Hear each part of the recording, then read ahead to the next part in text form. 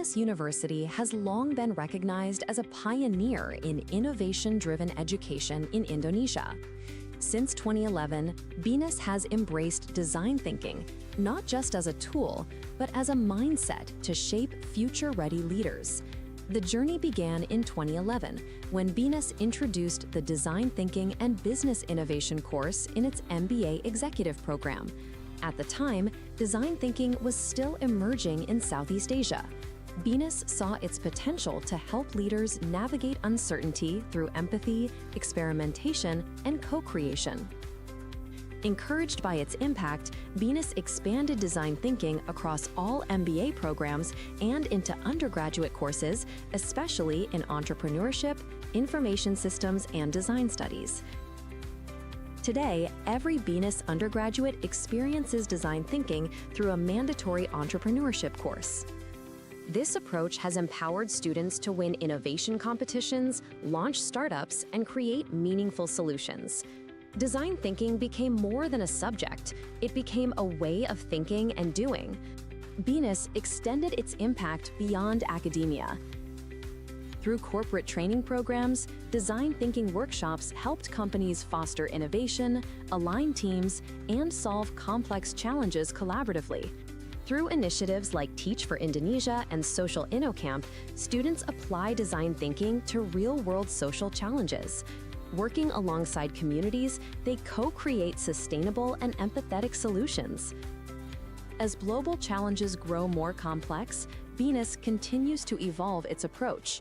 Today, design thinking at BINUS considers not only human needs, but also sustainability, ethics, and long-term impact. Innovation is no longer just about solving problems.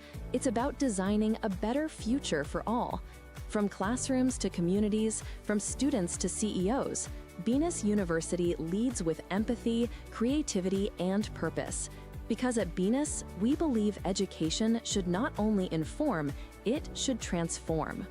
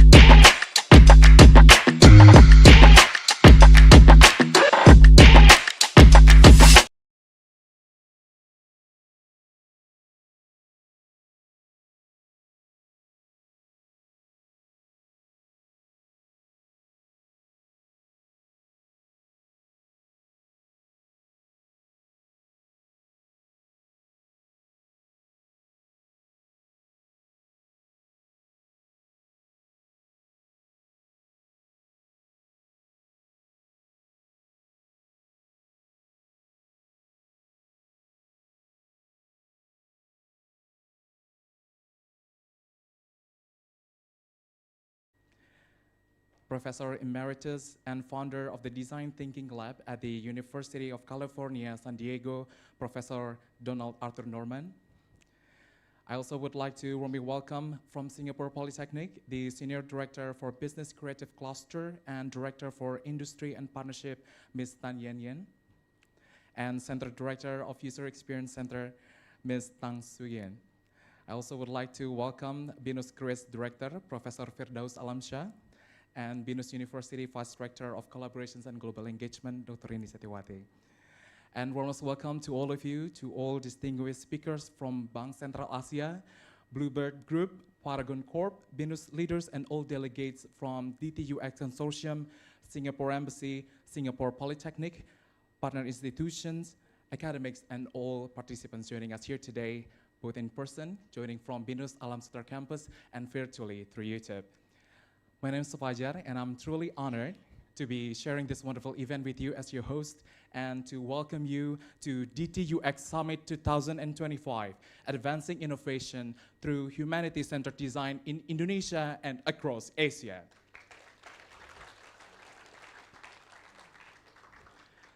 Ladies and gentlemen, the DTUX Summit history began in Singapore, where it is founded and sustained by the dedications of Singapore Polytechnic.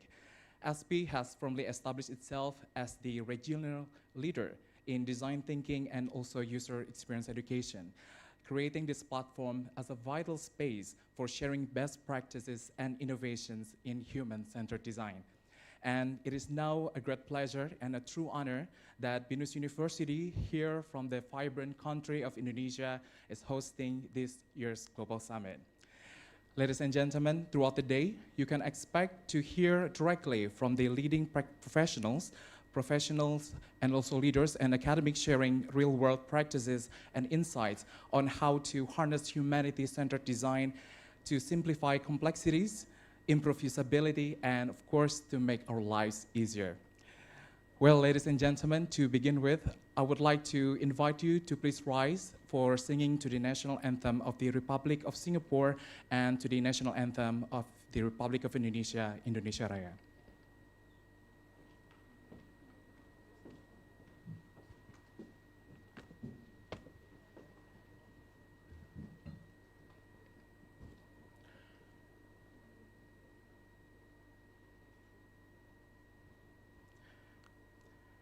Singing to the national anthem of the Republic of Singapore.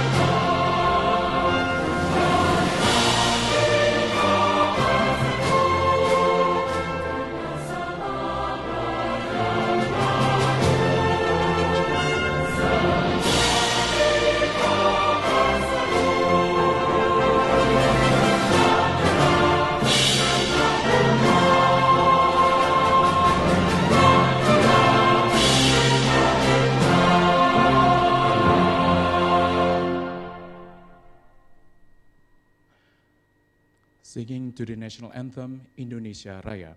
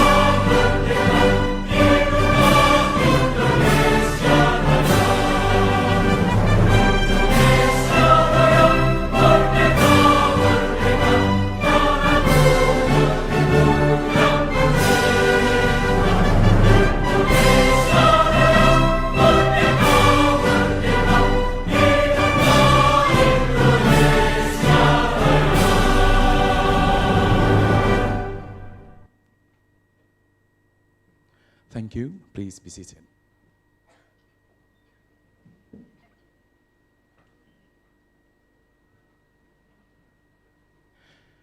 Now, distinguished guests, ladies and gentlemen, to begin with, allow me to welcome to the stage the Senior Director for Business Creative Cluster and Director for Industry and Partnership of Singapore Polytechnic, Ms. Tan Yan Yan.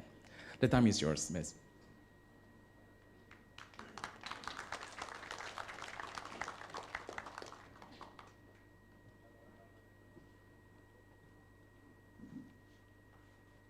Distinguished guests,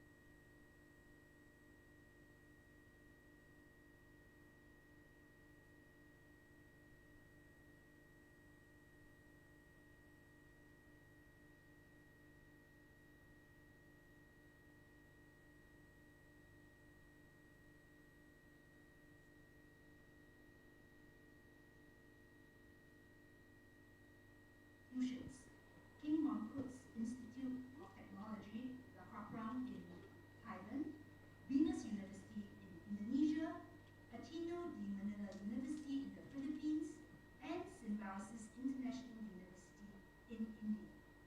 This today has evolved into a massively vibrant network that advances design thinking and innovation across Asia. Through the years, we have really seen how collaboration across borders leads to shared growth. Students and staff from our universities have co-created solutions and integrated design thinking principles into many excellent programs that cut across disciplines as well as industries. Together, we have indeed strengthened Asia's voice in the global design conversation. At the Don Norman Award Summit in Singapore just last week,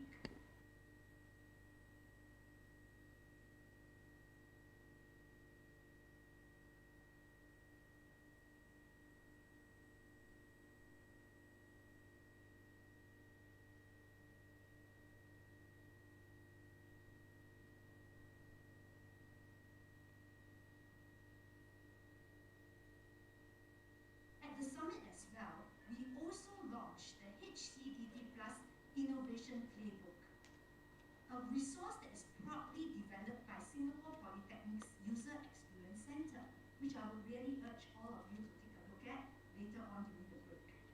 This playbook provides a very practical guide for applying humanity design principles to really solve our real-world challenges. It helps organizations and educators like ourselves turn ideas into inclusive and sustainable solutions, and it reflects our shared belief that design should connect creativity together with purpose. This DTUX Regional Summit embodies what this consortium really stands for. Two main points. Firstly, learning by doing. We have to learn and we have to do. Secondly, when we do, we actually do with a purpose.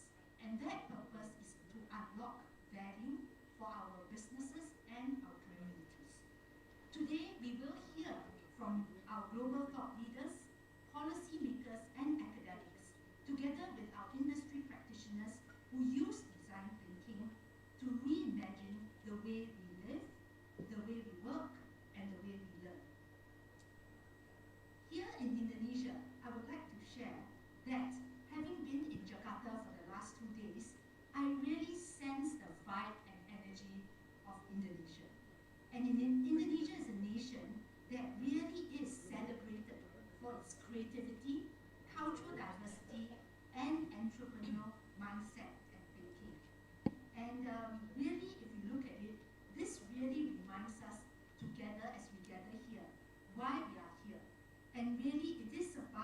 reflecting how we translate humanity-centered design to create impact for our communities. And I would really want to say that we are very, very happy to be able to partner with BINUS University. In our partnership with BINUS since 2022, what I see and I'm truly inspired is by the passion, agility, and innovative ideas that is embodied by the professors, the team who have put this together, as well as the students that we have had the chance to meet in the different touch points. Even the students who are doing a lot of activities outside, we can really feel the buzz and the energy.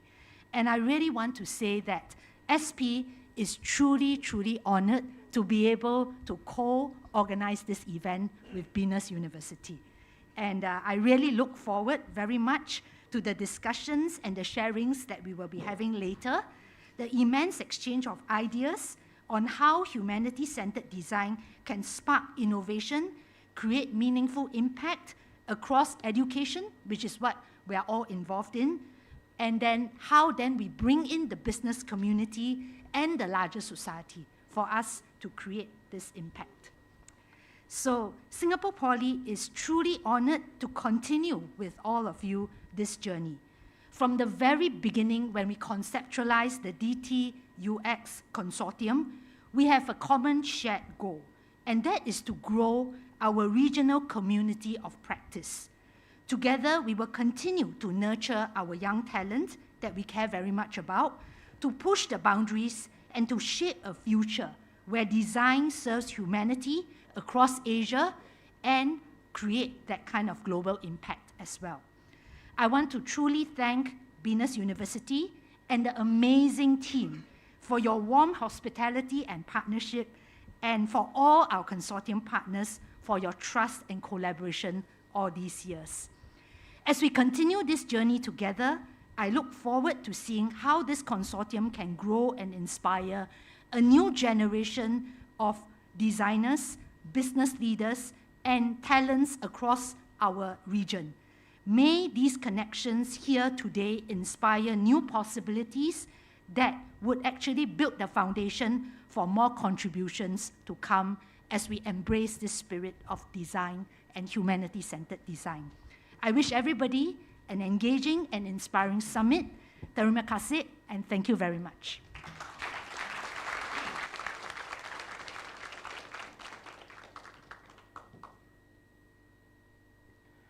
Thank you, Ms. Again, for your kind remarks. Ladies and gentlemen, we were actually scheduled to hear welcoming remarks from our rector, from the rector of BINUS University, but unfortunately, Dr. Nelly is regrettably unable to join us in person. So she sent us very best wishes and has prepared a welcoming video. Good morning. Welcome to Data UX Summit 2025 at BINUS University Alam Sutera Kampus.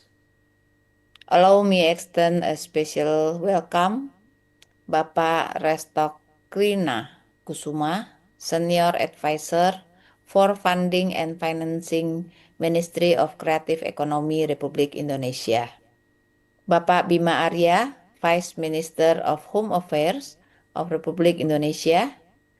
Professor Donald Arthur Norman, Professor Emeritus and founder of the Design Thinking Lab at the University of California, San Diego, known as the father of user experience.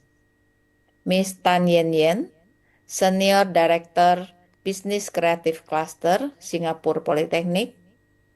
Ms. Tang Soyin, Director of User Experience Center, Singapore Polytechnic. Bapak Sigit Priawan Joko Santono, Deputy Director of Bluebird Group. Bapak Claudius Teddy Gunawan, Head of Learning and Development Division BCA. Bapak Asnan Abu Bakar, Senior Specialist UX Center Singapore Polytechnic. All distinguished delegates, my fellow BINUSians who are joining us today. It is a great honor and pleasure to gather distinguished leaders and practitioners alongside passionate educators and young talents who are shaping the future of innovation, creativity, and human-centered progress across Indonesia and the broader Asia region.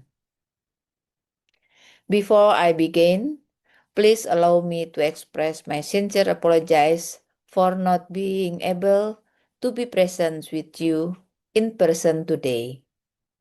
However, it is truly a privilege to still share this moment with all of you and extend my warmest regards to everyone attending the DTUX Summit 2025.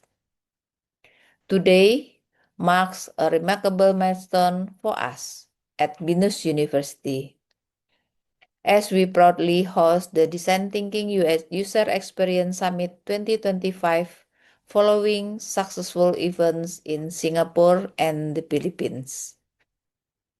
This year's summits carry a powerful message: advancing innovation through humanity-centered design in Indonesia and across Asia. It reflects our shared vision to place human values at the heart of innovation. This aligns with our vision as a world-class education institution passionate about driving impactful research and innovation that benefits society. As first Indonesian university to host this innovation summit, we are humbled by the trust and collaboration of the DTUX network, especially with our long-standing partner, Singapore Polytechnic.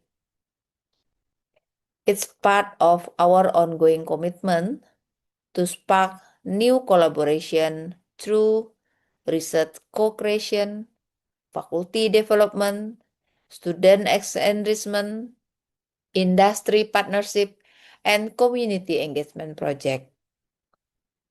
Ladies and gentlemen, let us also express our deepest appreciation to Bapak Restok Krina Kusuma and Bapak Bima Arya for being with us as keynote speakers. Your presence today showcase your commitment to supporting our global academic community and highlight how your leadership demonstrates that humanity-centered design can guide the nation toward solutions that are not only technologically advanced, but also deeply responsive to societal needs. It's also a privilege for us to have Prof. Don Norman, the father of user experience.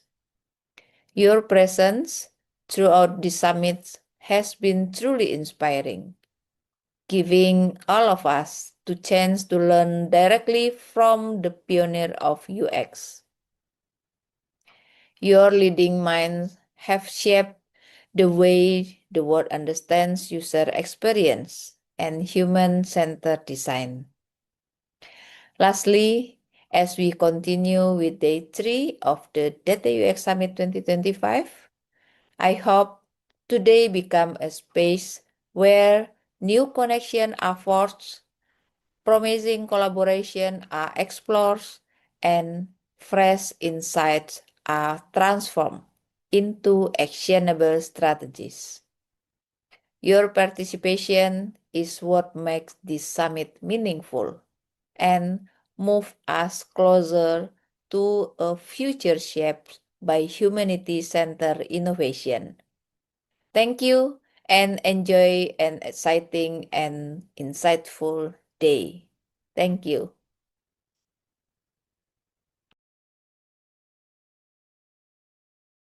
Now it is a pleasure for me to invite BINUS University Vice Rector of Collaborations and Global Engagement to the stage to deliver her remarks. The time is yours, Dr. Rini.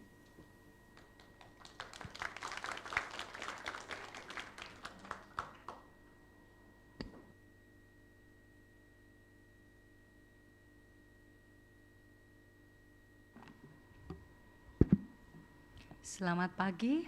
Good morning, everyone.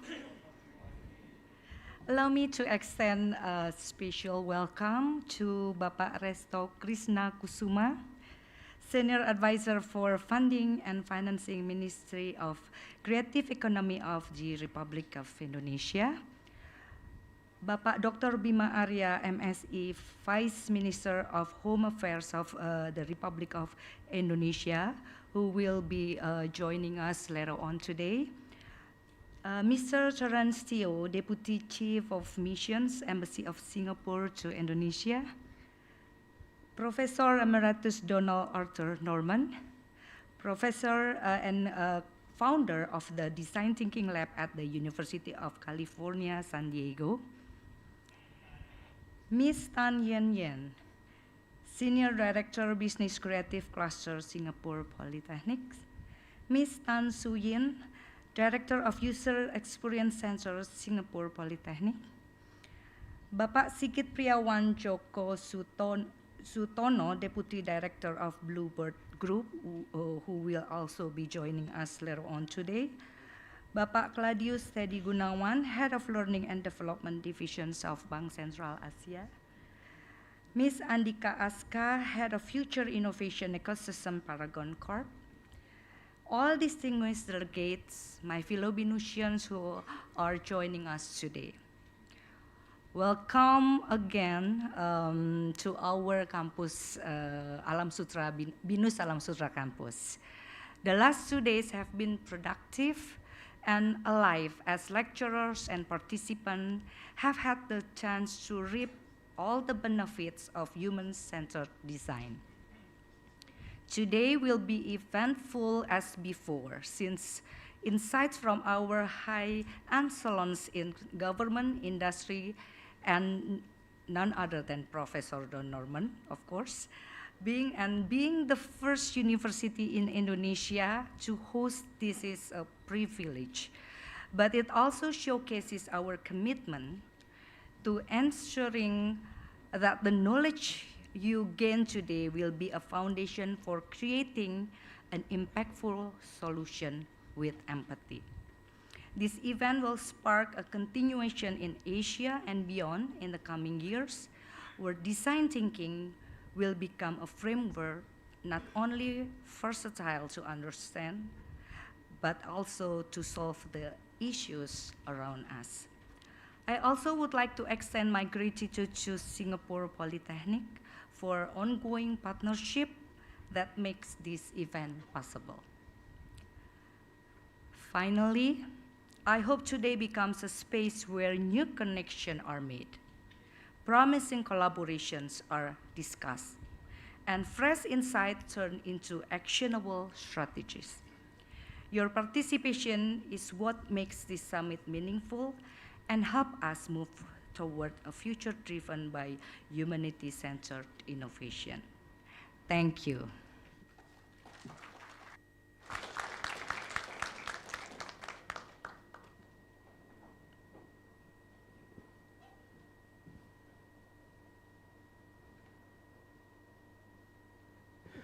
Thank you, Dr. Rini, for the warm message. And now it is my pleasure to invite Bapak Resto Krishna Kusuma to deliver his remarks on behalf of the Minister. The time is yours, Pak.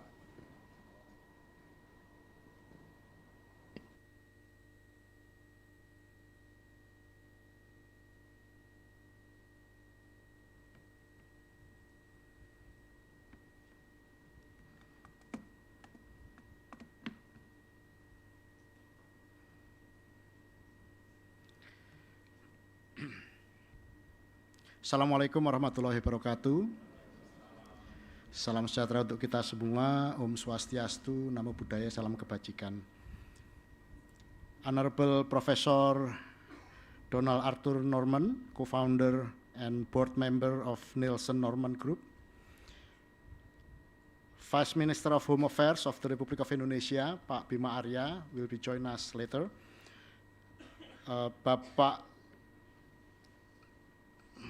Stephen Santoso, President Higher Education and Professional Services, Representative or Deputy Chief Mission, Bapak Terence Teo from Singapore, Embassy of Singapore, and then Head of the Learning and Development Division Bank BCA, representative from Singapore Polytechnic, Bagri University, Peta Christian University, Universitas Mercu Buana, UPN Veteran Yogyakarta, and Parahyangan Catholic University, Senior Fellow, Center of Indonesian Policy Studies, Head of Future Innovation Ecosystem, Paragon Corporation, and Deputy Director of Bluebird, and distinguished speaker, respected academics, industry leaders, innovators, students, and distinguished guests, and all of you, good morning. It is both an honor and a pleasure to be here today at the DTUX Summit 2025, a forum that brings together government officials, thinkers, creators, educators, and innovators to discuss one of the most important questions of our time: how do we design a future that truly centers on humanity? At the Ministry of Creative Economy, we believe that the answer does not lie only in technology, nor only in policy. It lies in empathy. It lies in our ability to understand human needs, social realities, and community challenges deeply, then translate that understanding into meaningful solution. That is the very essence of human-centered design, and it is also the foundation of an inclusive and resilient creative economy. Today, I would like to share the government perspective on why supporting innovation within creative industry, grounded in empathy, inclusivity, and sustainability, is no longer optional but urgent. Indonesia's creative economy has become one of the most dynamic sector in our national development.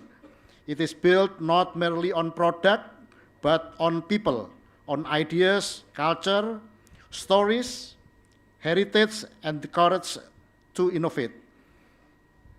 Over the past decade, employment in the creative economy has grown from around 19 million people in 2020 to about 27 million in 2025. The sector now contributes over 1,500 trillion rupiah to our national GDP and continues to grow each year. More importantly, it is driven primarily by young people, the very generation who will lead Indonesia towards its golden vision in 2045. In many regions, particularly outside major city, micro and small creative enterprises are becoming new sources of hope. A home-based culinary business, a local artisan cooperative, a young game developer, an independent filmmaker, or a digital designer working from a small town. These are not small stories.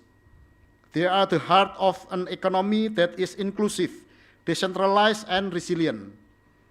This is why we are placing micro, small, and medium creative entrepreneur at the center of our policy focus. Our approach is simple. Innovation must begin with empathy. We must listen to the real challenges faced by creator: access to skill, access to capital, access to technology, access to market, and design solution from their perspective, not from behind a desk. This is also why the creative economy is a powerful driver of people-centered innovation. It responds directly to social needs. It creates jobs for women, for youth, for communities that used to be excluded from formal industry. It transforms local wisdom into global value. It gives identity, dignity, and economic power to individuals and communities alike. However, we must also recognize that this transformation cannot be carried by one institution alone. It requires collaboration. That is why Indonesia adopt what we call the hexahelix approach, a partnership between government, academia, industry, communities, media, and financial institutions. Each stakeholder has a vital role. Universities like BINUS are not just center of learning, they are living laboratories for the future.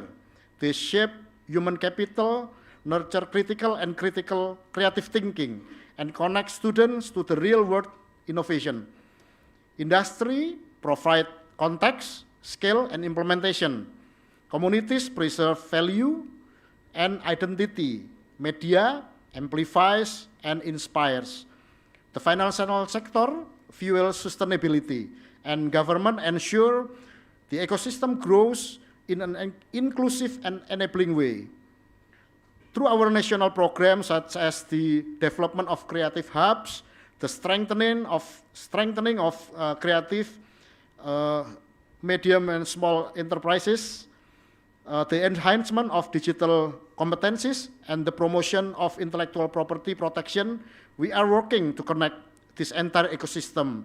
We support startup, creative entrepreneur, digital innovators, designer, artists, filmmaker, and game developer, not only to survive, but to thrive and compete globally. To the young innovators and students in this room today, let me say this. You are not just participant in this economy, you are all its architect. The skill of the future are no longer defined purely by memorization, but by your ability to think analytically, adapt to change, work collaboratively, use technology wisely, and most important, remain deeply human in everything you design. The world does not only need faster system or smarter device, it needs more compassionate thinker, more ethical designer, and more inclusive innovator. This is the spirit behind this summit, and this is the spirit that the creative economy of Indonesia embraces. Let us today not only to exchange ideas, but to build bridges between discipline, between generations, between nations, and between imaginations and reality. If we can do that, then we are not only designing better product, we are designing a better future. Thank you, and I wish you an inspiring and meaningful DTUX Summit 2025. Thank you very much. Pak Krishna, mohon berkenan untuk tetap berada di panggung Bapak as we will move forward to the traditional gong ceremony. And on that note, I would like to invite our distinguished guests to join Pak Krishna on stage for the ceremonial gong hearing. Please join us on stage Bapak Stephen, Mr. Terence Teo, Professor Don Norman, Professor Johannes, Ms. Tan Yen Yen, Ms. Tang Suyin, Dr. Rini, and Professor Firdaus.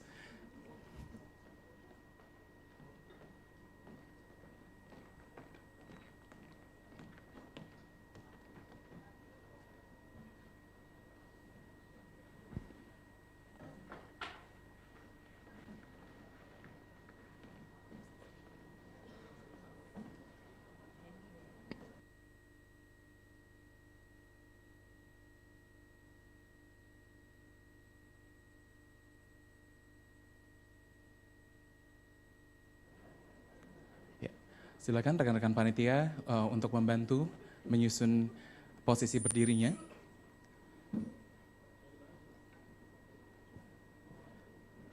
Pak Stephen mohon berkenan Pak untuk membantu membunyikan gongnya nanti 3 kali Pak.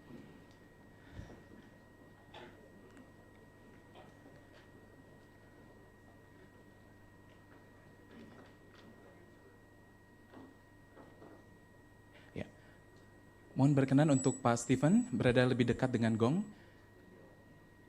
Iya, baik. Ya, Pak Stephen, on the count of 3 Pak, di hitungan ketiga.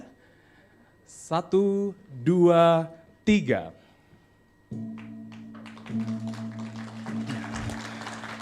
Yes, there it is, ladies and gentlemen. That signifies the opening of DTUX Summit 2025. Thank you very much, Pak Stephen. And I would like to invite you to get closer for a photo opportunity. Please stand closer. Teman-teman fotografi? Yeah.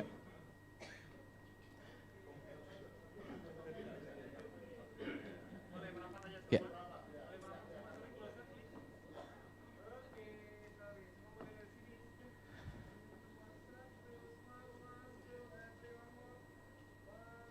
Smile wide, ladies and gentlemen.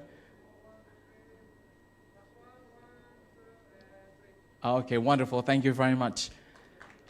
You may return to your seat. Thank you very much, ladies and gentlemen. Oh, it seems Professor Don Norman would like to try to hit the gong. Oh, no, okay. Thank you very much, Professor. Ladies and gentlemen, you may return to your seat as we would proceed with another group photo with the audience.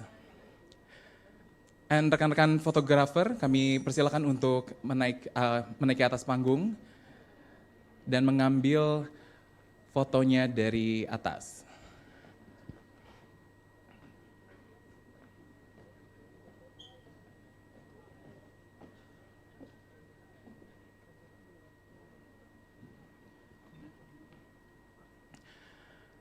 Okay, everyone, all eyes on the camera. Okay. Smile big and wide. 1, 2, 3. Everyone say DTX, DTUX. Once again, with white A. DTUX. Beautiful, thank you very much.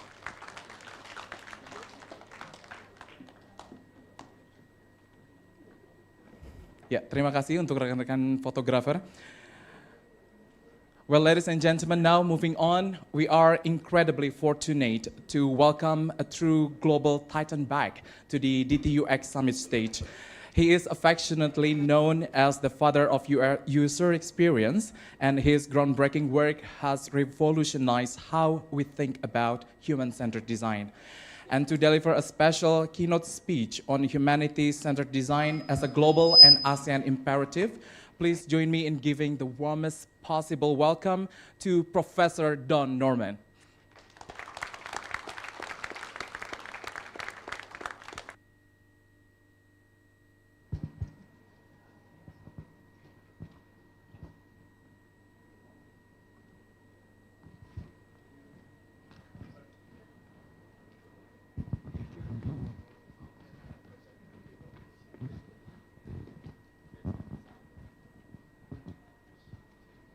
Thank you. This is very loud.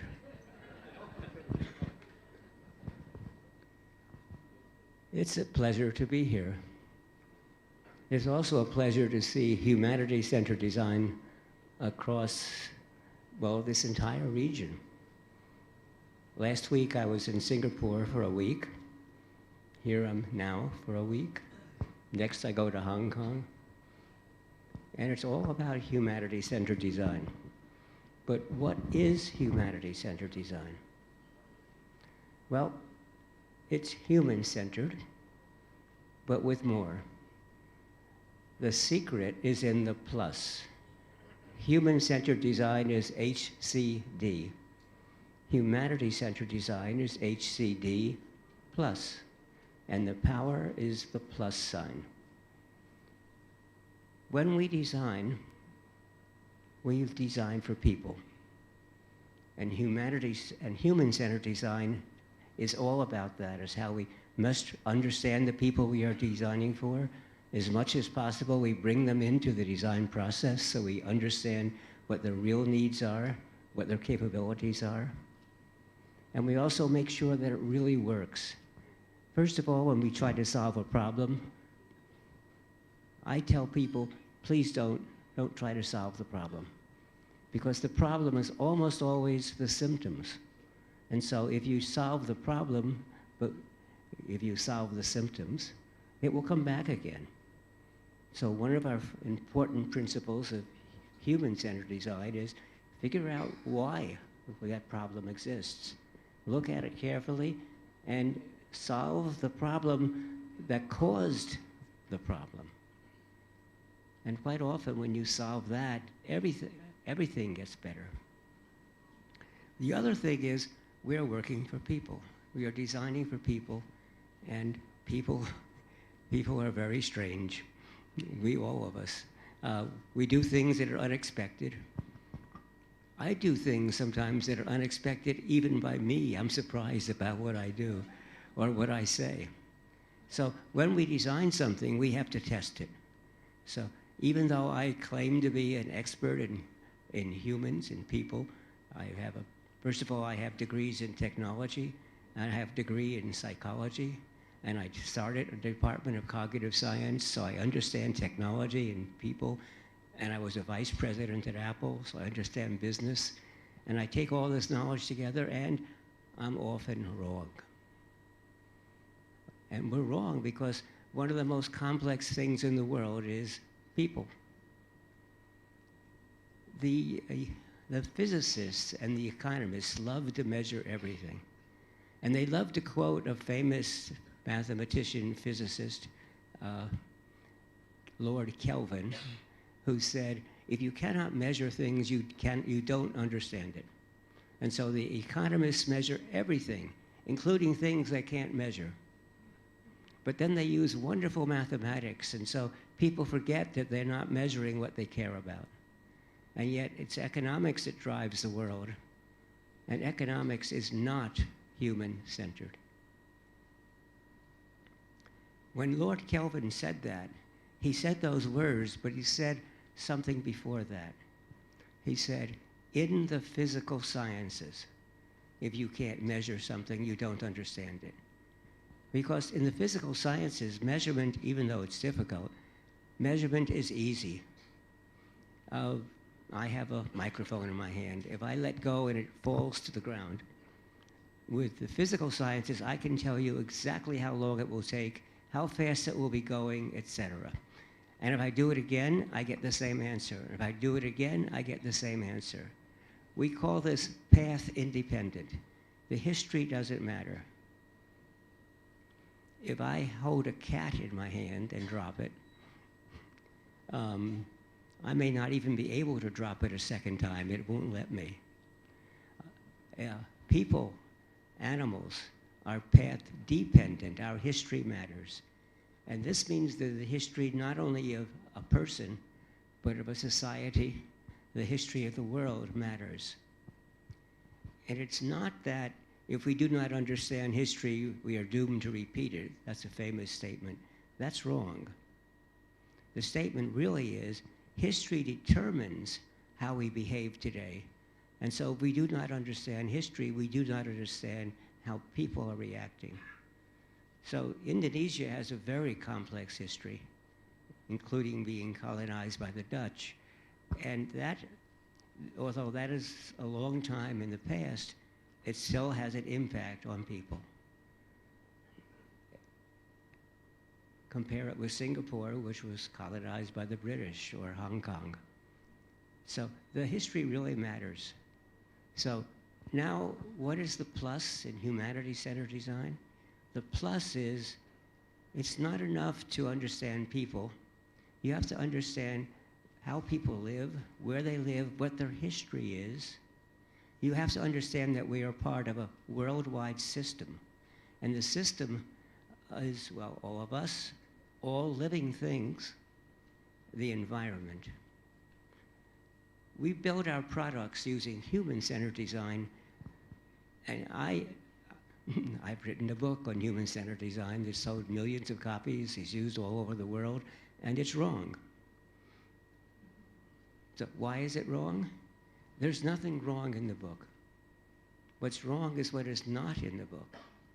What is not in the book is worrying about cultures of the world, worrying about how we destroy the environment to mine, to get the materials used to build these wonderful, beautiful objects, you know, thin objects like the thing I'm holding in my hand. How we destroy the world because, well, they're thin objects and very carefully made, so it's almost impossible to repair. When the battery dies, you can't replace it yourself. And the companies love to sell these things, so every couple of years, every year they bring out a new model, and they expect you to buy one every 2 or 3 years, and what do you do with the old one? Oftentimes they're discarded into big piles of electronic junk that is burning in many, many places in the world. So the plus, maybe we should call it a minus, because the plus is all that extra things that we have to stop. So humanity-centered design is looking at all of humanity, which is everything else in the world, because it all impacts us. We kill the life of plants, and we will harm ourselves. We pollute the air, water, seas, land, and that's leading to the climate crisis. And in countries like Indonesia, that's going to be very serious, because not only is the temperature rising, but the water levels are rising, and the storms are getting more frequent and more powerful. So I've retired 5 times, and my 5th retirement was in 2020, and I said, well, what should I do now? Because I like to keep busy, and I'm still young. Right? Well, next month I'll be 90 years old, so I have a while to go. And so what should I do? But I'm really an educator. And yes, I'm a designer, but what I really design is designers. Because through my books and my lectures and my students, I have educated thousands, maybe millions of designers. So I decided I would write a book about the world, because all my other books are about how to make something that's easier to use and easier to understand. But with all the problems in the world, I wanted to discuss that. Well, I started to study the problems, but the more I studied it, the more I said, there's nothing new to say. The problems are very well understood, and I didn't feel I could add to them. Well, I should study the solutions then. But when I looked around and read and studied and talked to people, we understand the solutions. The problem is they're not being done. And so I thought, this is what I will write about. So I did. I wrote a book called Design for a Better World. And I start off with history, colonialism. I start off with the economic systems of the world, which are focused entirely upon rapid gratification, that is short-term profits, where money rules the day. Money. Why is it that money matters more than quality of life? And so I worried about that, and I talked about it, and I talked about people who are doing really good things in economics and doing really good things in trying to change and improve people's lives. And in general, I talked about how we might change the world. And I decided that it's the design field that ought to be the leader, because we are the ones who designed the products and designed this stuff. And the whole world is artificial. That fact that it's artificial means it was designed. The notion of a country is artificial. So, but the problem is that designers are not trained to do that. Designers are very proud of their ability to design beautiful, wonderful, workable things. And designers are not trained to think about where the materials come from, or how it's manufactured, or what happens, or what the business model of the company is. So I want designers to take the lead, because designers are really good and creative. Designers don't know any particular topic. We have a methods, but we don't understand the topics. And I say that's a good thing, not a bad thing. It's good because we have to bring in all of the other experts to build something. But because we don't know the topics, we ask stupid questions. And that's good, because the most powerful question is a stupid question. And because why is a question stupid? Because the audience will say, everybody knows the answer. Well, I didn't. That's why I asked the question. So why is that the answer? And if they give you a reason, you ask, well, why is that? And if they give you another reason, you say, well, why is that? And eventually you'll hear, because we've always done it that way. Wonderful.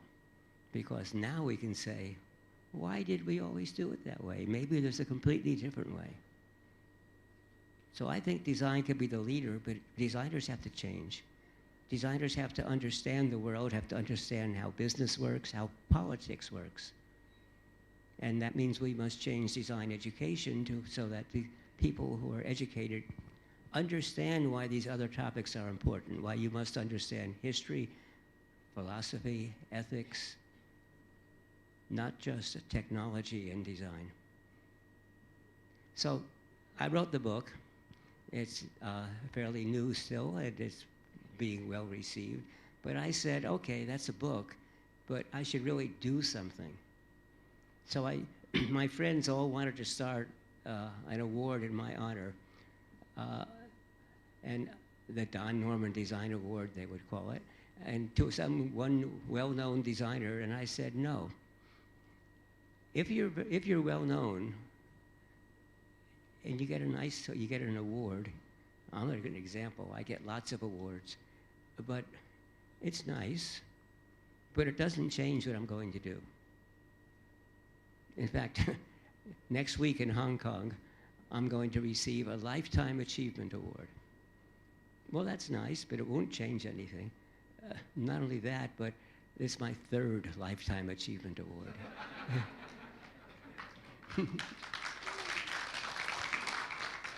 Yeah, the first one was in 2002, so I've had another lifetime since then.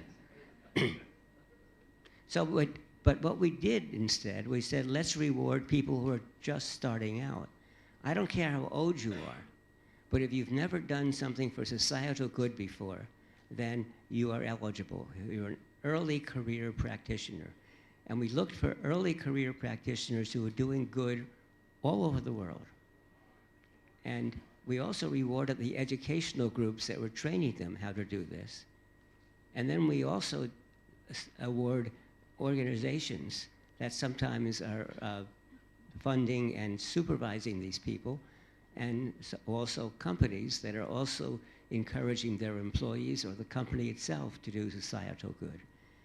And by societal good, we say it has to be one of the Sustainable Development Goals of the United Nations. The 17, I have a pin on here, which has 17 different colors in a circle, and each color is one of the Sustainable Development Goals. And they must have evidence, because it's easy to say, oh, this is better for everybody. No, we need proof. And the proof for the educational institution is not the quality of the professors, it's not the courses, it's how many of your graduates are now doing sustainable work. So the first conference we had, this is our second year of operation, it's a third year. The first year was getting started. The second year, we held a worldwide competition, and we had 17 judges from across the world. And we had a big conference in San Diego, California. This year, we have even more applicants and more things. And we had our annual conference last week in Singapore. And next year, I can't announce the exact place for you because I'm not supposed to, but the conference will be in India. And after that, probably we'll go to Europe or Africa. Or maybe Latin America. We're talking to people in all these locations because it's international. So the reason I'm holding my phone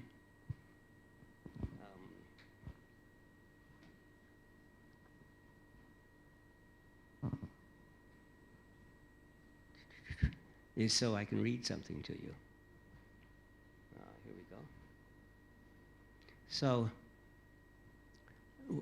we have a website, obviously.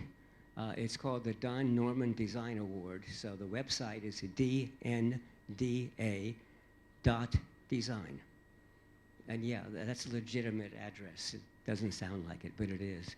And so I'm reading from that website about the laureates, that is the people who got prizes. Come on. It's very hard to work these, you know, the people who review, this is a folding tablet phone, but the people who review these things say, oh, look how thick it is around the outside. No, we want it to be thin, thin, thin. So it's all screen. Well, the trouble with it being all screen is I can't hold it without touching the screen, and then I can't use it. Yeah. So let me go to countries. Country.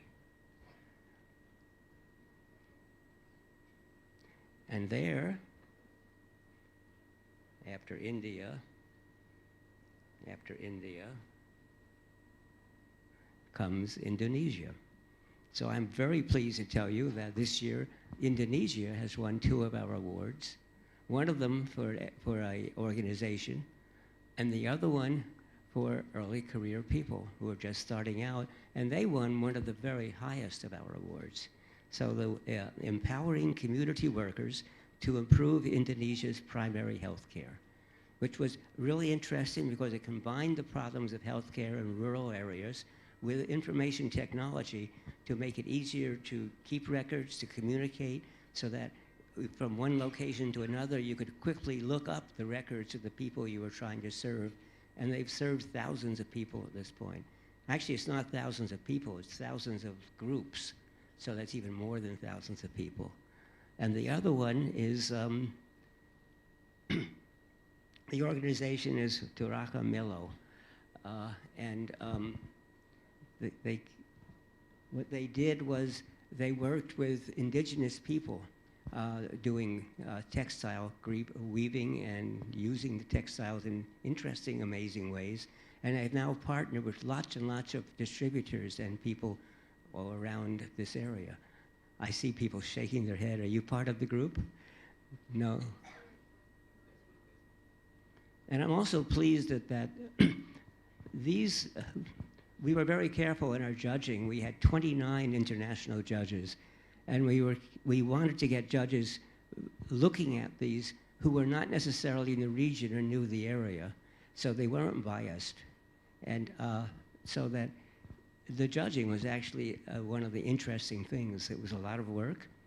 But what we did is we asked every judge to say not just what they thought of the application, but they had to say why. And they asked them to write it not to me. They had to write their reasons to the applicant. So that what I did at the end, when we had finally chosen the winners, et cetera, is I wrote a letter to everybody, all the applicants. And I explained, you know, what was really nice about their project, why we were seriously considering it, and also why maybe they didn't win a prize or an award, because, and I took what the judges had written and sent it to them. And in many cases we said, your work is really excellent. I want you to keep doing it. And here are some ways that you can improve it. And when you're finished, come back, submit it again. And that happened where there was a group of people in Mongolia who had an application last year, which we said, no, you just aren't ready. We don't see, you're doing nice things, but we don't see any evidence. And we gave them hints or advice about how to collect evidence. And this year they applied again, and this time they got an award. So it's really nice. So that's kind of my talk. It's a little bit about why the plus is so important, because the plus makes all the difference in this new world. Human-centered design is all about making things for a person or a small group of people. The plus is making things for society to improve the world, to design a better world. Thank you.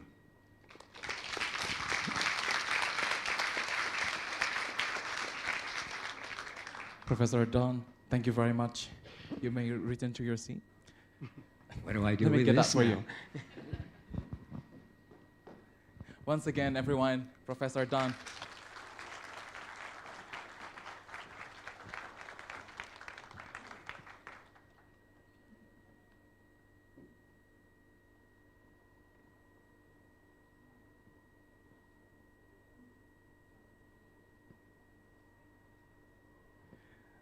Thank you, Professor. That was truly inspiring and insightful. And thank you for reminding us that design at its core is always about humanity. Thank you very much. Now, ladies and gentlemen, we are now transitioning to our first panel discussion with the title, Design Thinking and Human-Centered Design for Sustainable Innovations. And to lead these discussions, allow me to invite our moderator to the stage, Dr. Ari Margiono, the lecturer specialist of the International Business Management Program, BINUS University. Dr. Ari, the time is yours.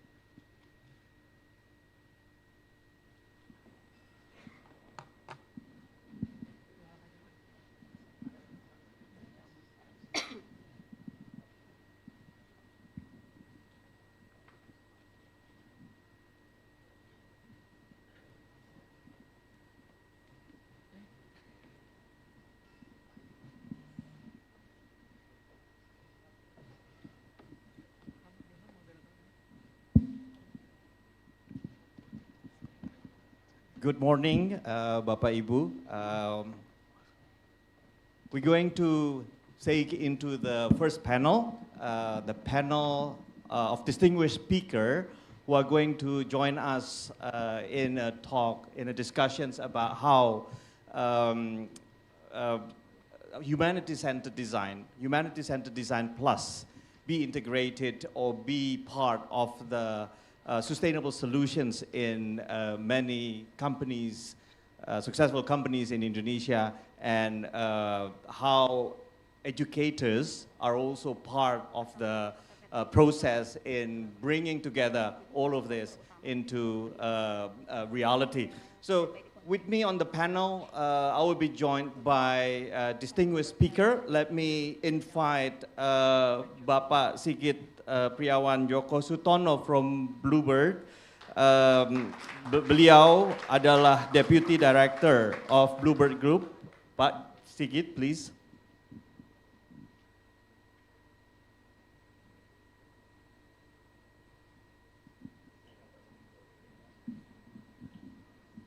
I would also like to invite Ibu Andini Aska, Head of Future Innovation Ecosystem from Paragon.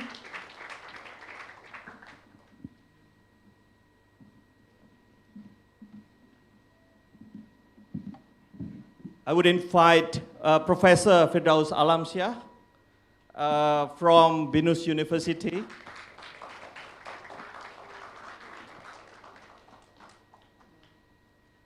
And last but not least, our distinguished guest from Singapore Polytechnic, Ms. Tang Su Yin, is also going to be part of the panel today.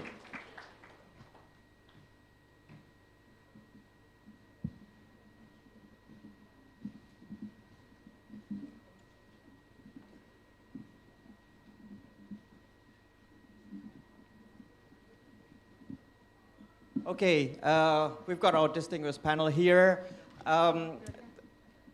It's probably a question to all of us. Don has mentioned earlier that designer has to be everywhere, has to be part of the society, designing this, the community, developing together with community, finding problems and developing solutions. Now, we've got panels who have had a lot of experience in integrating and embracing humanity, human-centered design in their activities. We've got Pak Sigit from Bluebird, we've got Ibu Andini from Paragon, and we've got Ms. Su Yin from Singapore Poly, and Professor Firdaus Alamsyah from BINUS Create. So I would like to invite to start the discussion, I would like to invite each of every panel today to share their experience in integrating or in embracing human-centered design, humanity-centered design into their activities, and probably a brief discussion or a brief introductions about yourself and your company so that the audience will be able to know you better. I would like to invite Pak Sigit first to introduce yourself, your company, and your experience in embracing humanity-centered design, human-centered design in Bluebird. We know that Bluebird have gone through a lot of changes now, a lot of transformation. So audience will be very interested to hear the story. How did you have this particular journey from, you know, a taxi business into more a platform-based, a human-centered, focused business? The floor is yours, Pak Sigit. Thank you, Pak Ari. First of all, I really appreciate for the invitation from BINUS University to have to invite Bluebird to join this event. It is an interesting event for us to share what we have experienced and what we are doing right now. But I think what we have done so far is still far from perfect. We are still learning, and we are still a taxi and transportation company. We are not yet a what I call it, the application or technology company. We are a company that embraces technologies. Bluebird established in 1972. So it's about 53 years now. It's still younger than the age of the professor. So I really appreciate your spirit. I hope that we can stand longer than through the test of time. Since 1972, we started with 2 taxis. I think everybody knows that the blue color taxis, we call the Bluebird, is starting with 2 taxis in the beginning. And then we're starting out to 25 taxis, 100 taxis, and now we went IPO in 2014. And now, hence right now, we have 24,000 taxis and about 30,000 drivers. Since the beginning, Bluebird always focusing on the service of the transportation itself, which is at that time, we talk about 50 years ago, virtually there is no technologies can be involved. It's only looking at the physical technologies, either by the car itself or by the process itself, but focusing on IT technology is basically still far away. So we're focusing on how we can serve the customers better through focusing on the service and the training of the people itself. So by heart, we are a people-centric company. By process, we are forced to think differently. By the result, we are now a transportation company that embraces technologies. But still, we are a human-centric company that focusing on how we serve the driver and how we serve the customer. Focusing a driver is also one of our important things because we believe that they are our internal customer. If they can feel happy, they can also serve other people with their, what we call it, the service level standard. Right now, Bluebird utilize technologies like the apps, like the call centers, and all the technologies that recently being introduced. But long before the IT technologies, the IT infrastructure is available, like the telephones, all the communications. We have done installations through communication through the taxis through radio channel. So in starting in 2000, as it's about 25 years ago, we are installing GPS for the first time. Back then, there is no map, there is no Google Map, so we have to build our own map. So if everybody knows the Gunter map, the Jakarta Falkland map, the big book, that's it. Yeah, so I think looking at the audience, most of them do not ever see that book. It was a thick book, I remember. It was a thick book. It was a thick I always map. bring that because there is no mobile phones. There is the only map we have, right? Which is very useful at the time. So we have to scan the map, put in digitalizations and everything, and put it on our client server platforms. And then by that technologies, we are able to dispatch through a GPS with a very basic map.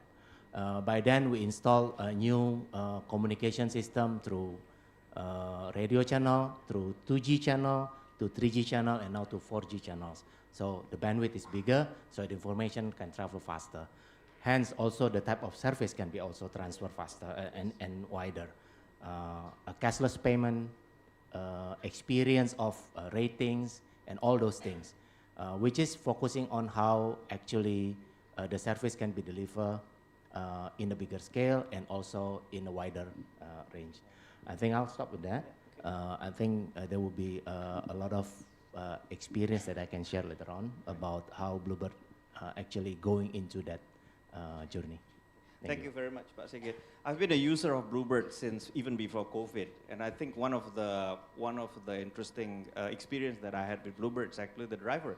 The drivers are very human-centered, very focused on servicing the passengers, and I think that's the result of the process that you've set in your company. That's very people-centered, and because you're treating the driver in this people-centered focus, they treat the passengers very well as well. So kudos to that. Thank you very much for doing that in the company. Now we move on into Bu Andini.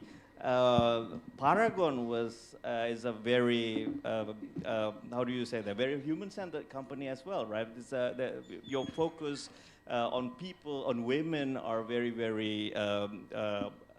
good. Women feel very good with your product. So tell the audience, tell us about what did you do in your company so that women are very happy with your product now. Okay, thank you, Mr. Ari. Good morning, everyone.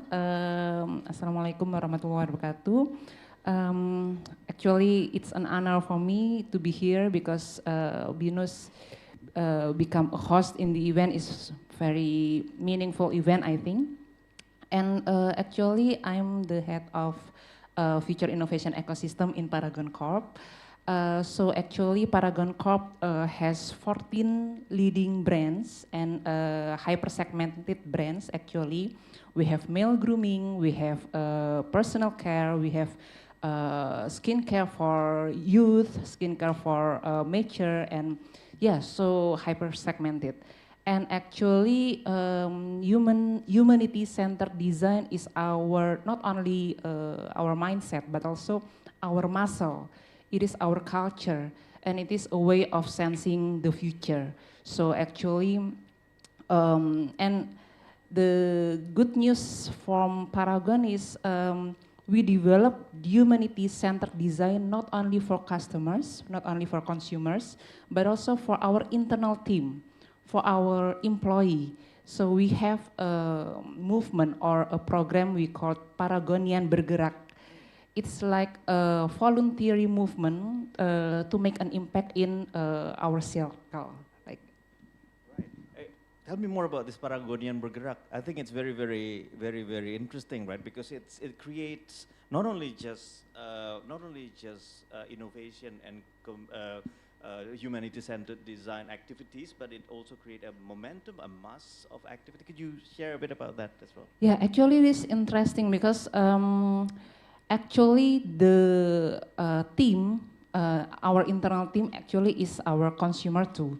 So we listen deeply. So what's the goal? What's your goal, like that? And then all of us have highlight goals that we want to make we want to make an impact, a better and greater good for the world. So it the HR and then the company listen deeply, and then we make the movement. So every Paragonian has what we call mission. Maybe let's say I'm from Bandung, so I want to make an impact in Bandung. So I initiate the impact to Paragon Corp, like that. So the snowballing effect, yeah, more. So scaling up, right? Yeah, I mean, yeah. It's the scaling up will be very. Let's keep that way for a moment. Let's discuss about scaling up after this. How do you make sure scaling happen? I think it's going to be interesting stories as well for the audience to hear. So thank you very much, Bu Andini, for the initial introduction of you and your company and the activities in Paragon. Let's now move on to Suyin. You're from SP, right? You're from Singapore. Can you tell us the story of what Singapore has done in HCD Plus area? What have SP has contributed into this particular space, so everyone will be able to learn and will be able to see how they can also replicate this kind of education enabling environment, if you will, in Indonesia as well. So I do have. Oh, you have a slide. Yes, go ahead, please. Can I have the slides, please? So I think as designers, we love to have some slides. Yep. So thank you, everyone. Thank you for the opportunity for BINUS University to have us here. So I am from the User Experience Center in Singapore Polytechnic. So as a team, so in fact all my team is here, we are actually quite interdisciplinary. So I think that is also one key component to actually enable some of these projects, the empathy side of the house. How do we understand, certain challenges that companies and our industry partners might have? I think this comes into very relevant. So maybe I'll play a video of who the User Experience Center is, so that we have a better understanding of the work that we do with our industry partners in Singapore, as well as I think in the recent 2 days we had a very good workshop with BINUS Creates. And the partners as well. So let's watch the video.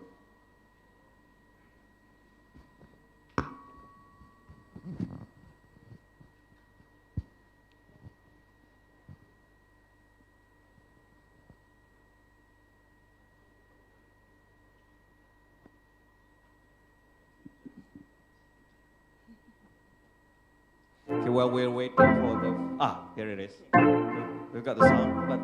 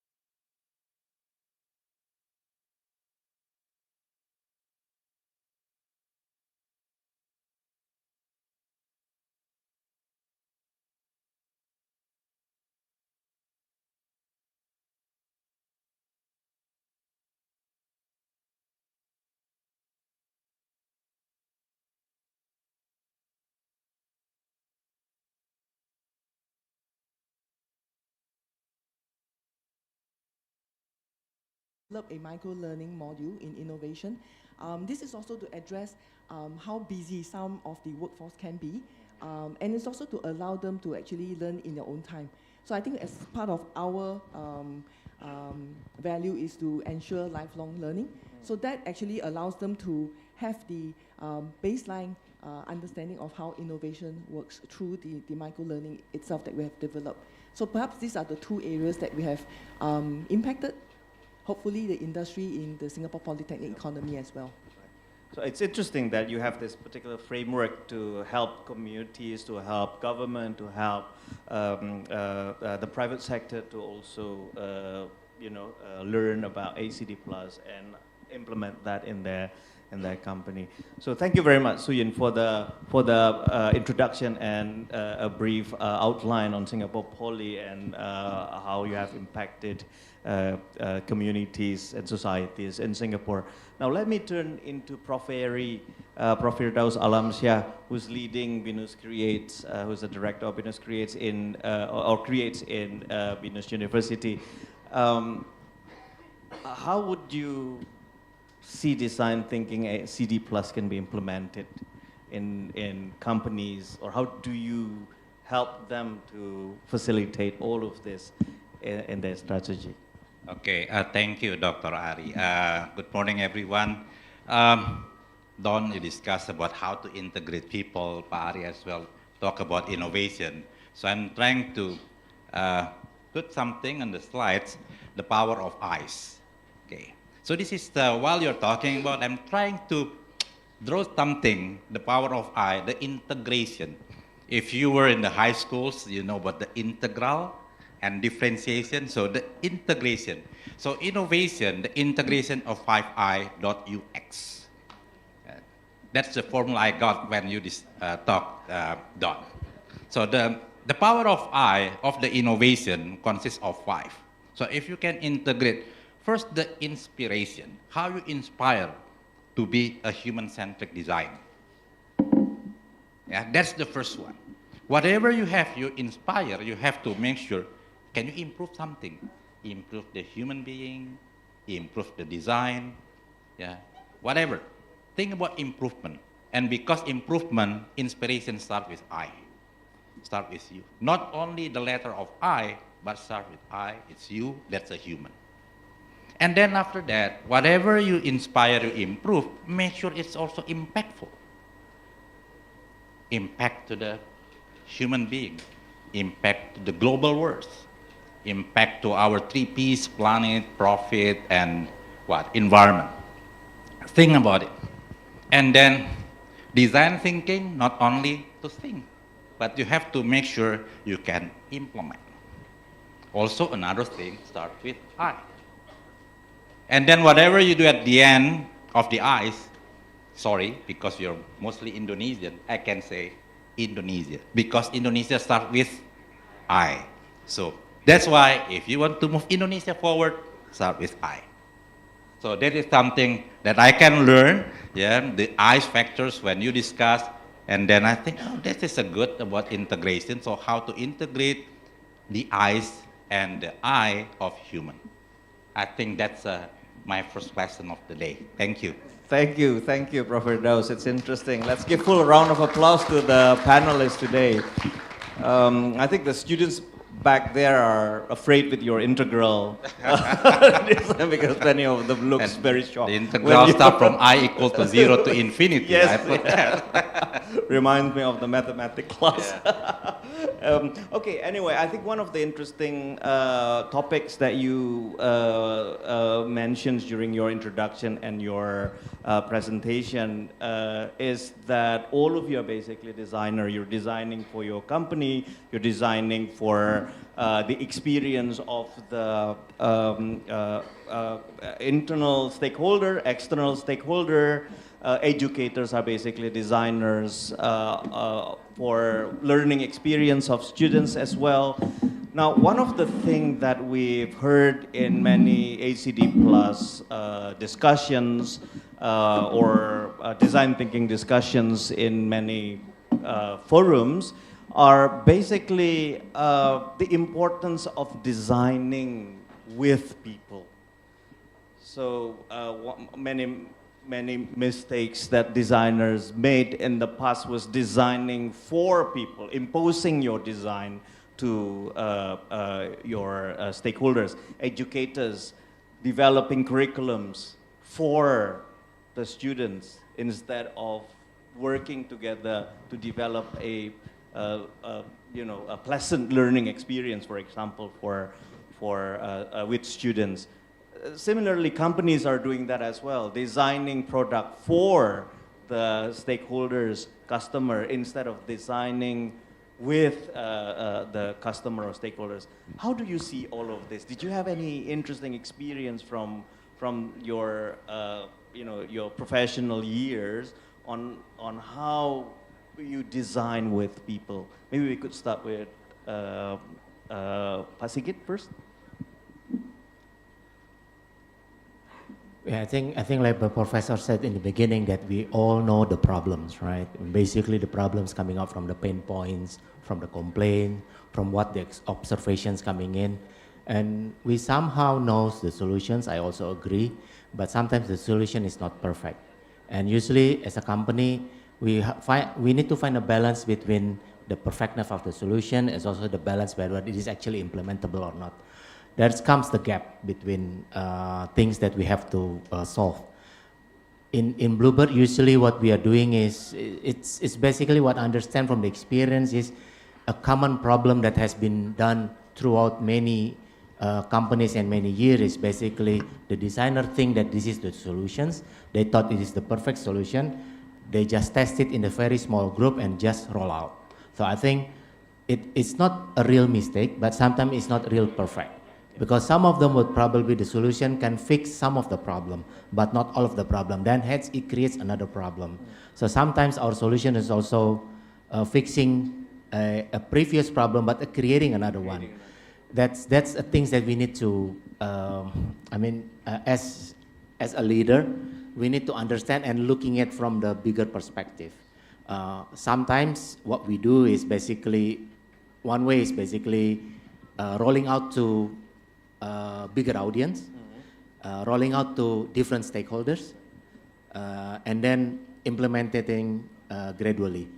But again, even though we are doing that, sometimes the mistake is we cannot see between the lines. We only see what they see, and we don't see the future problem of what it will create. Hence, it is also a thoughtful process that we have to do. And well, sometimes the employee or the customer or drivers complains, why the head office is actually thinking so long about. And then it's not because we are not doing something, but we just afraid that what we are doing it, something's also creating another problem. We see the problem, but probably it's not yet coming up. So what we do is basically, based on our experience, how do I say? We need to roll out faster.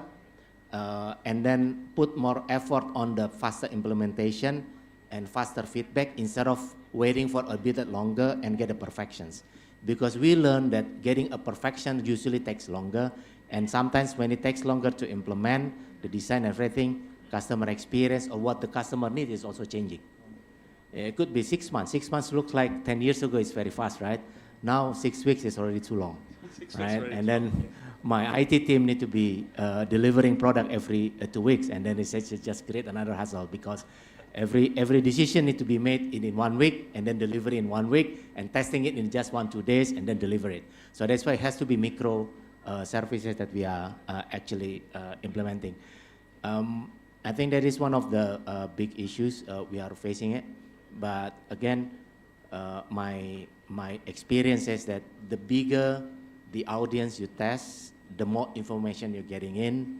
But as I said, there is a curse of knowledge. The more you know, the more you're afraid that you know the no problem you are going to address, and the more solutions you need, the more time you get. So as a leader, as a company, I think you have to draw the line which one you want to address first, otherwise it takes longer to implement. And again, people is going to be the center of the discussions because as a Bluebird, as a transportation service company, we have to deliver the service.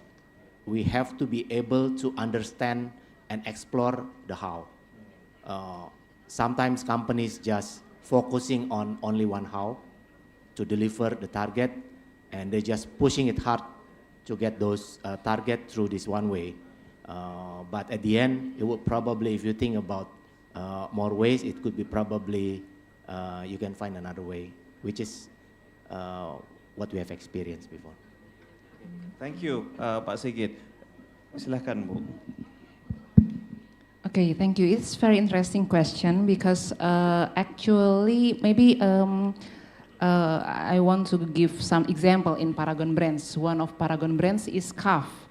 So actually at 2020, CAF is launched, but actually the male grooming market is declining actually. So what's the priority to launch male grooming brand?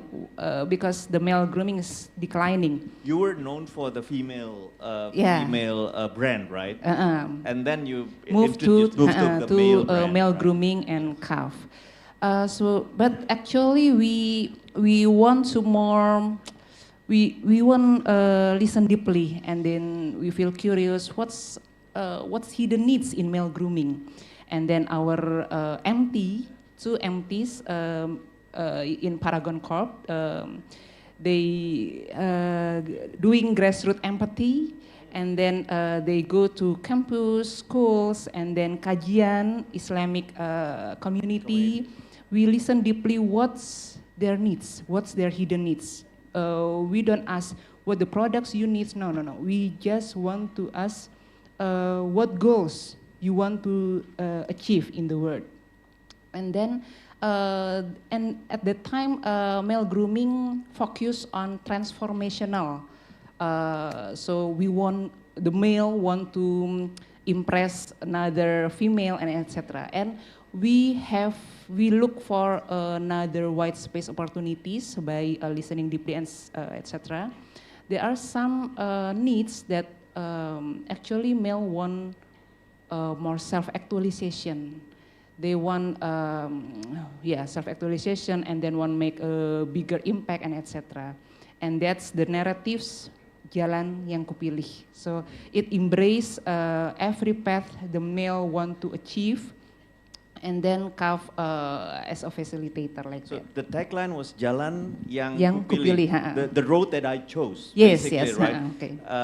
So when you were doing this empathy, trying to understand the user, you didn't talk about the product, right? No. It's not about the product, but it's the emotional.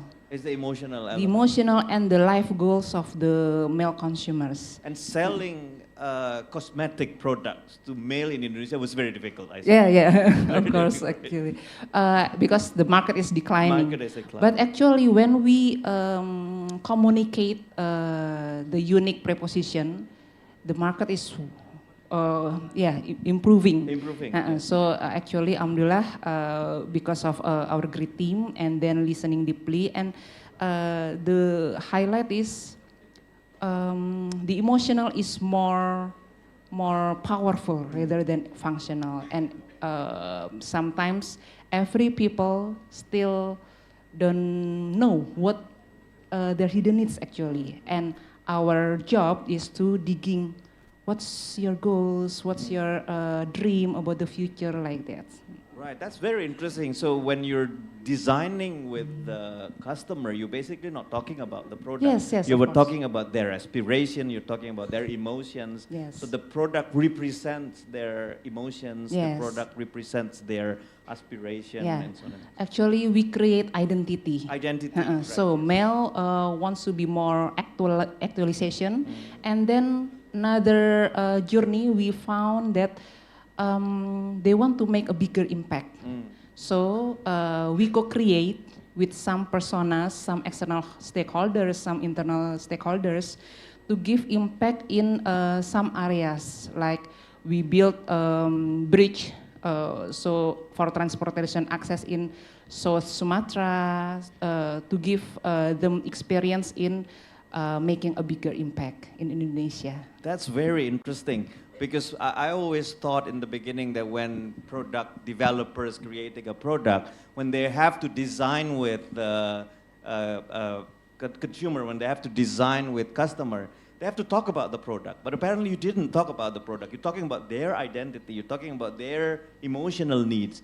That the product can be associated to that, and that's, you mentioned that the sales getting higher and so on and so on. We call it is an innovation ecosystem. So we have co-creation with communities, personas, and others entities.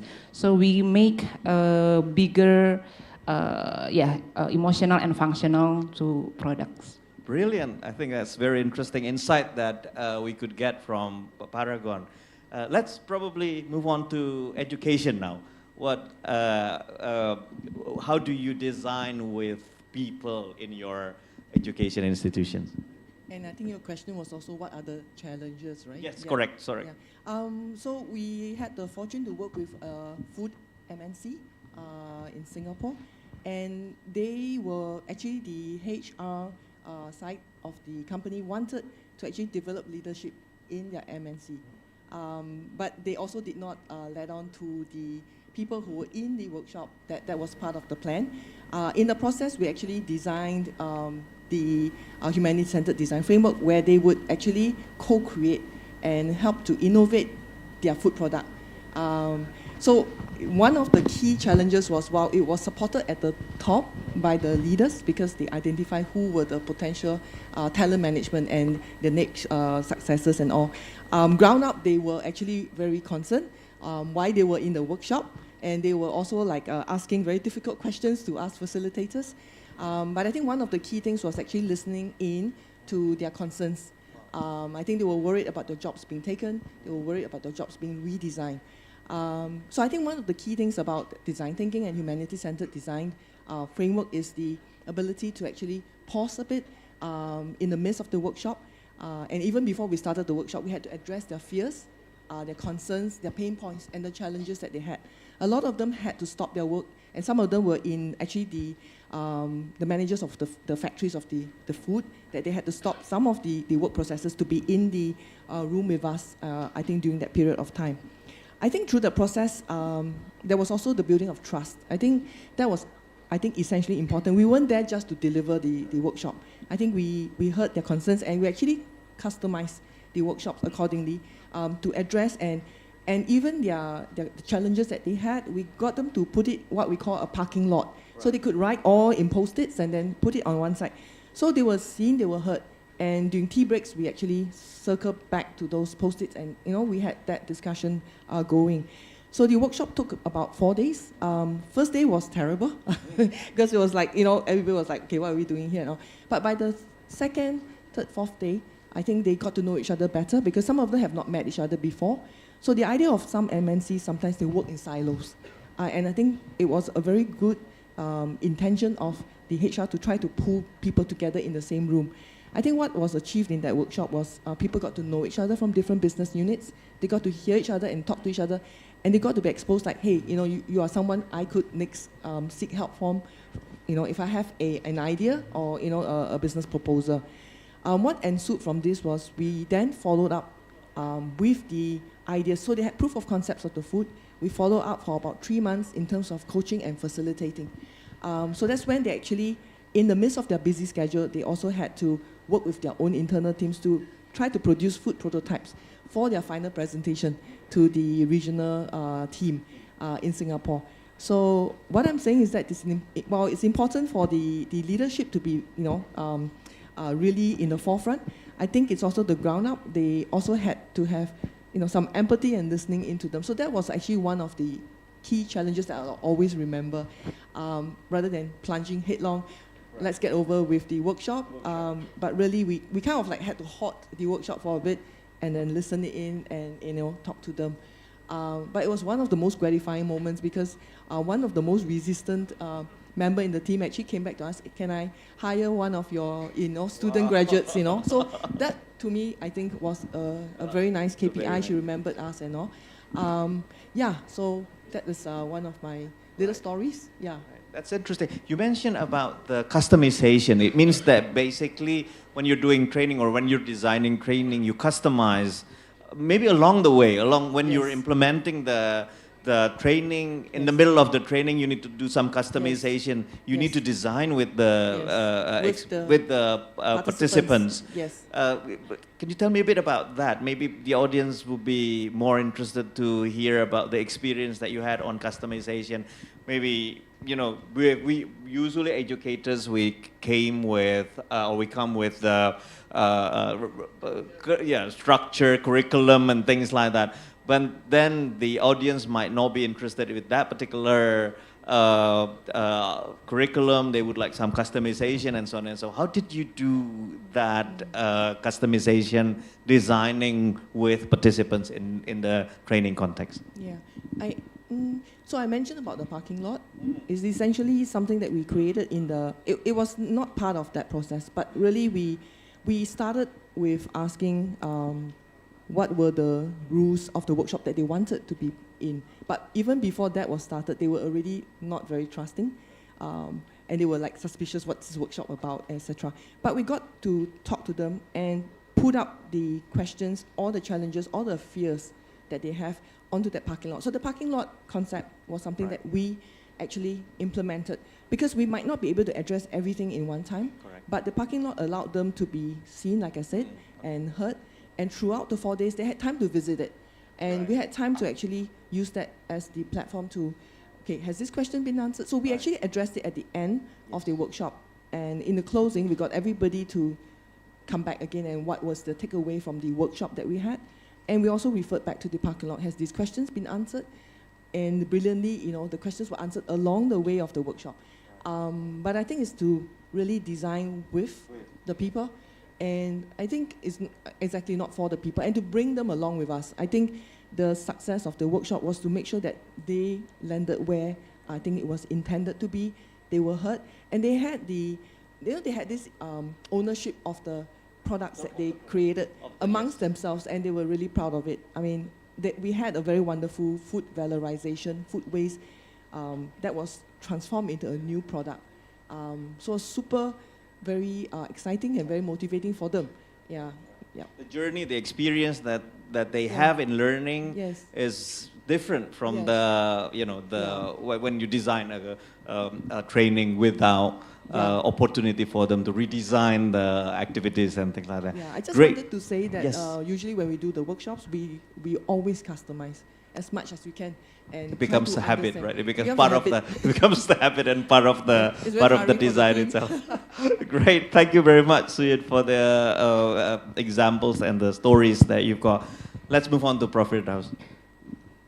Yes, as I mentioned earlier, the design thinking not only you cannot stop in the design, and then we have a discussion also with Ton. You don't stop with design, but how you implement it, to make sure.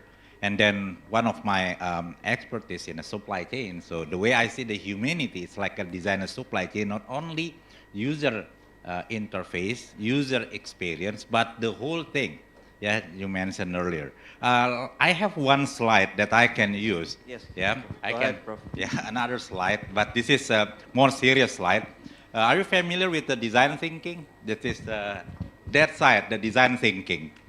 You have 6 steps in the design thinking. And then I also have a research in the implementation. And then this is my research was about 10-15 years ago, and then with many Indonesian companies. And then after I have a research, and then I came up with 7 C factors that when you do implementation. And I, based on that factors, I also factor in to the design thinking. And then I can relate that. If you look at the number 1, and when you do design thinking, that empathize, and then it's really correlate to clear strategic direction. What does it mean? So when you empathize, you have to make sure you understand that, the empathize when you design that, and that is related to your design. What the future of the company? So that is I can correlate that. And then the number 2 is when you define. And also, when you define, look at the culture. Every company that we customize, I agree with that they have different culture. Same banking, same university, but same cosmetic company, same transportation company, even under Bluebird, one company to another company, you have a different culture. So when you define the problem, so make sure you understand that. And then when you do ideation, that's also contribute to the capacity. You can ideate many things, but if you don't have the right capacity, the right competence of the people, forget it. Yeah, and then that's a number 3. Number 4, when you prototype, and then it relates to when you control and coaching, you have to make sure everybody understand. If they don't, so it's your job to make sure they understand by coaching. And then do the testing.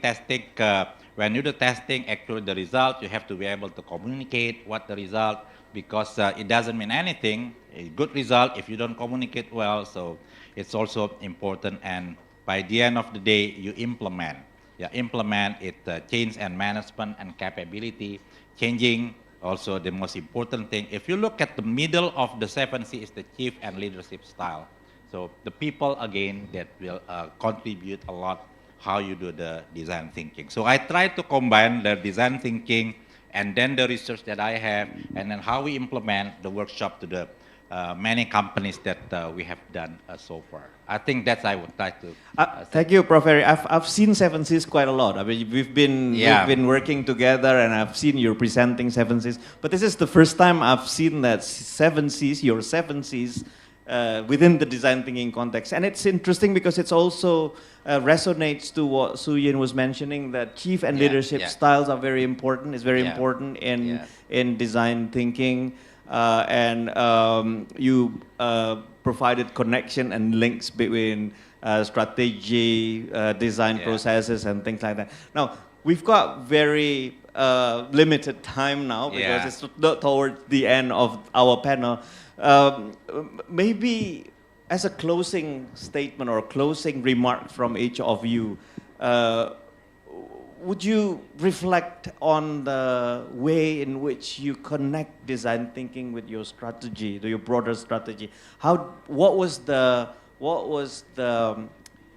most important thing that you'd like to share to the audience on how did you connect design processes? How did you connect ACD+? How did you connect human-centered design to your broader strategy?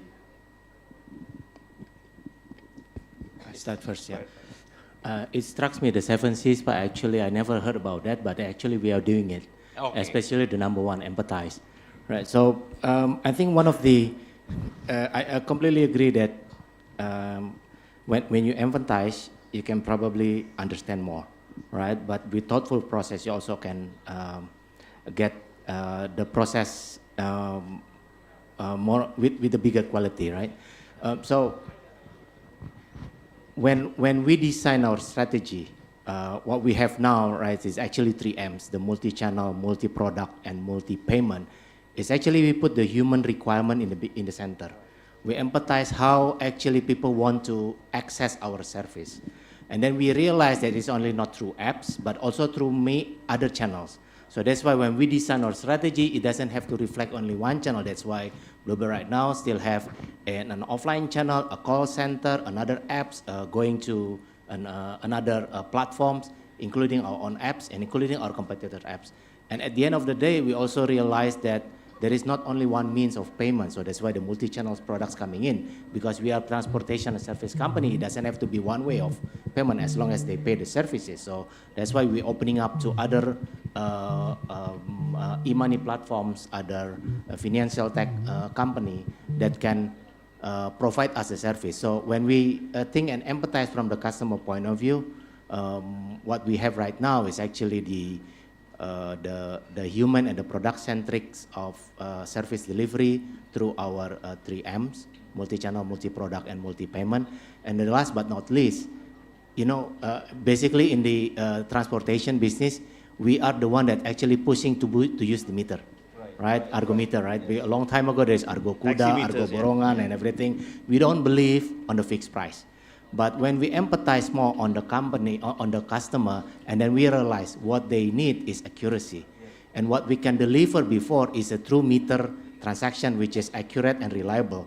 But at the end of the day, it's not only that the meter need to be run based on the distance. If we can predict with more accuracy, it serves the needs. So we change again the product of our service delivery, not only by meter, but also by fixed price, which is then addressing the same problem.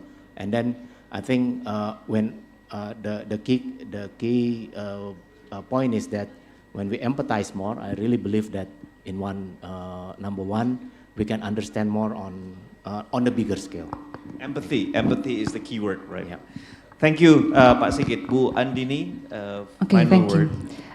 Yes, it's related with Professor Firdaus. The first highlight is actually we should know the clear goals of the company.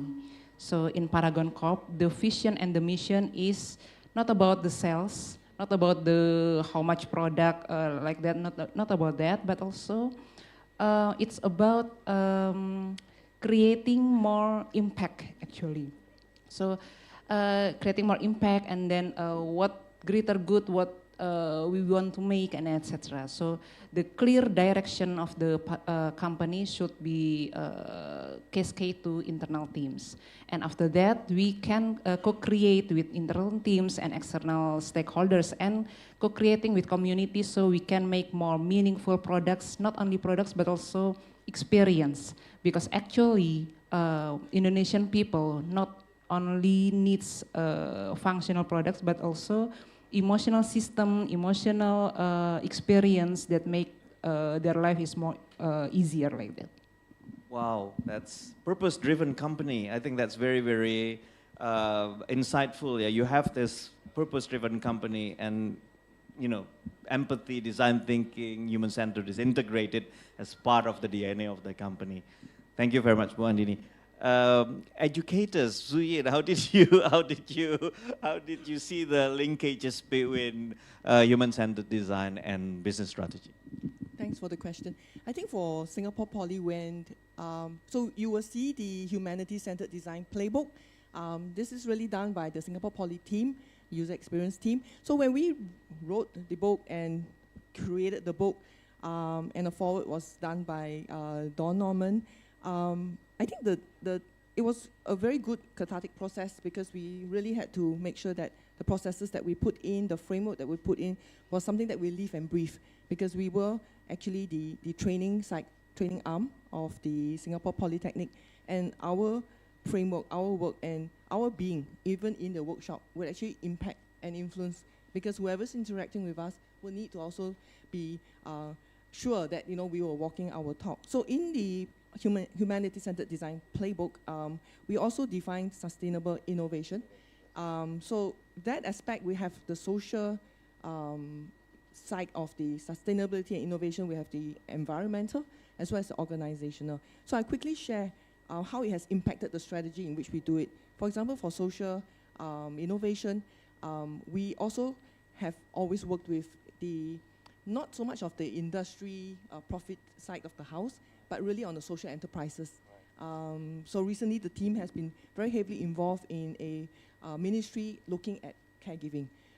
So that was a very good insight on how caregiving is in Singapore, and how do we support that, the caregivers with the right skills and the training. But before that, there was a lot of user interviews, ethnographic studies, and understanding the pain points, I think, of the caregivers. So that's one. In terms of environmental sustainability and innovation, in one of the projects that we did for one of a school in Singapore, the idea of how do we bring food waste back into the economy. So we have this cradle-to-cradle circularity.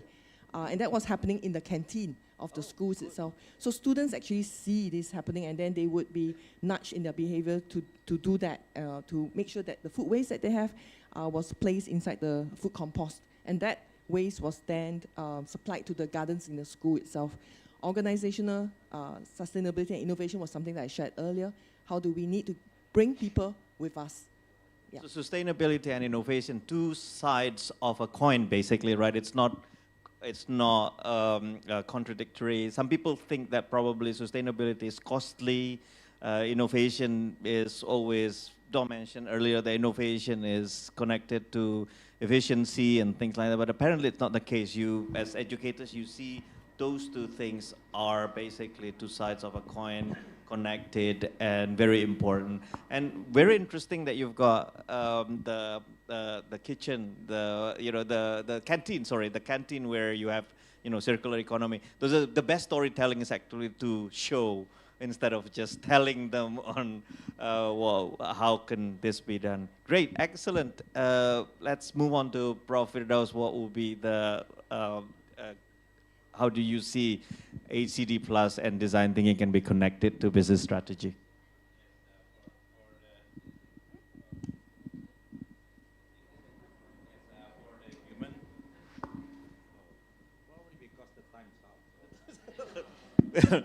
Committee has been shouting here. Okay. Time's out, time's out. Yeah, time's out. So the design thinking and the human-centric design.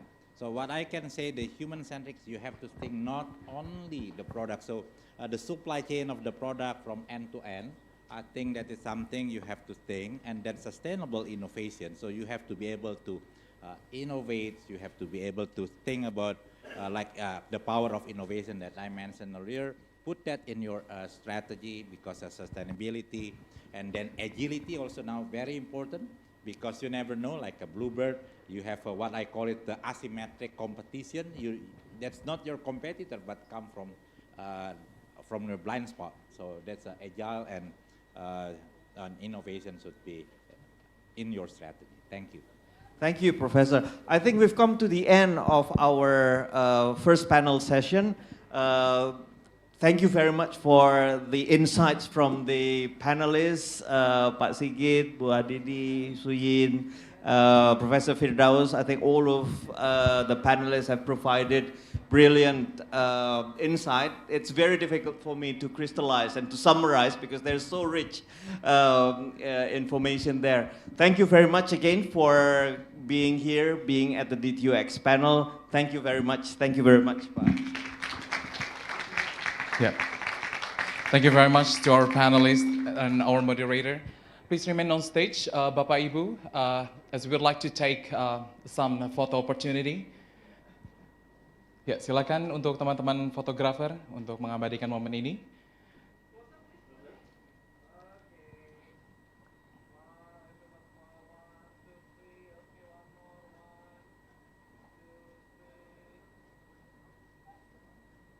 All right.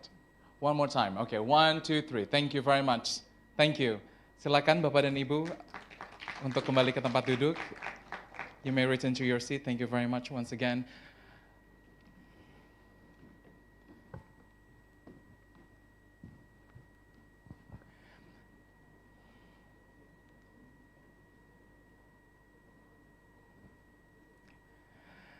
All right, ladies and gentlemen, now we will take a short break so everyone could take a time to refresh and maybe use the restrooms.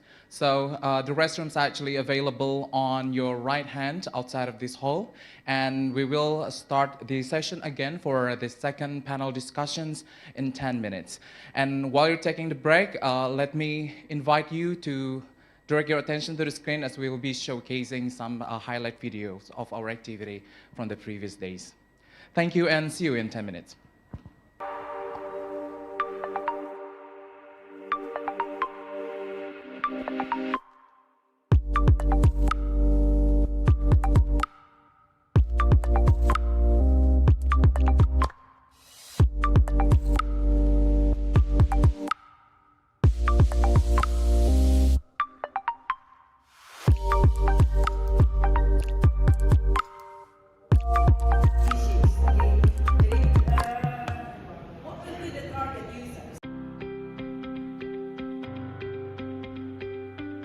BINUS University has long been recognized as a pioneer in innovation-driven education in Indonesia.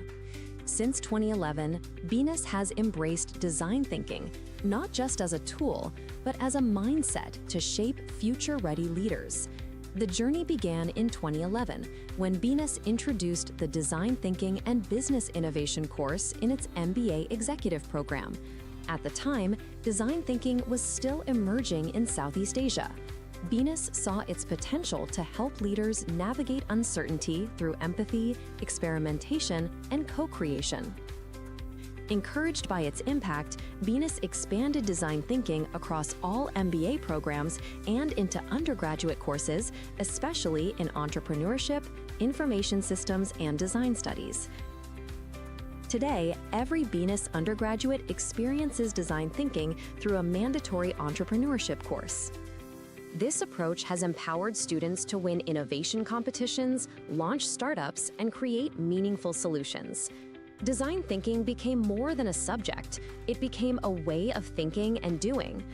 BINUS extended its impact beyond academia. Through corporate training programs, design thinking workshops helped companies foster innovation, align teams, and solve complex challenges collaboratively. Through initiatives like Teach for Indonesia and Social InnoCamp, students apply design thinking to real-world social challenges. Working alongside communities, they co-create sustainable and empathetic solutions.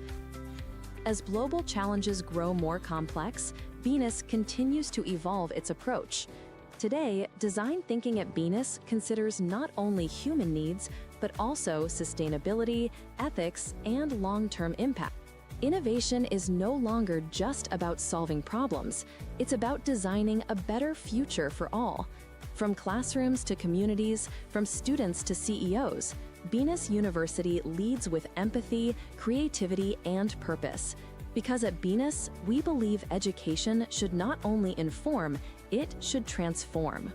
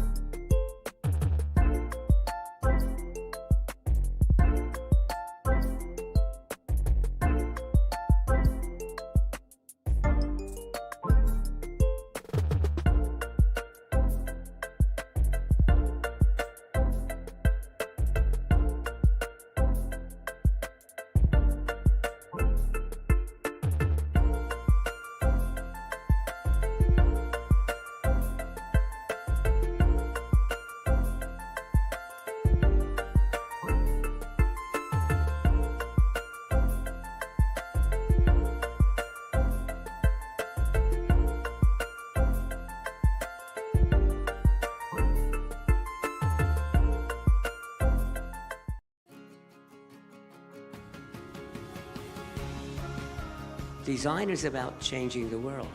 We are in the midst of a number of different technological revolutions. Among all of these innovations, we must ask ourselves, are we designing for humans or just around them? In today's complex world, increasingly more businesses and organizations are recognizing that design is a powerful tool for change, and it can shape how we understand users' needs, identify opportunities, and develop solutions. This summit holds a special significance for us at Singapore Polytechnic. Hosting it not only reflects our shared vision with the DNDA, but also celebrates our work that our students and staff have been doing to embed humanity-centric design in everything we do. When you educate people, they go off and educate other people, and that's how knowledge spreads rapidly. Whether you are a designer, researcher, entrepreneur, or a policymaker, or simply someone who believes in the power of design for a better world, your presence here matters. By working together, we can shape a future that is not only sustainable and inclusive, but one that truly serves humanity.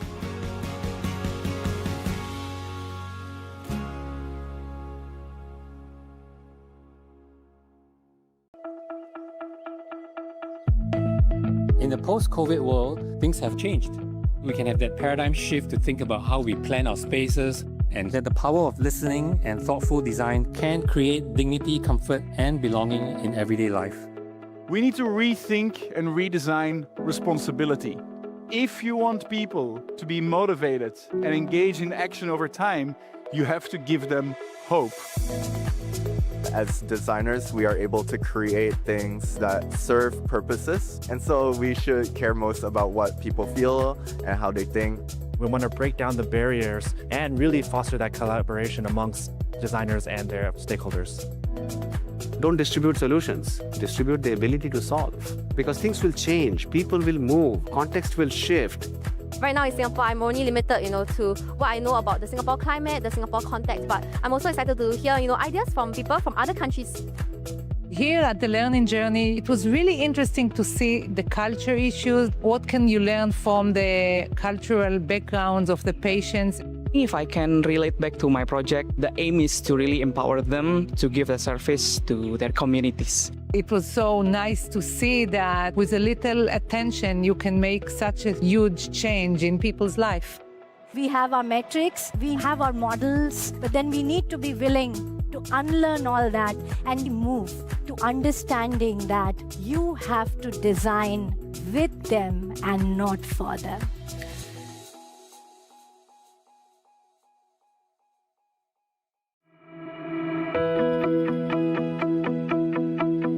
My message is a message of hope. But we have to really understand how what we do can contribute to a community of peace. Most problems are not money problems. Most problems are human-related problems. If we don't look at the psychological architecture of how the system is being built and how people are perceiving each other, you can overlay whatever strategies you want, they get destroyed by the psychology of it. We had a fundamental rethink whether the approach of growing services individually is the right approach. We wanted providers to come together so that there is an ability to help the senior longitudinally. Too often, we sit in our bubble pursuing perfection of design. But we cannot change the world if we only talk to each other. The point is to shift from gridlock to dialogue, to create shared meaning through understanding.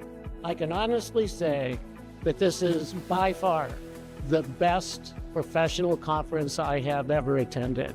And that's because the storytelling, the actual projects that have been presented and discussed here, it is game-changing. It's also international in scope. There's a lot of lessons that can be applied to solving some of our most basic, most difficult, and challenging problems.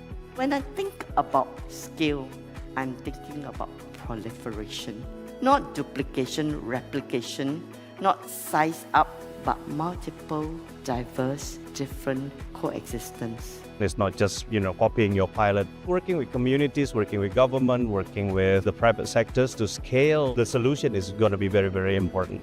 I want you to be part of a system that is robust, reliable, creative, adaptable.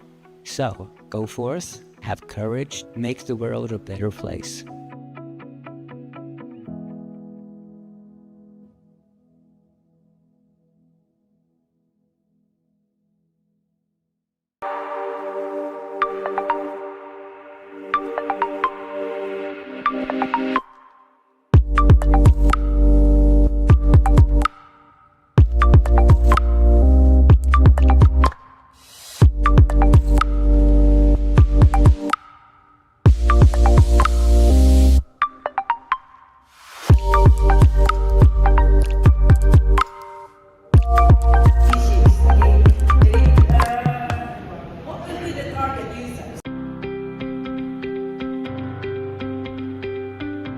BINUS University has long been recognized as a pioneer in innovation-driven education in Indonesia. Since 2011, BINUS has embraced design thinking, not just as a tool, but as a mindset to shape future-ready leaders. The journey began in 2011, when BINUS introduced the Design Thinking and Business Innovation course in its MBA executive program. At the time, design thinking was still emerging in Southeast Asia. BINUS saw its potential to help leaders navigate uncertainty through empathy, experimentation, and co-creation. Encouraged by its impact, BINUS expanded design thinking across all MBA programs and into undergraduate courses, especially in entrepreneurship, information systems, and design studies. Today, every BINUS undergraduate experiences design thinking through a mandatory entrepreneurship course. This approach has empowered students to win innovation competitions, launch startups, and create meaningful solutions. Design thinking became more than a subject. It became a way of thinking and doing. BINUS extended its impact beyond academia. Through corporate training programs, design thinking workshops helped companies foster innovation, align teams, and solve complex challenges collaboratively. Through initiatives like Teach for Indonesia and Social InnoCamp, students apply design thinking to real-world social challenges. Working alongside communities, they co-create sustainable and empathetic solutions. As global challenges grow more complex, BINUS continues to evolve its approach. Today, design thinking at BINUS considers not only human needs, but also sustainability, ethics, and long-term impact. Innovation is no longer just about solving problems. It's about designing a better future for all. From classrooms to communities, from students to CEOs, BINUS University leads with empathy, creativity, and purpose. Because at BINUS, we believe education should not only inform, it should transform.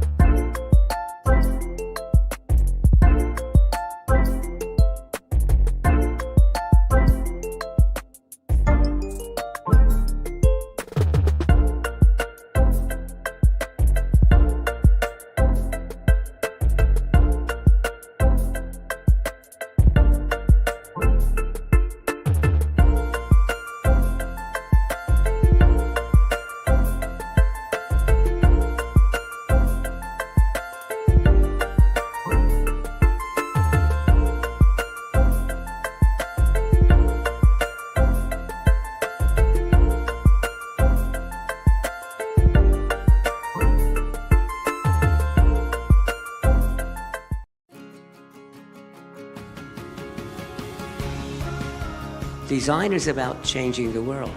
We are in the midst of a number of different technological revolutions. Among all of these innovations, we must ask ourselves, are we designing for humans or just around them? In today's complex world, increasingly more businesses and organizations are recognizing that design is a powerful tool for change, and it can shape how we understand users' needs, identify opportunities, and develop solutions. This summit holds a special significance for us at Singapore Polytechnic. Hosting it not only reflects our shared vision with the DNDA, but also celebrates our work that our students and staff have been doing to embed humanity-centered design in everything we do. When you educate people, they go off and educate other people, and that's how knowledge spreads rapidly. Whether you are a designer, researcher, entrepreneur, or a policymaker, or simply someone who believes in the power of design for a better world, your presence here matters. By working together, we can shape a future that is not only sustainable and inclusive, but one that truly serves humanity.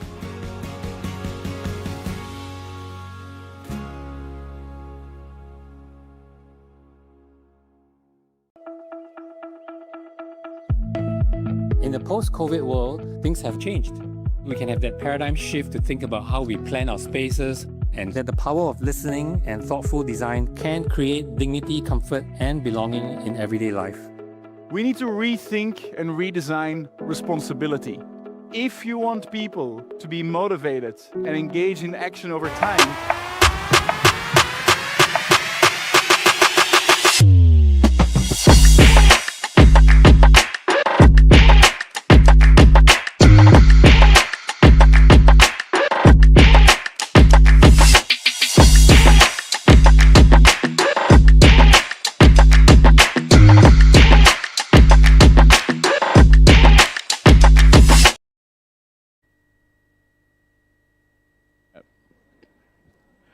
Yeah, welcome back everyone. I hope you had a refreshing break.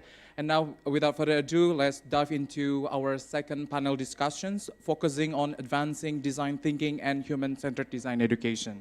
And to lead this dialogue, allow me to invite to the stage the Head of Internationalization and Partnership Program of the School of Information System, BINUS University, Dr. Freddy Jingga.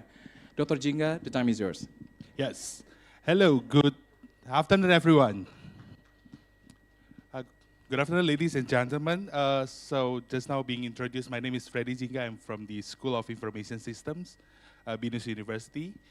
So to start our second panel discussions, the topic is on the advancing design thinking and humanity-centered design educations. We are honored to have three distinguished guests today to accompany us to discuss about three different perspectives about the humanity-centered design educations.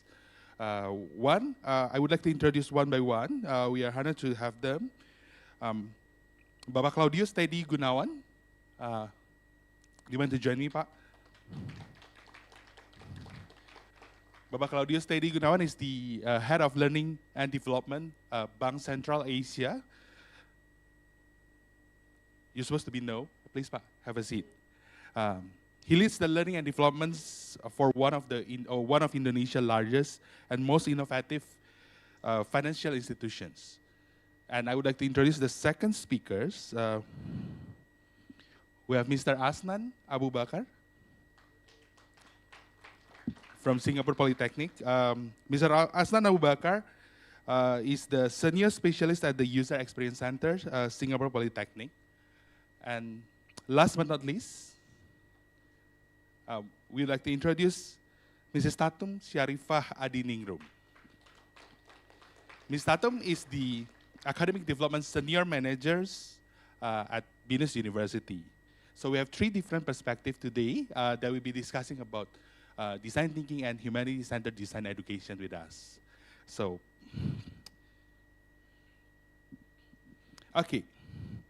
To begin our discussions today, I actually would like to invite each of the speakers to introduce themselves, briefly introduce themselves and their respective institutions, so everyone got a context about their institutions that they are talking about.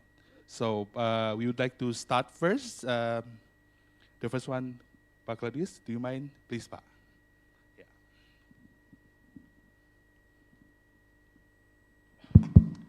Okay, thank you so much, Pak Jingga. Bapak Ibu sekalian, terima kasih. Thank you so much for inviting us from Bank Central Asia. Let me briefly introduce myself. My name is Claudius Teddy Gunawan. I am the head of learning institution, learning and development, we call it in Bank Central Asia. So I've been with the bank for a long time, so 30 years. This is my 30th years in Bank Central Asia. I entered the learning and development section or division, we call it, on 2019. So previously, I worked with the branch, operational and marketing side, mostly on the international banking. That is about myself. I think most of the audience here come from Indonesia, so you all actually know Bank Central Asia, but just a brief about Bank Central Asia. If you're talking about assets, currently we're number 3, below our brothers and sisters, Bank Mandiri and Bank Rakyat Indonesia. Our asset is actually around 86 billion US dollar. So our third party fund somewhere between 67 billion US dollar. And the loan is around 54 billion US dollar. We have about 1,264 branches all across Indonesia, mostly in the large cities. We don't have branches in very small areas or remote areas. We have 20,000 ATM. If we're talking about customer, we have 33 million customer at the moment. So yeah, I don't know whether you consider it a little big or not, but if we're talking about the citizen of Indonesia, 270 million. So if we excluded the unbankable people like children, elderly, people in the remote area, let's pick a number, 135 million. So 33 million against 135 million, our market share is somewhere between 25%. So I think it's quite huge for a bank in Indonesia. The other thing is we are very proud that most of our customers actually use our digital system, and still our branch is quite packed with customers. So I don't know whether they love BCA or they just like BCA but don't love BCA, but eventually the business is there. So thank you so much, Pak Jingga. That's our introduction. Thank you. Yeah, thank you, Pak Asnan. It's lovely to hear that supposed to be everyone already know what is BCA in Indonesia. And the next speaker, I would like Mr. Asnan, do you mind to introduce yourself in UX, User Experience Centers in Singapore Polytechnic as well, please, Pak. Bismillahirrahmanirrahim. Assalamualaikum, everyone. And thank you so much, Freddie, Pak Jingga, for the introduction. So as you have heard from Suyin, we come from a center in SP called the User Experience Center. We're one of 12 consulting centers at SP. Most of the other consulting centers are based in a school, whether it's engineering, business, or chemical life sciences. They do service specific industries. But for what we do at the User Experience Center is more horizontal across all industries, across all sectors as well. And what we do is to actually provide two things. One is to get people to start thinking about how innovation can be approached, how innovation can be unpacked, how change can also be effected by a series of activities and actions that can be taken by not only the individuals, but organizations in a very systematic manner. And the approach for us for the longest time has been design thinking. And what we have been doing over the last, now I guess if DTUX is now its 16th year, over the last 16 years, is the fact that we continue to build on that process by grounding our understanding in what is happening actually in the world that we are living in. So a lot of the projects that we do have given us insights into how we can improve some of those processes. And that's what I want to talk about today. And in fact, I'm going to kind of like, before I talk about the framework that we have developed that you can also read about in the innovation playbook that we are selling shamelessly on campus. And thank you so much, BINUS, for allowing us to do that. But really, it's about to be able to share our ideas as to how things can be done differently. And before I go on to do that, I just want to ask the room, how many of you understand what HCD Plus is? Just give me a show of hands if you understand what HCD Plus is. Okay. I see there's a bit of conversion that we need to do by the end of this afternoon session then. So my objective for today, if Freddie would allow me to do so at some point, is to share with you how that framework works, how that thinking is, because what we want to do is to start sharing the ideas as to how we can approach issues of sustainability, issues of planet regeneration, issues of committing to a positive community impact to society can be started, can be thought about, can be done, and can be approached. So that's my value proposition for you guys today, and I hope to be able to have that space and time to do that. But I think for now, as far as introductions go, that's what I have. Thank you. Yeah. Okay, thank you, Mr. Asnan, for the bragging introduction. I think we keep that a little bit. We'll be sharing a little bit about that, the HCD Plus, what is Singapore Polytechnic is doing. But last but not least, Mrs. Tatum, I would like to you to introduce yourself and also. Thank you, Pak Jingga. So my name is Tatum, and I guess you could see here.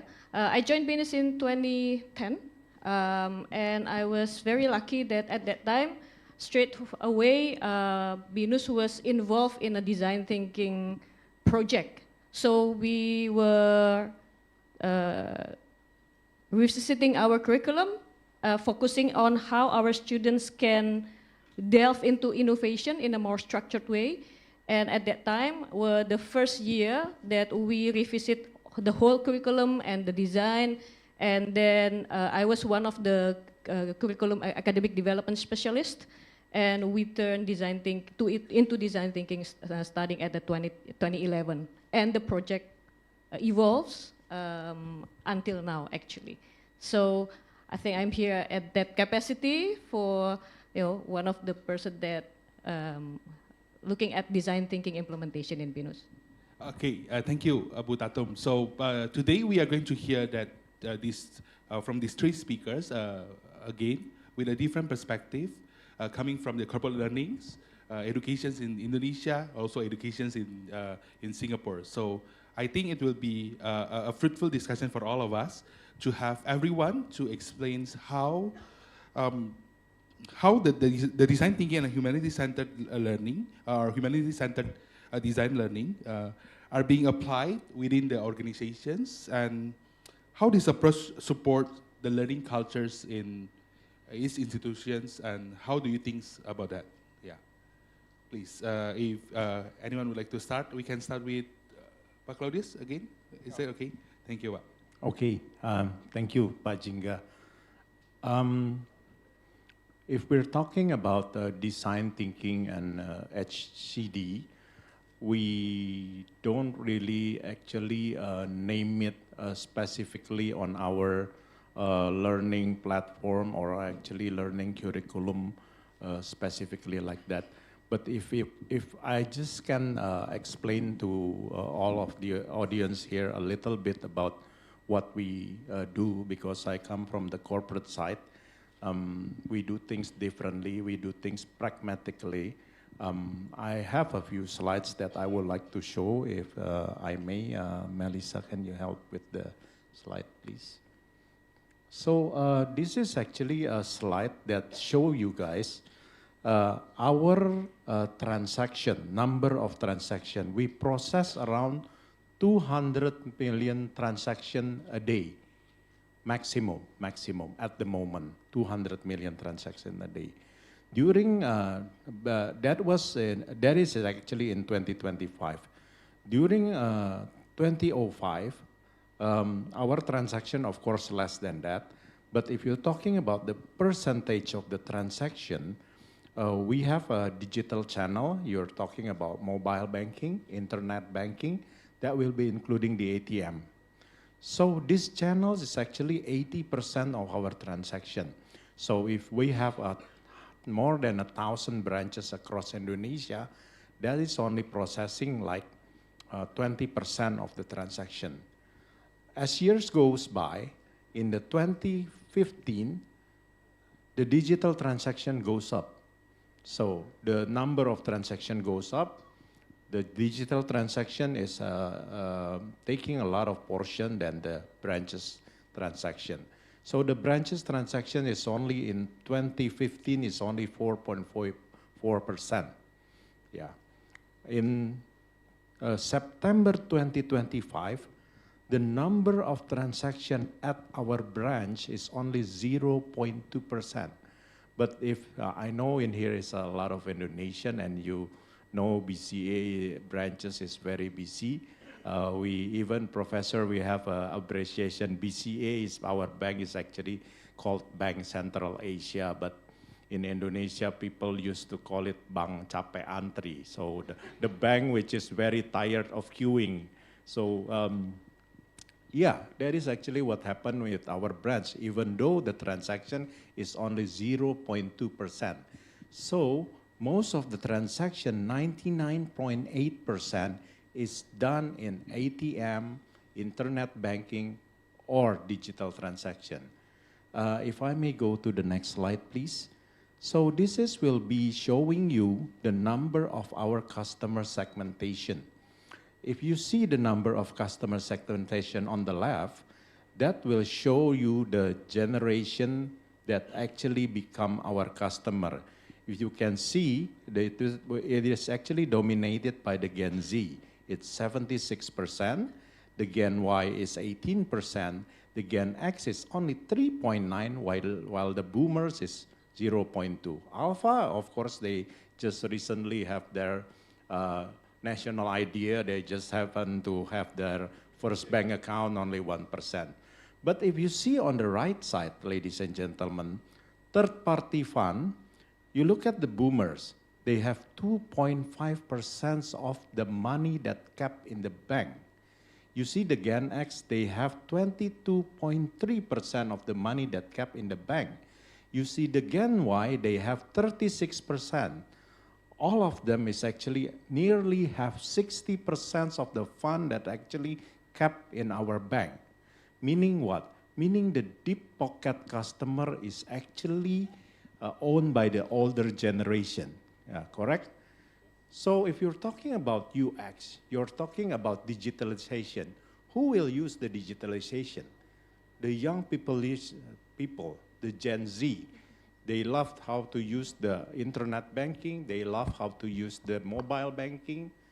But again, talking about the number of customer, will you be, if you are Bank Central Asia, will you be concentrating on putting all your effort, your CapEx, your OpEx into the digital capability to be increased?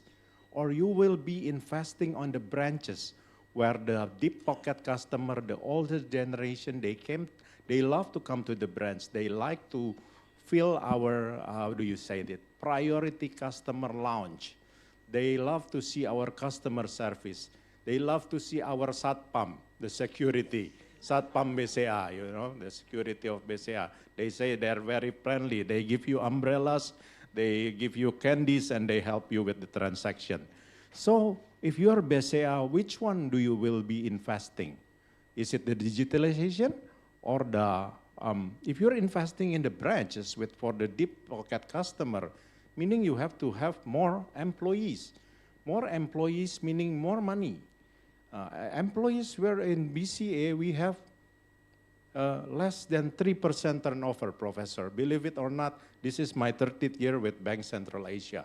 So most in the Bank Central Asia, we are loyal bankers. So 99% is actually stays with BCA. I don't know whether it's loyal or nobody wants us actually. Probably the second one. But again, loyal customer is good for certain way. The other way is, the other thing is actually loyal customer, loyal employee, meaning that you have to pay them more. Every year you have to give them increment, more bonus. The older you are, the more You have problem with your health, then you claim your health insurance and everything. So that is the problem. But the question from Pak Jingga is that how do we deal with the digitalization? So we do both. We invest on both. Why? Because we invest a lot on digitalization. The result is 99.8% of our customer, they love to use the digital transaction, even though they are not the deep pocket customer. We are creating an ecosystem. We are creating an ecosystem. Why? To make this deep pocket customer, the Gen X, the boomers, stays with us. Without small fishes, there won't be any big fishes around. So we also do a lot of investment. We added a branch each year. Not a lot, 10, maybe 15 branches, but it has to be there. We train our people to do a lot of relationship banking.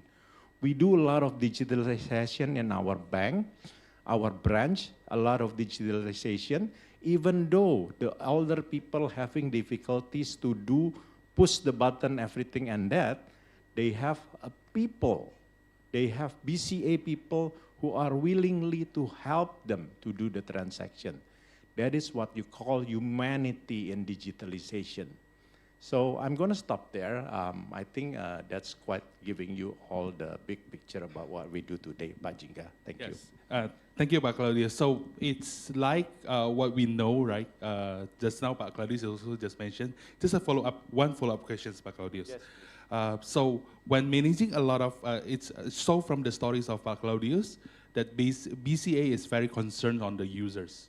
No matter whether you are the, even the age gap is there are the boomers or the different generations that using the services, but they also, both of them are also being watched closely by BCA. Just one follow-up question is, how do you, how do you have this kind of thinking, the humanity, the one design that you mentioned that, so it will be making BCA concerned and more digitalized, even in there. Yeah. Okay. The business of banking is actually different with other businesses. We do not have any tangible products. Yes, we do have credit cards, we do have mortgage, we have current account and everything, but every bank have that. So there are no differentiation. So what's going to make the differentiation for our institution? People are going to make the differentiation. What we do is actually we have BCA values. Our values is 4. Number 1, customer focus, integrity, teamwork, and continuous pursuit of excellence. We do the number 1 and number 4 intensively if you're talking about digitalization and relationship with the people. So customer focus meaning that you think that you will always have whatever your customer needs. They want digitalization. The Gen Z, which consists of the 70% of our customer, they want digitalization. We give them digitalization. The Gen X, they still need the phone banking. They still need the customer service. We gave them what they want.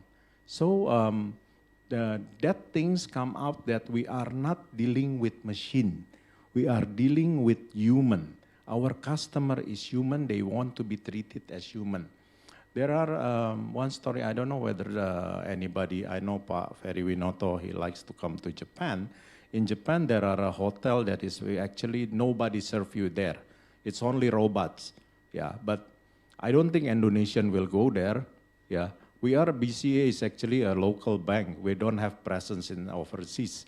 So we go where somebody greet us and give us the key, and we provide us with the breakfast and everything, but we don't go to the hotel with only robots.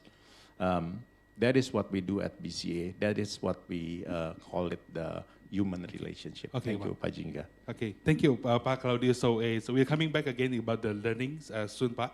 But we continue to Pak Asnan first. Pak Asnan, do you mind to explain how this ACD plus learning that happens in SP as well. Sure, definitely. And Pak Claudius, thank you very much for that very wonderful case study of what's happening at BCR. And I think I will use some of that to kind of reference the framework that we've been working on. And much of it has been informed and inspired by the work that Don has been doing over the last 8 to 10 years, especially in the recent book that he has just released about 3 years ago now. But really what we want to talk about here is the complexity of HCD+. We need to go beyond just humans, right? And then that's why the plus is there. The inclusion of issues of the planet, the issues of community impact, and I think that's what Claudius had really hinted on as to what they're trying to do. And if I were to go on to the next slide, it will show you the framework that we have been working on over the last 3 years as well. At the center of HCD+, and rightly that what Claudius had mentioned, are the humanizing aspect of the experience. So all of us are in the business of producing a product. In the case of banking, it's a lot of financial services that's being produced. What Tatum and I are doing a lot of is in the delivery of an education product, you know, to train, to equip minds, to make sure everyone's open-minded enough to be able to respond to the challenges that exist out there in the world, in the complexity of the world. So if P is that product that we're all looking at, we need to make sure that the people who are involved in the design of that product, in the delivery of that product, are actively involved from the very beginning, from the stages of what needs to be done with them, for them. So this anti-colonial approach to design is an important departure from the initial ideas of what human-centered design or what user-centered design can be. So but when we put the idea of people together, beyond just the end user, we are forced to confront to some very difficult questions. And I think you hinted them very well. When you have people who are out in the outlying provinces that do not have access to digital solutions, what do we do for them? So this whole idea of being inclusive about the people is an important question that needs to be answered. In all organizations, the work that we do, we need to provide value to our stockholders, right? The value to our shareholders, to our owners, to basically the people that invest in us. So that typically in a commercial setting has always been profit. But for a lot of non-commercial organizations, profit is really about the value that we bring through the product that we are able to deliver. So for us, it's really about making sure that our graduates are able to find the jobs that we have trained them to do. If the graduate employment survey does not show a very positive placement of the graduates, that means we have failed in our job, right? So similarly as well with social enterprises, with NGOs, it's about the usage of the services that you are trying to do to make sure that all the problems are being solved. So that's what profit should be, not just the returns on investment or the returns on the stock price. And finally, and more importantly, is this idea that the planet must be considered actively. So for any organization, the reason why HCD Plus is very complex is because you're not confronted by more than just one P. You have to look at the intersection of all of the 4 Ps. And the intersection of these 4 Ps is not an easy thing to do. So our contribution to the discussion is, hey guys, let's look at it from a very systematic point of view. The systematic point of view is to be able to look at things in a way that gets you to look at things from a drone camera perspective. You're able to zoom out and zoom in to see what are the issues surrounding it. And when we're looking at this idea of making sure that the people are benefiting from your products, and like what Claudius was saying, about how we want to make sure that there are still branches enough to be able to meet the needs of the deep-pocketed Gen Ys, okay? And at the same time, also being able to capture the imagination of the Gen Zs and the Gen As, that holistic well-being of the individual must be considered. But this is only one piece of that people element of it. We need to also make sure that we continue to be as inclusive of the people that tend to be marginalized by some of the technical solutions that we come up with. The wonderful thing about digital solutions, it's quick, it's fast, but it can also be isolating. The other thing that we need to consider as well is there are environmental impacts to everything that we are trying to do. So we all have heard how problematic AI is. Like every single AI prompt that we put in is a huge cost in terms of the water that needs to be able to cool down the servers and all of the energy that's being used as well. So the idea here is we need to be familiar with this concept of waste minimization to the point that we're able to look at issues from a circularity point of view. So instead of cradle to grave, we need to look at what can be done from cradle to cradle. An easy thing with I think Don mentioned Torajo Melo earlier on this morning. That organization has done a really good job in making sure that there's a continuing rebirth, coming out from textile waste. So that's a good example of what circularity is. And sometimes to do this, we need to be inspired by what's happening in nature. So bio-inspiration is a very good principle for us to consider. And in all of this, the complexities of the 4 Ps, what we are recommending, and based on the work that we have done with many organizations, is you need to have frameworks, you need to have lenses from which you can look at things. I think for Dr. Ari, this is really about priming the ability to understand the complexity of things. And all of this can happen while we adopt a process that is systematic, adopt a process that is proven to tell us what can be done. Earlier on, Prof. Firdaus was able to show the DT framework as well as the 7 Cs. Those kinds of things help us to unpack complexity. So for organizations to understand HCD+, they need to understand that the benefits and the potential cost savings will be incredible if you are able to consider what's happening at the level of operational efficiency. And it is not an accident recently that we are seeing in a lot of conferences that the Chief Financial Officer is also the Chief Sustainability Officer. So when you pair these 2 roles together, organizations are now forced to confront the issues of the 4 Ps proactively and deliberately. And for us in education, what Tata and I will continue to do is to continue to provide these frameworks, and then with partners like Claudius, what really helps us to do is to validate what we are trying to do will have some meaning and impact in the way that you run your business. Yeah. Yep. Thank you, Mr. Asnan, for a brief introductions about the framework as well, and also to concern another perspective, not just only concerning on people. We continue, last but not least, Bu Tatum, please. You can introduce about how is design thinking also happens in BINUS, especially in Indonesia. Thank you. Okay, thank you. So what I'm going to share, maybe it's much more relevant to our fellow university partners here. So this comes from 15 years of reflection, how we did, what's our journey with design thinking, and now with humanity design, humanity-centered design. So this is to implement something like this. It needs to evolve. So the first thing that we have to realize that this is not something that stays forever, right? So in 2010, we started our journey with thinking about how we can insert our curriculum, the insertion of design thinking in our curriculum. Why? Because BINUS would like to have innovative graduates, and to have innovative graduates that will contribute to the industry later on, to the people's, to the community later on. We need someone that can do the principles, right? Do step by step. What does it mean by innovation, and how to think innovatively, and most importantly, how to build confidence to our graduates to be able to do something like that. By and by, we have different, we were made aware of different principles, different ways of doing it. So you can see here that we changed our approach little by little, although the spirit is still design thinking, until we made friends as well with Singapore Polytechnic in 2022.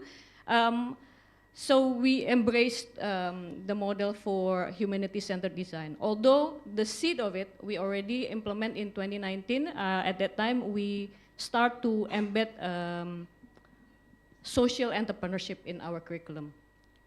And in 2025 now, we are ready to embrace the next level, so HD Plus, with AI power, right? Oh, sorry. So in our experience, how we could enable the field execution of doing, implementing design thinking, human-centered design, we cannot just have an inspiration, put it into syllabus, and then just launch it, and the students and the faculty member will be able to do it immediately.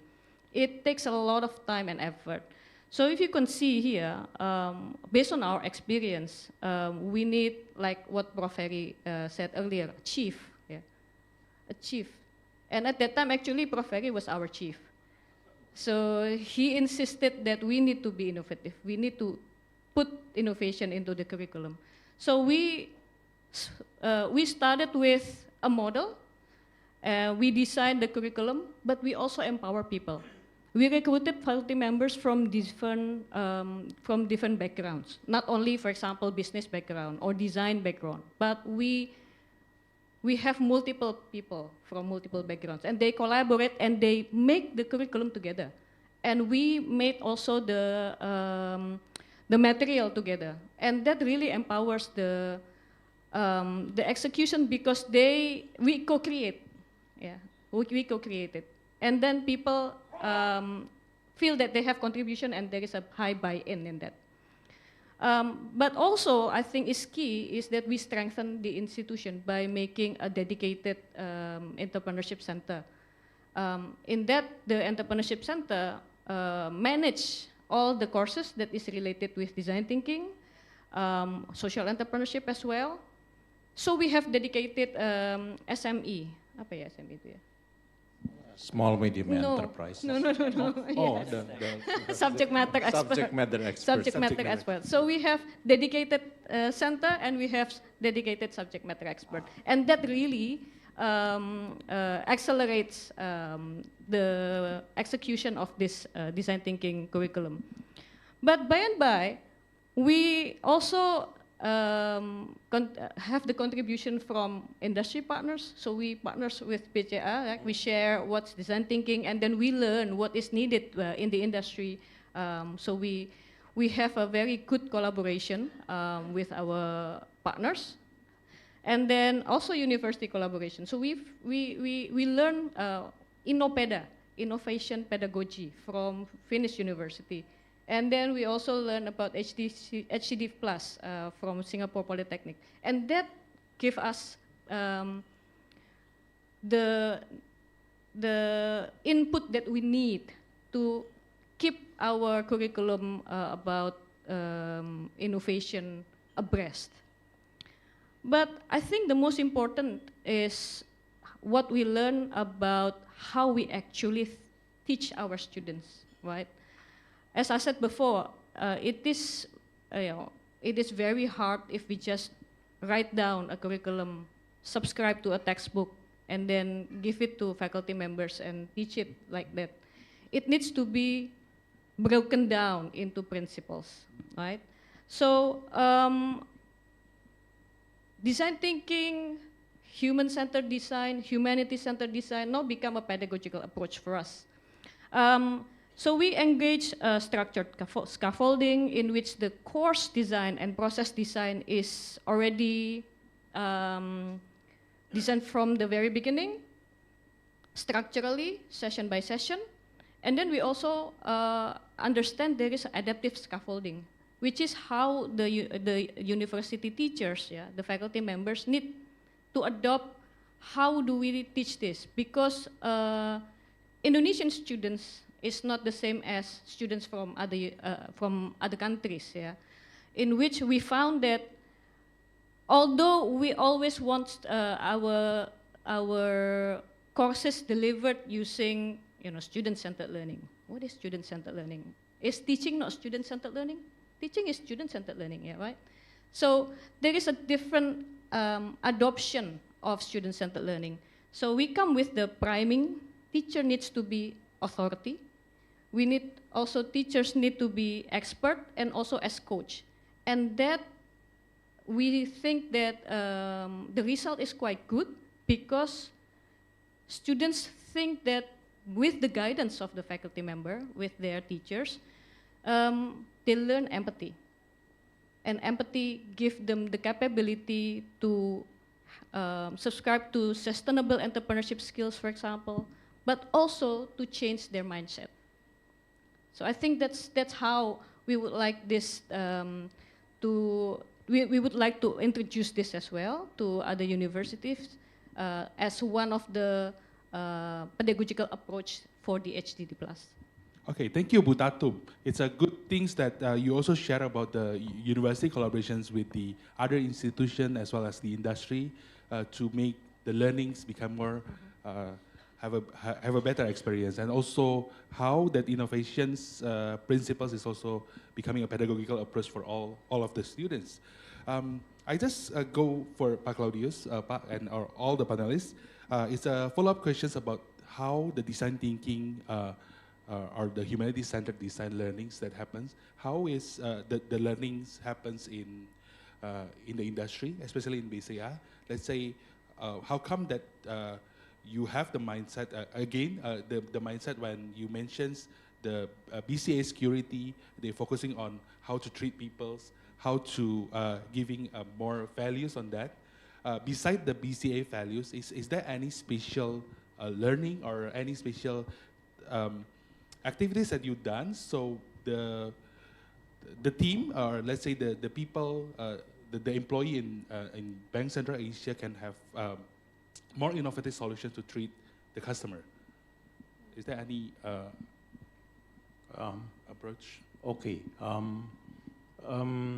Treating people with certain value is our core action, actually, due to our industry is actually moving at the services instead of products.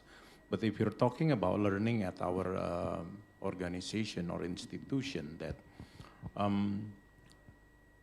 during prior to 2006, our transaction is less than 30 million. Now is a day, 30 million a day. Now is 200 million a day. So the question is BCA, that is more than like 6 or 7 times. Does BCA increase the number of the employees 7 times? No, we did not. Our number of employees at that time is 22,000, now is 25,000. So we only added 3,000 people to making the transaction 7 times bigger. So how do we do that? Is actually by digitalization. And how do we apply all those digitalization? We learn, we learn. We learn that actually there are a lot of things that from the basic thinking of digitalization, and then we do the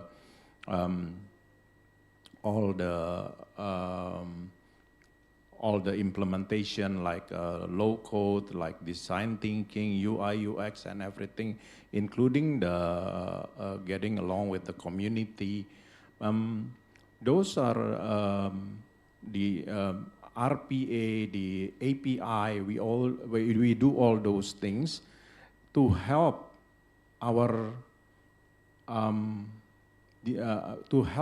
project, actually, because it's like moving you from the manual process to the automatic process, moving like that. So moving this thing is actually, we train our employee, not only about the services, but how do you do, in short, we do it like Kaizen.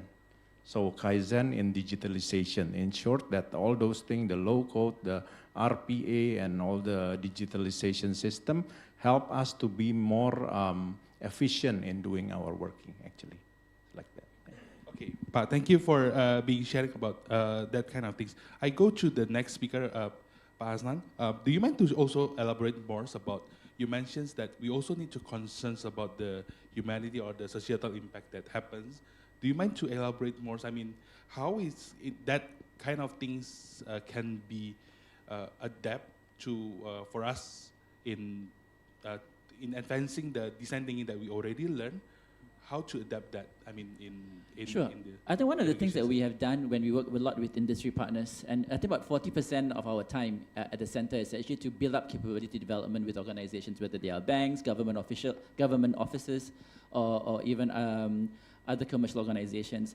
And I think what we have been seeing is that when this comes to this whole idea of I need to do something, right? I need to do a social impact, right? I need to be able to create something else.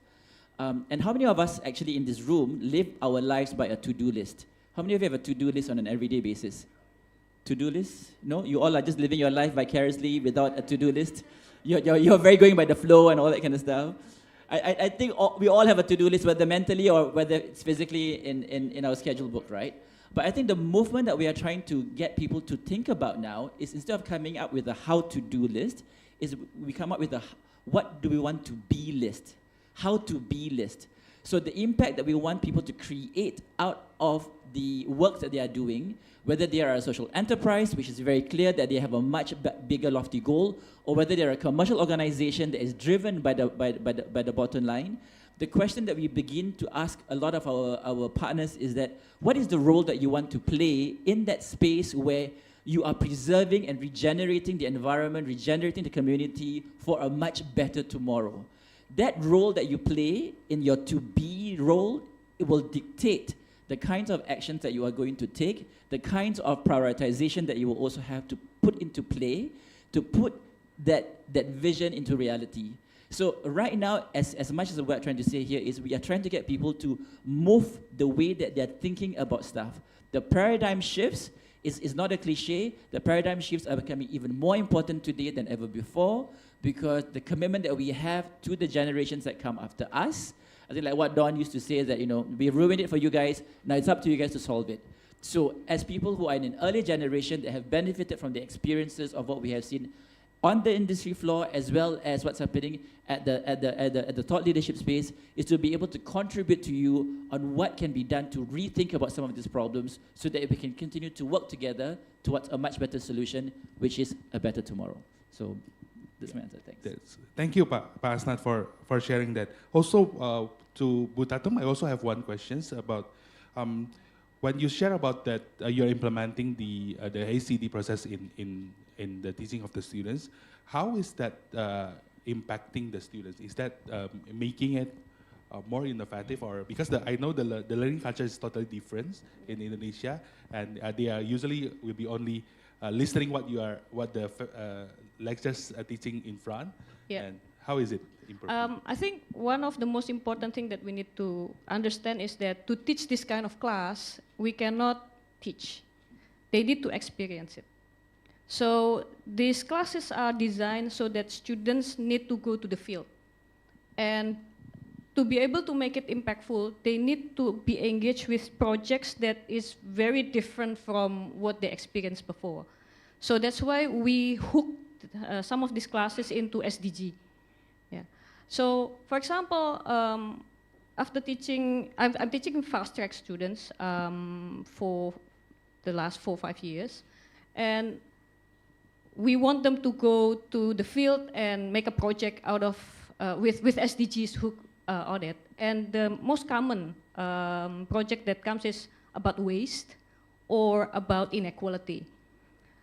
So we push students to go to the field and take real data, empathize with people. So for example, one of the projects that came to my class is about pengamen, ya, apa itu, street performer, right, street performer. And they said that, okay, we have to find pengamen, so they went to the street, they went to kaki lima, ya, food hawker, listened to the street performers and interview them. And I said, okay, so what's your program for them, blah, blah, blah. And they invited this pengamen, these street performers to classroom. And we interview them in the classroom, we pay them to perform for us, and it was very fun. Another project was about single mothers in flats, living in apa itu, small flats, apartments, yeah, small flats. And they are mostly also pedagang kaki lima, yeah, street vendors. And there are a lot of things that they gain that, oh, although they are poor, they would like to give the best for the kids, they don't have access to toys, and they really would like to provide the best for the kids within their limitation. And out of that project, it came like applications that, okay, people who have used toys, they can rent it to this kind of people with a very minimum payment. So experience is the key in this kind of classes. So that's why we found that empathy actually act in a dual model. Yeah, so they can act as springboard, which catalyzes the product, but also as eye-opener, in which students look at, oh, this is what happened outside my classroom, outside my life. And if they can contribute to solving social problems like that, it's already beyond our expectation. Our expectation is just they understand, they can find the data that they need to solve that kind of problem.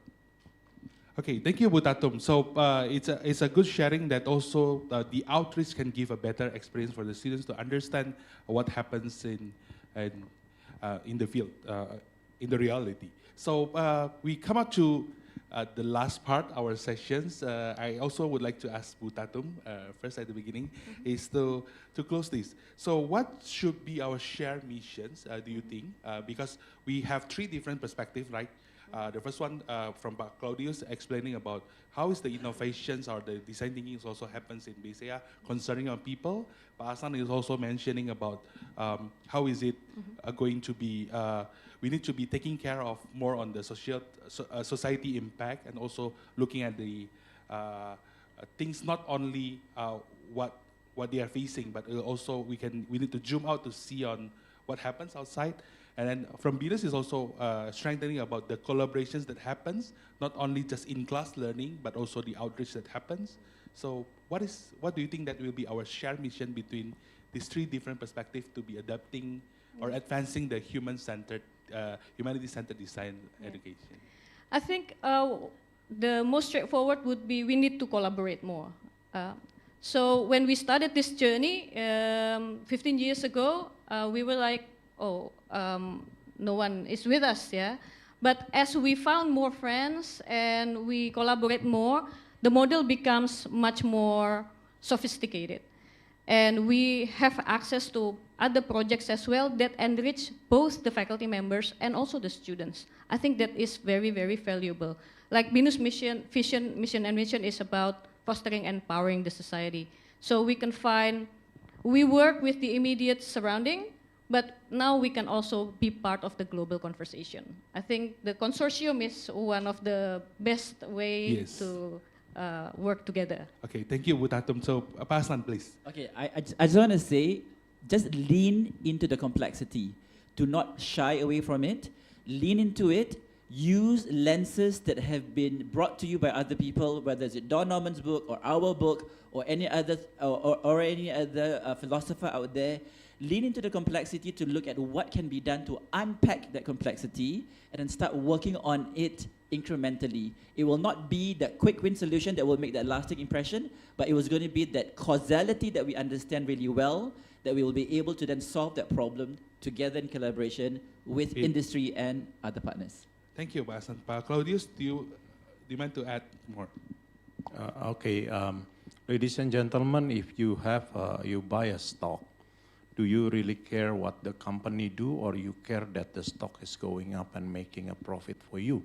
So you just care that you're making a profit. You just don't care what the company did. So ladies and gentlemen, as a company, you have the power to run the company in a good direction or in a bad direction. So BCA decided to direct our company in good direction. Yes, we do want to make a profit, but we also want to make it a good direction. How do we make it a good direction? We set aside some of our profit for the beneficial of our corporate social responsibility. We help the environment, we do some free health maintenance, we gave some funds to help the conservation of orangutan and a lot of things. We also buy a carbon to help more on the weather and our world to get better. And the other things, ladies and gentlemen, we also giving a lot of cares of our employees. Yeah, we give them a lot of well-being. 26,000 is not much. We also have the other 25,000 that are working as an outsourced people for us. But if you times them, let's say they have family, 25,000, 50,000 times 4 is 200,000. Not to mention the surrounding, they use Gojek, they eat bubur at the pinggir jalan, they use taxi and everything. It will help the economy. So do and make your organization, your institution to work well, along with the other institution here in BINUS and HGD and everything, then you just do good in your institution and give profit to the shareholders, everything will run well. So do good, everybody. Thank you so much. Yeah, thank you, Pak Claudius. Thank you, everyone. So just to closing, we would like to invite, give a round of applause for all the speakers. So like what we need to conclude is, we need to collaborate more to how to advancing these humanity-centered design plus education. Thank you, Pak Claudius. Thank you, Pak Asnan. Thank you, Bu Tatum. Yeah, thank you very much, Dr. Freddy Jingga, for leading this discussion. Ladies and gentlemen, please remain on stage for a moment for a photo opportunity. Kami persilakan kepada tim fotografer untuk mengabadikan momen ini. Yeah, please get closer. Yes. All right, so all eyes on the camera, ladies and gentlemen. Smile big, 1, 2, 3. Okay. Thank you very much. Terima kasih Pak Jingga, Pak Claudius. Thank you Pak Asnan and Dr. Tatum for the insightful and grounded discussions. Well, ladies and gentlemen, we have come to the networking and also refreshment time. But I believe this time we need to make it a quicker lunch break, as we will be welcoming the Vice Minister of Home Affairs, Dr. Bima Arya, who will be joining us at 1. So you have time around 30 minutes to enjoy your lunch break, and we will convene back on this room at 12:50. And as for our invited guests and also registered participants, we have prepared a lunch for you on the second floor. The committee will direct you there. So thank you again, and we'll see you in 30 minutes. Enjoy your lunch. Thank you.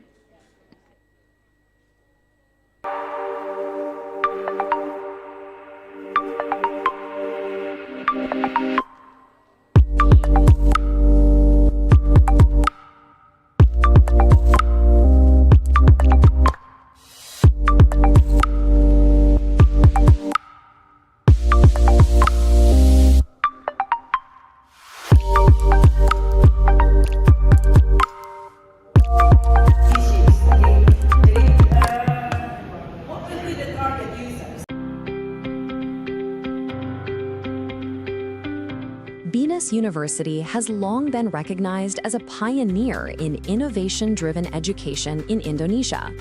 Since 2011, BINUS has embraced design thinking, not just as a tool, but as a mindset to shape future-ready leaders. The journey began in 2011, when BINUS introduced the Design Thinking and Business Innovation course in its MBA executive program. At the time, design thinking was still emerging in Southeast Asia.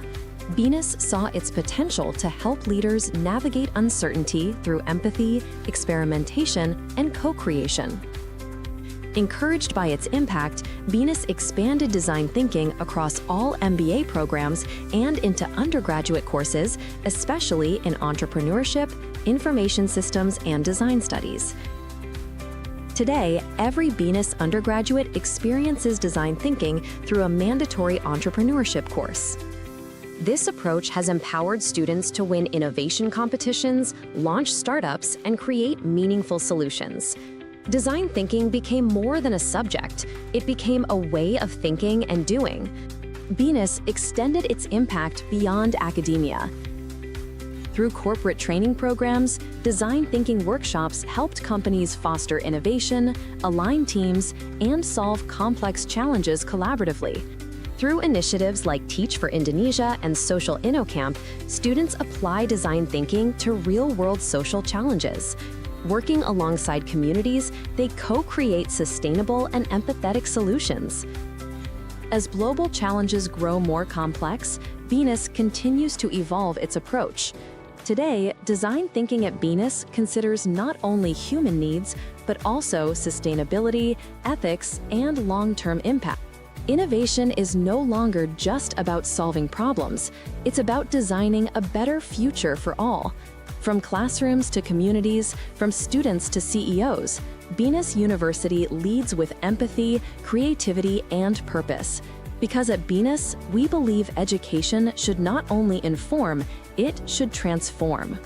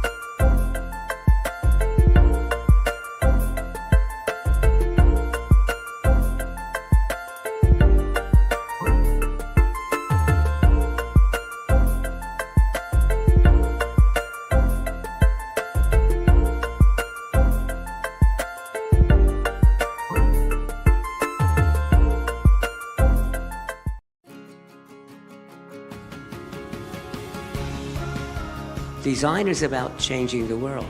We are in the midst of a number of different technological revolutions.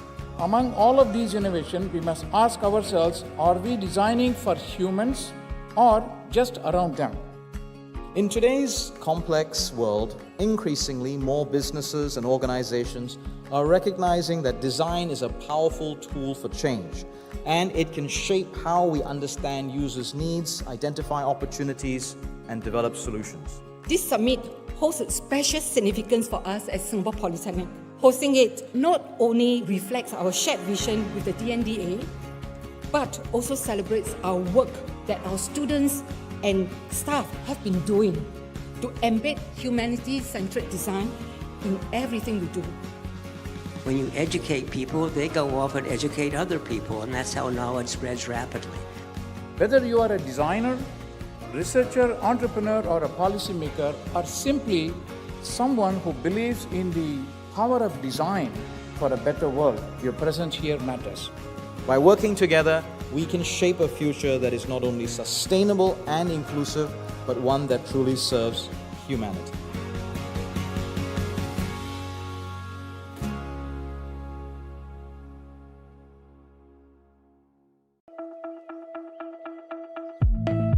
In the post-COVID world, things have changed. We can have that paradigm shift to think about how we plan our spaces, and that the power of listening and thoughtful design can create dignity, comfort, and belonging in everyday life. We need to rethink and redesign responsibility.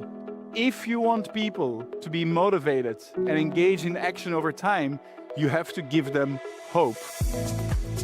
As designers, we are able to create things that serve purposes, and so we should care most about what people feel and how they think.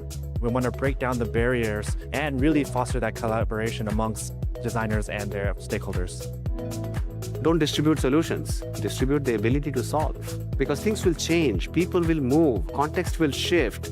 Right now in Singapore, I'm only limited, to what I know about the Singapore climate, the Singapore context, but I'm also excited to hear, ideas from people from other countries. Here at the Learning Journey, it was really interesting to see the culture issues. What can you learn from the cultural backgrounds of the patients? If I can relate back to my project, the aim is to really empower them to give a service to their communities. It was so nice to see that with a little attention, you can make such a huge change in people's life. We have our metrics, we have our models, but then we need to be willing to unlearn all that and move to understanding that you have to design with them and not for them.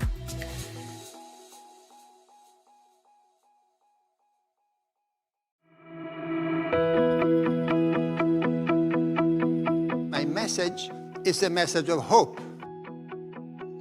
But we have to really understand how what we do can contribute to a community of peace.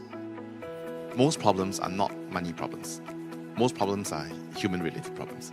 If we don't look at the psychological architecture of how the system is being built and how people are perceiving each other, you can overlay whatever strategies you want, they get destroyed by the psychology of it. We had a fundamental rethink whether the approach of growing services individually is the right approach. We wanted providers to come together so that there is an ability to help the senior longitudinally. Too often, we sit in our bubble pursuing perfection of design. But we cannot change the world if we only talk to each other. The point is to shift from gridlock to dialogue, to create shared meaning through understanding.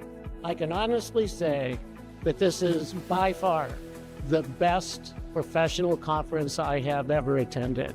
And that's because the storytelling, the actual projects that have been presented and discussed here, it is game-changing. It's also international in scope. There's a lot of lessons that can be applied to solving some of our most basic, most difficult, and challenging problems. When I think about scale, I'm thinking about proliferation. Not duplication, replication, not size up, but multiple, diverse, different coexistence. It's not just, copying your pilot. Working with communities, working with government, working with the private sectors to scale the solution is going to be very, very important. I want you to be part of a system that is robust, reliable, creative, adaptable. So, go forth, have courage, make the world a better place.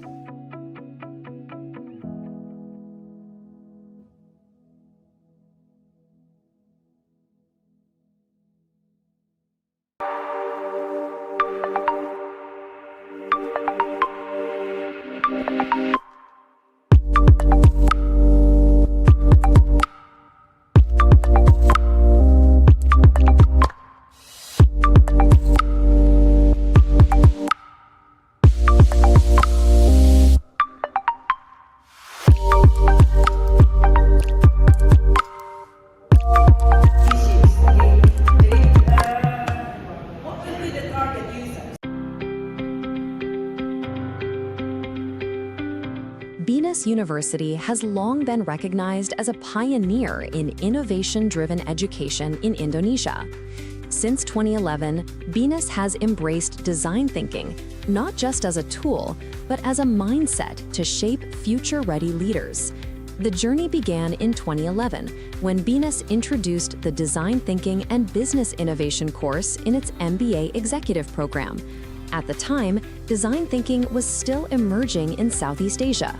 BINUS saw its potential to help leaders navigate uncertainty through empathy, experimentation, and co-creation. Encouraged by its impact, BINUS expanded design thinking across all MBA programs and into undergraduate courses, especially in entrepreneurship, information systems, and design studies. Today, every BINUS undergraduate experiences design thinking through a mandatory entrepreneurship course.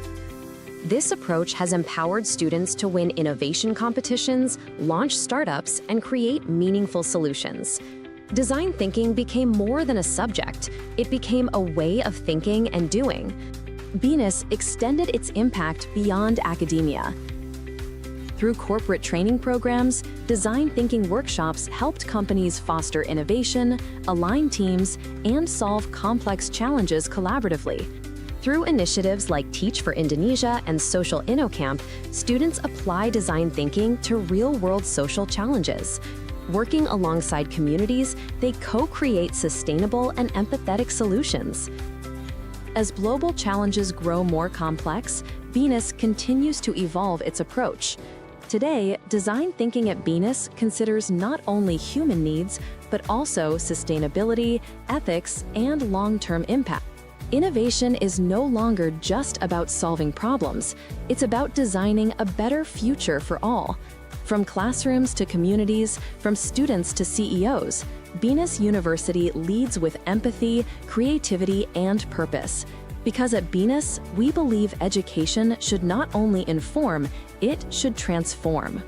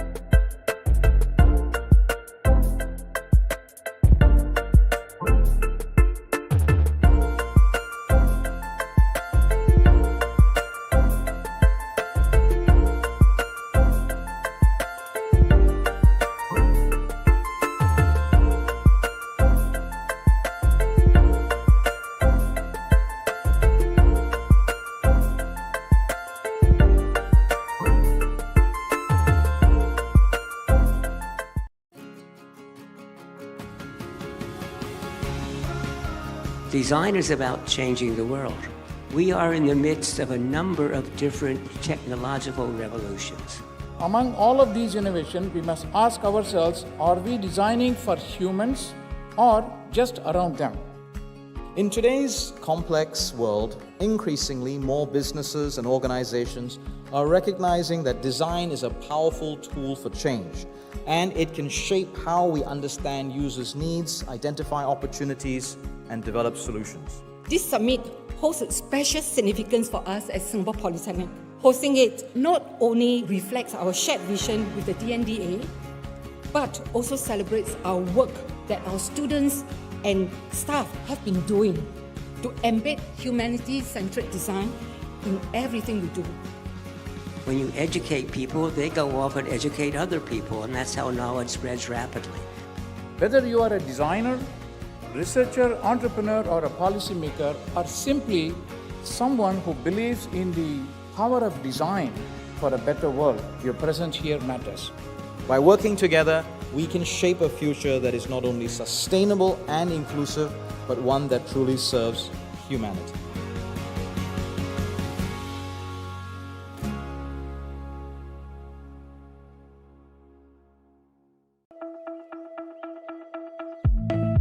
In the post-COVID world, things have changed. We can have that paradigm shift to think about how we plan our spaces, and that the power of listening and thoughtful design can create dignity, comfort, and belonging in everyday life. We need to rethink and redesign responsibility. If you want people to be motivated and engage in action over time, you have to give them hope. As designers, we are able to create things that serve purposes, and so we should care most about what people feel and how they think. We want to break down the barriers and really foster that collaboration amongst designers and their stakeholders. Don't distribute solutions, distribute the ability to solve. Because things will change, people will move, context will shift. Right now in Singapore, I'm only limited, to what I know about the Singapore climate, the Singapore context, but I'm also excited to hear, ideas from people from other countries. Here at the Learning Journey, it was really interesting to see the culture issues. What can you learn from the cultural backgrounds of the patients? If I can relate back to my project, the aim is to really empower them to give a service to their communities. It was so nice to see that with a little attention, you can make such a huge change in people's life. We have our metrics, we have our models, but then we need to be willing to unlearn all that and move to understanding that you have to design with them and not for them.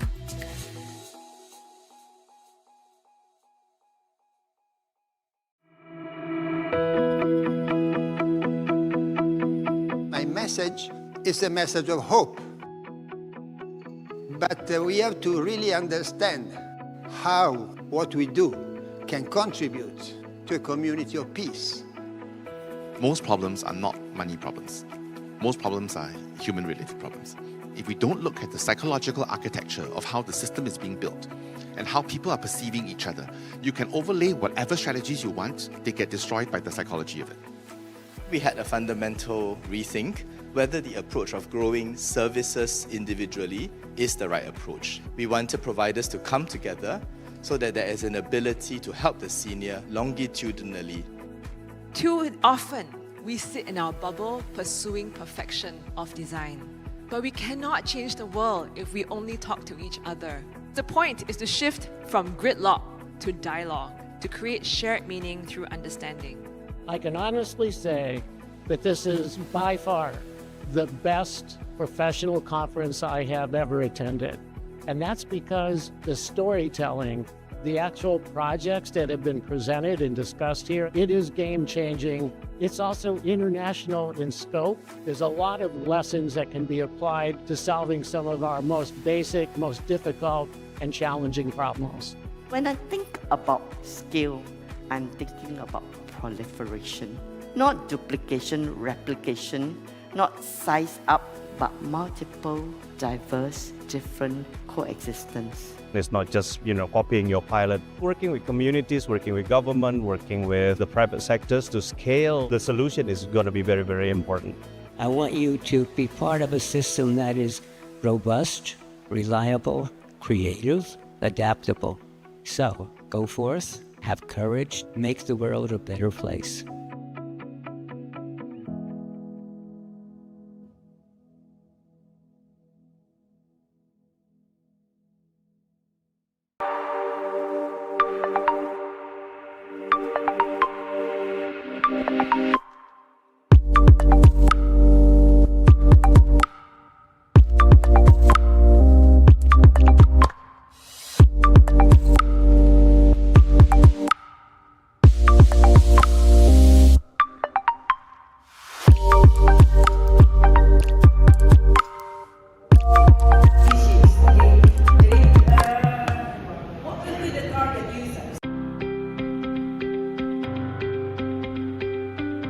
BINUS University has long been recognized as a pioneer in innovation-driven education in Indonesia.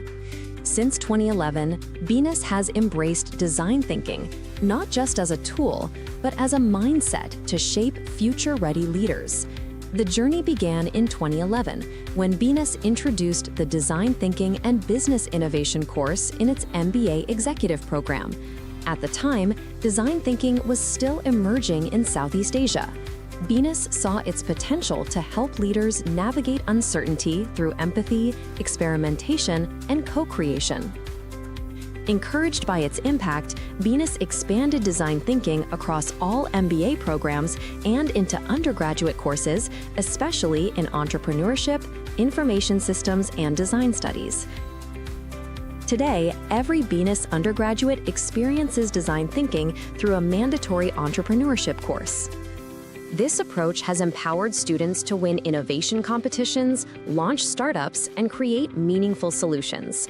Design thinking became more than a subject. It became a way of thinking and doing. BINUS extended its impact beyond academia. Through corporate training programs, design thinking workshops helped companies foster innovation, align teams, and solve complex challenges collaboratively. Through initiatives like Teach for Indonesia and Social InnoCamp, students apply design thinking to real-world social challenges. Working alongside communities, they co-create sustainable and empathetic solutions. As global challenges grow more complex, BINUS continues to evolve its approach. Today, design thinking at BINUS considers not only human needs, but also sustainability, ethics, and long-term impact. Innovation is no longer just about solving problems. It's about designing a better future for all. From classrooms to communities, from students to CEOs, BINUS University leads with empathy, creativity, and purpose. Because at BINUS, we believe education should not only inform, it should transform.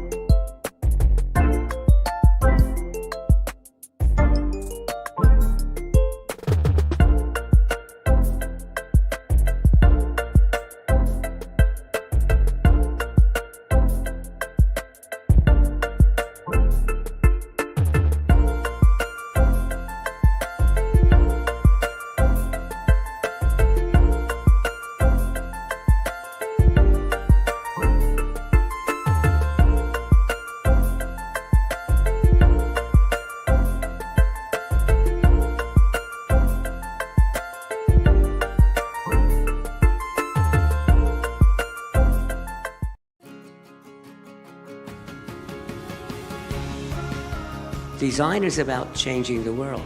We are in the midst of a number of different technological revolutions. Among all of these innovations, we must ask ourselves, are we designing for humans or just around them.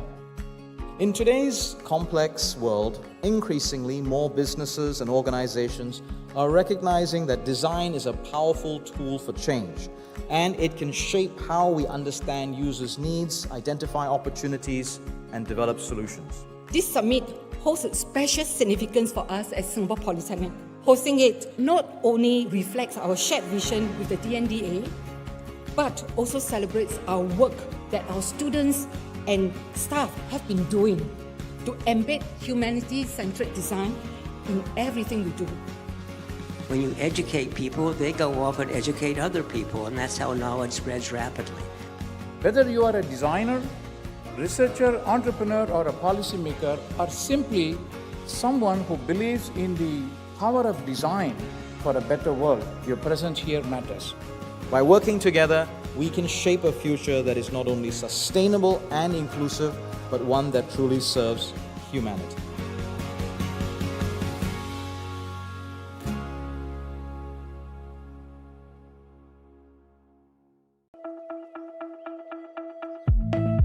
In the post-COVID world, things have changed. We can have that paradigm shift to think about how we plan our spaces, and that the power of listening and thoughtful design can create dignity, comfort, and belonging in everyday life. We need to rethink and redesign responsibility. If you want people to be motivated and engage in action over time, you have to give them hope. As designers, we are able to create things that serve purposes, and so we should care most about what people feel and how they think. We want to break down the barriers and really foster that collaboration amongst designers and their stakeholders. Don't distribute solutions, distribute the ability to solve. Because things will change, people will move, context will shift. Right now in Singapore, I'm only limited, to what I know about the Singapore climate, the Singapore context, but I'm also excited to hear, ideas from people from other countries. Here at the Learning Journey, it was really interesting to see the culture issues. What can you learn from the cultural backgrounds of the patients? If I can relate back to my project, the aim is to really empower them to give a service to their communities. It was so nice to see that with a little attention, you can make such a huge change in people's life. We have our metrics, we have our models, but then we need to be willing to unlearn all that and move to understanding that you have to design with them and not for them.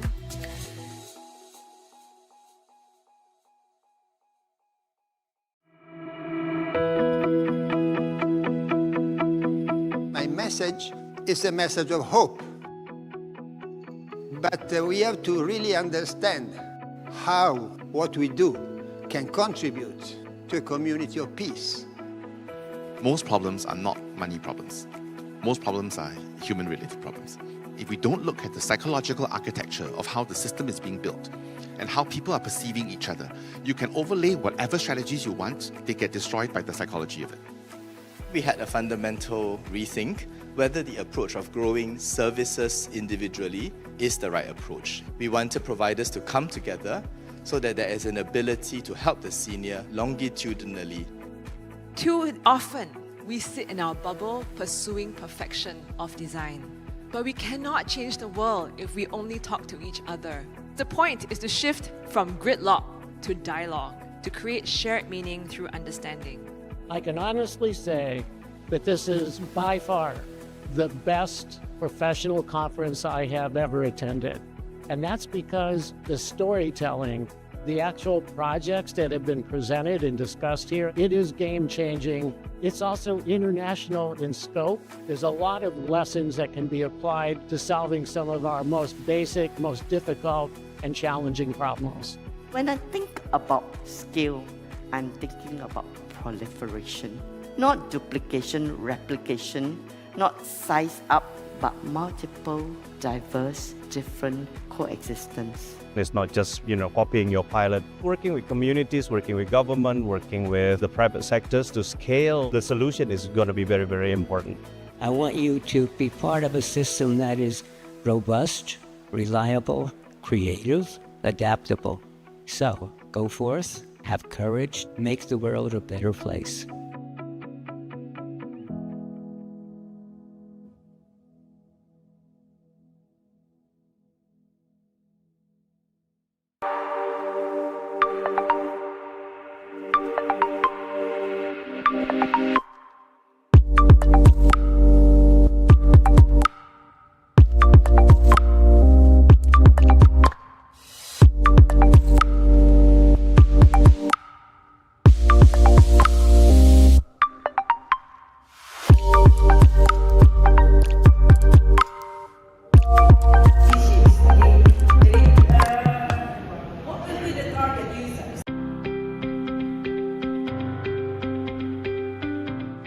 BINUS University has long been recognized as a pioneer in innovation-driven education in Indonesia.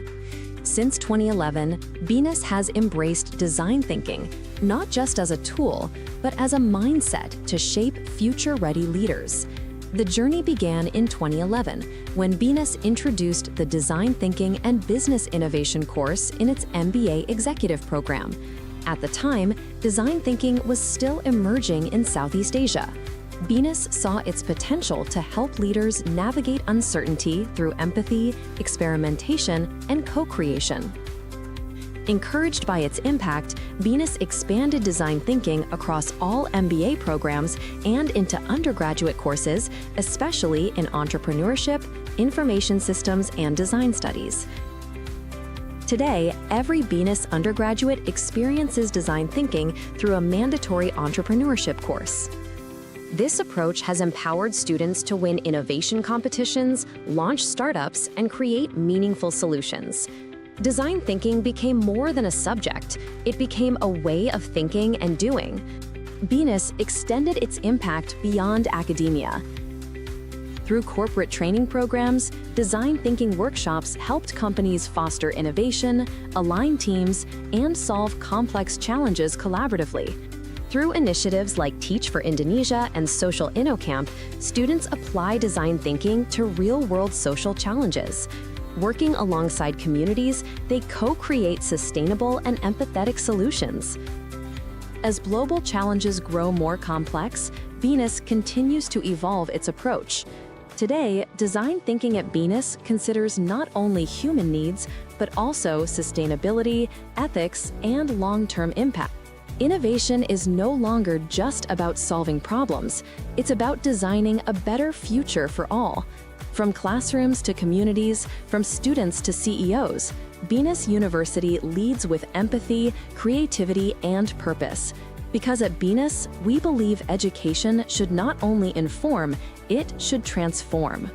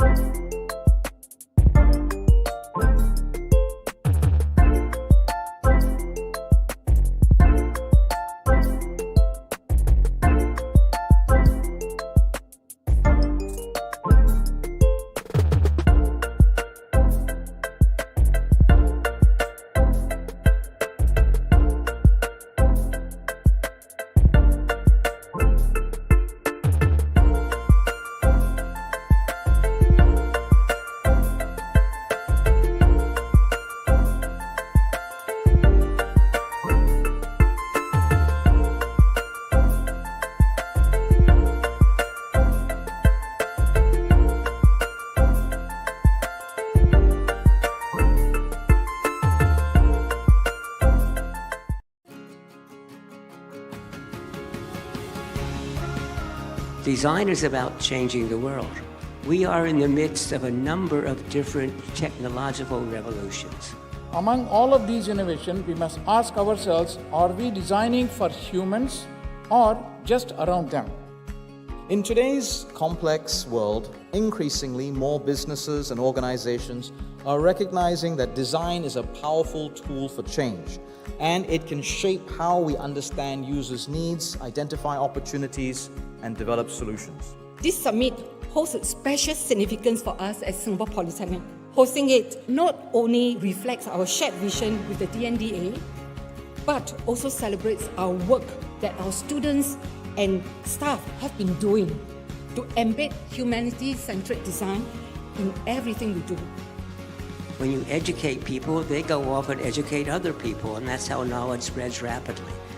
Whether you are a designer, researcher, entrepreneur, or a policymaker, or simply someone who believes in the power of design for a better world, your presence here matters. By working together, we can shape a future that is not only sustainable and inclusive, but one that truly serves humanity.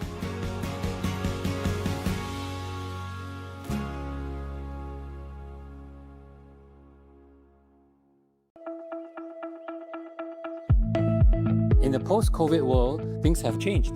We can have that paradigm shift to think about how we plan our spaces, and that the power of listening and thoughtful design can create dignity, comfort, and belonging in everyday life. We need to rethink and redesign responsibility. If you want people to be motivated and engage in action over time, you have to give them hope. As designers, we are able to create things that serve purposes, and so we should care most about what people feel and how they think. We want to break down the barriers and really foster that collaboration amongst designers and their stakeholders. Don't distribute solutions, distribute the ability to solve. Because things will change, people will move, context will shift. Right now in Singapore, I'm only limited, to what I know about the Singapore climate, the Singapore context, but I'm also excited to hear, ideas from people from other countries. Here at the Learning Journey, it was really interesting to see the culture issues. What can you learn from the cultural backgrounds of the patients? If I can relate back to my project, the aim is to really empower them to give a service to their communities. It was so nice to see that with a little attention, you can make such a huge change in people's life. We have our metrics, we have our models, but then we need to be willing to unlearn all that and move to understanding that you have to design with them and not for them.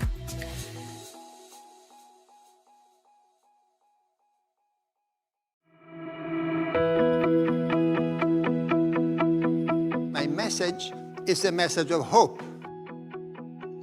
But we have to really understand how what we do can contribute to a community of peace. Most problems are not money problems. Most problems are human-related problems.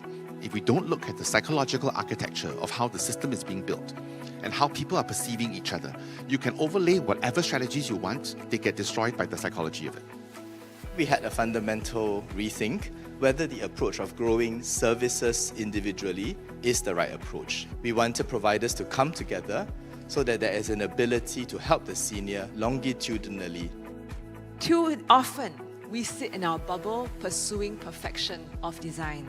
But we cannot change the world if we only talk to each other. The point is to shift from gridlock to dialogue, to create shared meaning through understanding. I can honestly say that this is by far the best professional conference I have ever attended. And that's because the storytelling, the actual projects that have been presented and discussed here, it is game-changing. It's also international in scope. There's a lot of lessons that can be applied to solving some of our most basic, most difficult, and challenging problems. When I think about scale, I'm thinking about proliferation, not duplication, replication, not size up, but multiple, diverse, different coexistence. It's not just, copying your pilot. Working with communities, working with government, working with the private sectors to scale the solution is going to be very, very important. I want you to be part of a system that is robust, reliable, creative, adaptable. So, go forth, have courage, make the world a better place.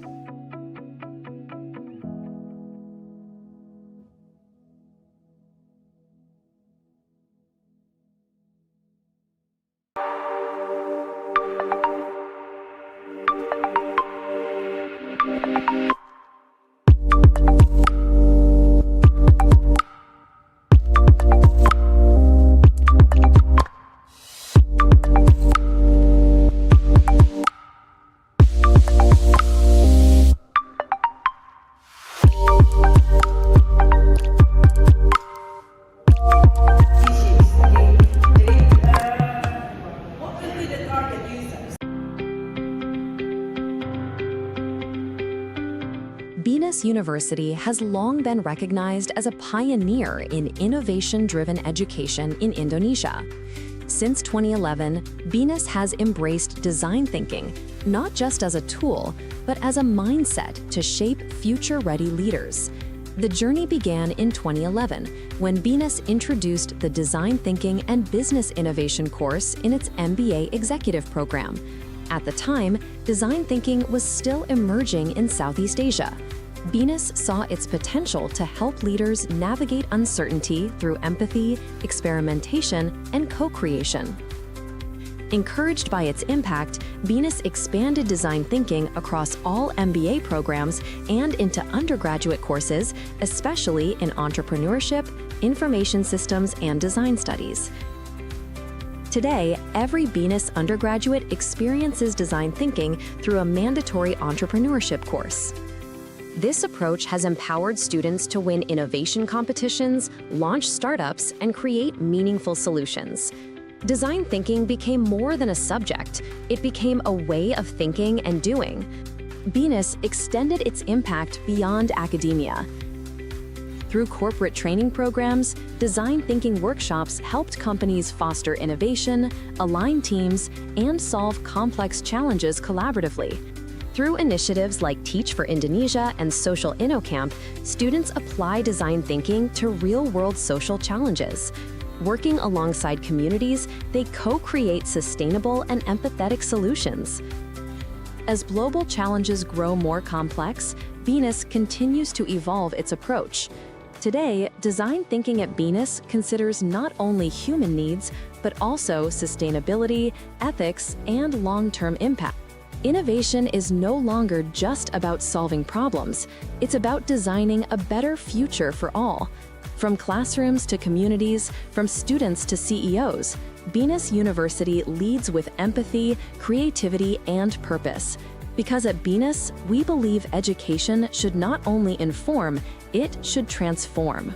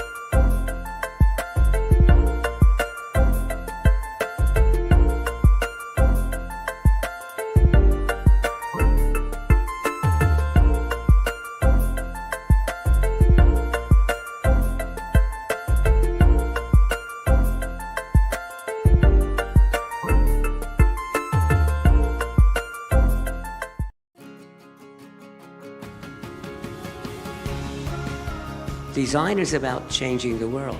We are in the midst of a number of different technological revolutions. Among all of these innovations, we must ask ourselves, are we designing for humans or just around them? In today's complex world, increasingly more businesses and organizations are recognizing that design is a powerful tool for change, and it can shape how we understand users' needs, identify opportunities, and develop solutions. This summit holds a special significance for us at Singapore Polytechnic. Hosting it not only reflects our shared vision with the DNDA, but also celebrates our work that our students and staff have been doing to embed humanity-centric design in everything we do. When you educate people, they go off and educate other people, and that's how knowledge spreads rapidly. Whether you are a designer, researcher, entrepreneur, or a policymaker, or simply someone who believes in the power of design for a better world, your presence here matters. By working together, we can shape a future that is not only sustainable and inclusive, but one that truly serves humanity.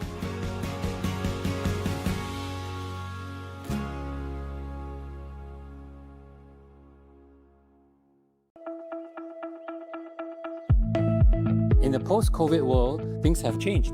We can have that paradigm shift to think about how we plan our spaces, and that the power of listening and thoughtful design can create dignity, comfort, and belonging in everyday life.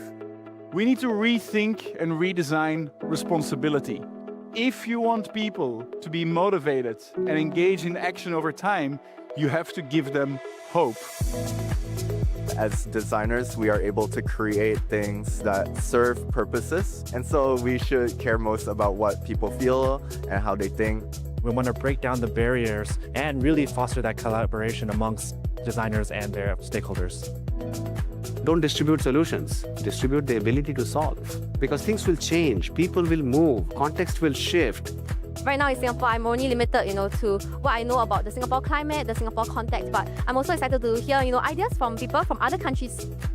Here at the Learning Journey, it was really interesting to see the culture issues. What can you learn from the cultural backgrounds of the patients?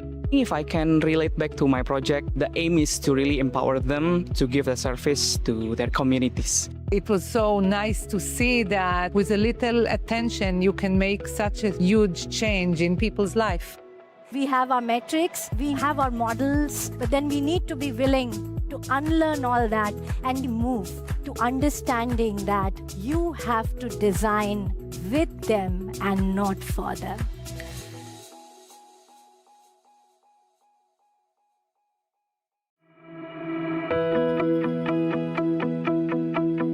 My message is a message of hope. But we have to really understand how what we do can contribute to a community of peace. Most problems are not money problems. Most problems are human-related problems. If we don't look at the psychological architecture of how the system is being built and how people are perceiving each other, you can overlay whatever strategies you want, they get destroyed by the psychology of it. We had a fundamental rethink whether the approach of growing services individually is the right approach. We wanted providers to come together so that there is an ability to help the senior longitudinally. Too often, we sit in our bubble pursuing perfection of design. But we cannot change the world if we only talk to each other. The point is to shift from gridlock to dialogue, to create shared meaning through understanding. I can honestly say that this is by far the best professional conference I have ever attended. And that's because the storytelling, the actual projects that have been presented and discussed here, it is game-changing. It's also international in scope. There's a lot of lessons that can be applied to solving some of our most basic, most difficult, and challenging problems. When I think about scale, I'm thinking about proliferation. Not duplication, replication, not size up, but multiple, diverse, different coexistence. It's not just, copying your pilot. Working with communities, working with government, working with the private sectors to scale the solution is going to be very, very important. I want you to be part of a system that is robust, reliable, creative, adaptable. So, go forth, have courage, make the world a better place.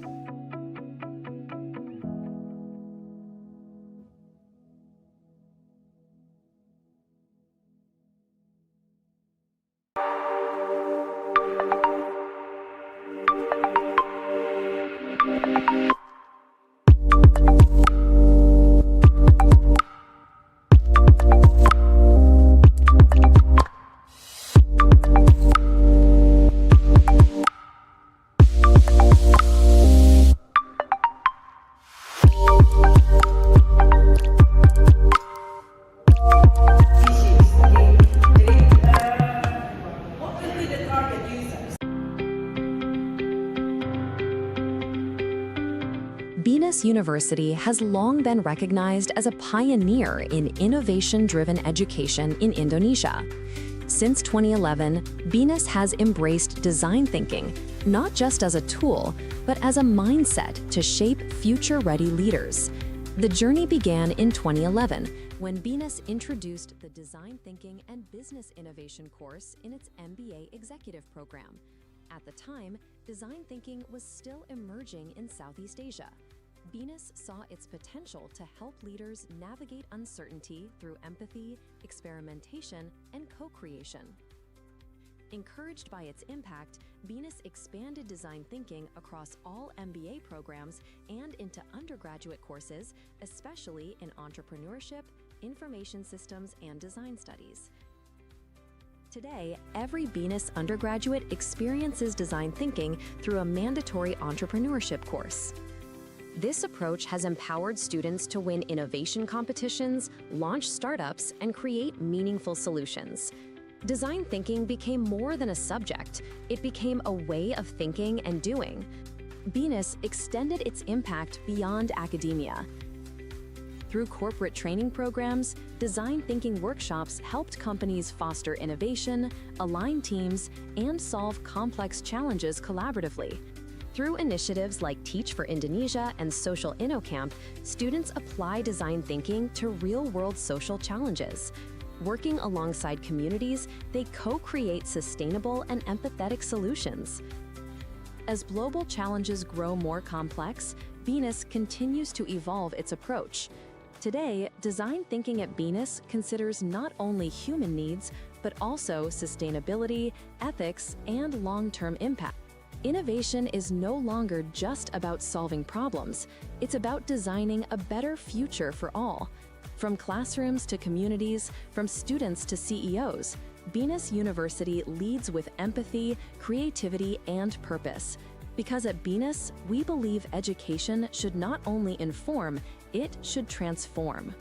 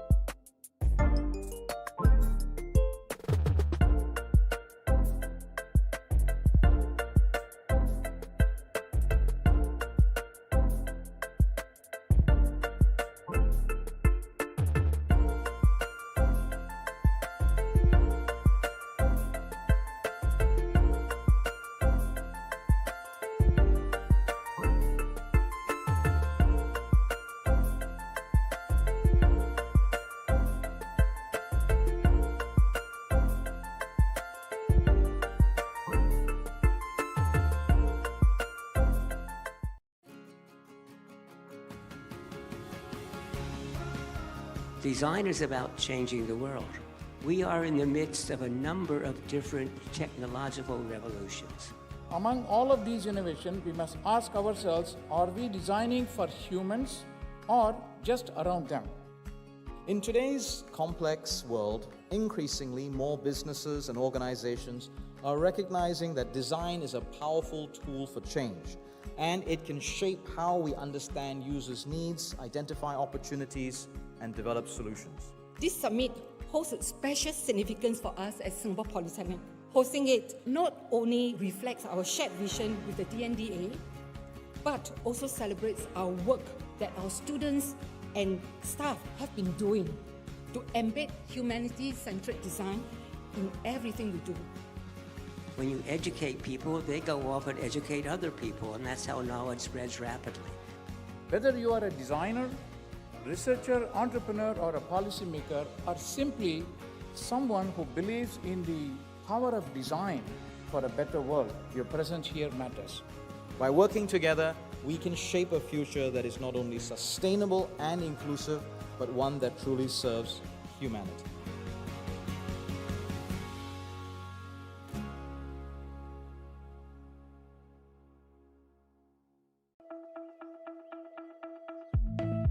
In the post-COVID world, things have changed. We can have that paradigm shift to think about how we plan our spaces, and that the power of listening and thoughtful design can create dignity, comfort, and belonging in everyday life.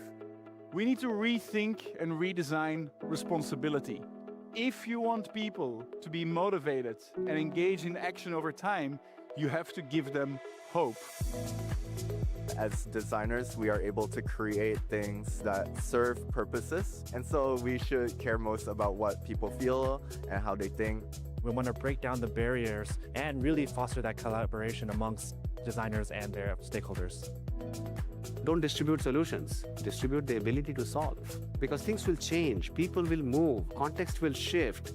Right now in Singapore, I'm only limited, to what I know about the Singapore climate, the Singapore context, but I'm also excited to hear, ideas from people from other countries. Here at the Learning Journey, it was really interesting to see the culture issues. What can you learn from the cultural backgrounds of the patients? If I can relate back to my project, the aim is to really empower them to give a service to their communities. It was so nice to see that with a little attention, you can make such a huge change in people's life. We have our metrics, we have our models, but then we need to be willing to unlearn all that and move to understanding that you have to design with them and not for them.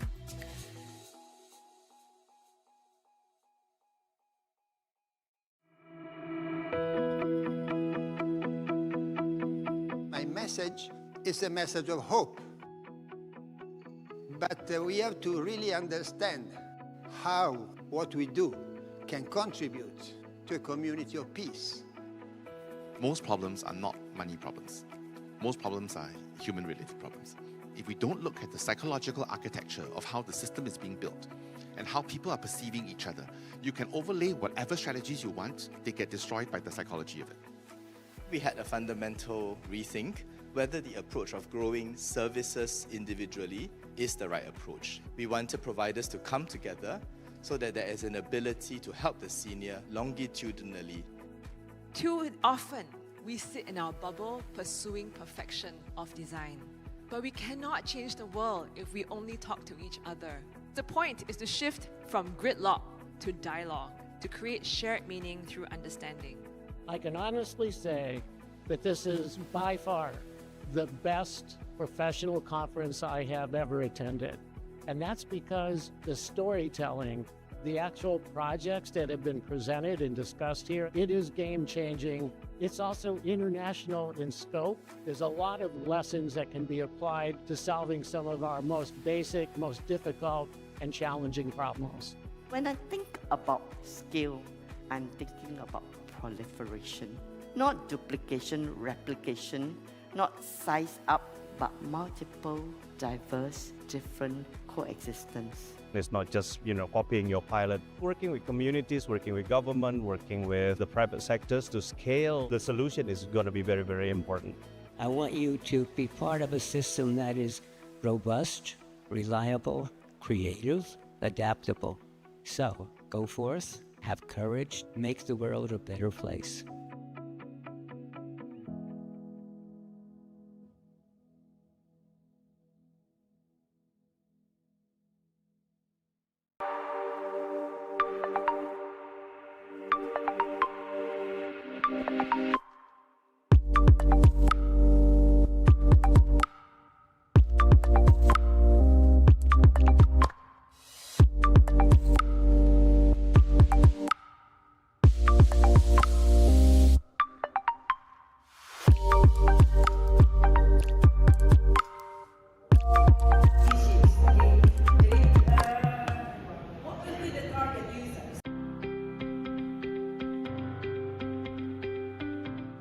BINUS University has long been recognized as a pioneer in innovation-driven education in Indonesia.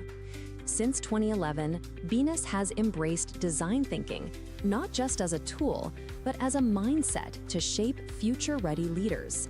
The journey began in 2011, when BINUS introduced the Design Thinking and Business Innovation course in its MBA executive program. At the time, design thinking was still emerging in Southeast Asia.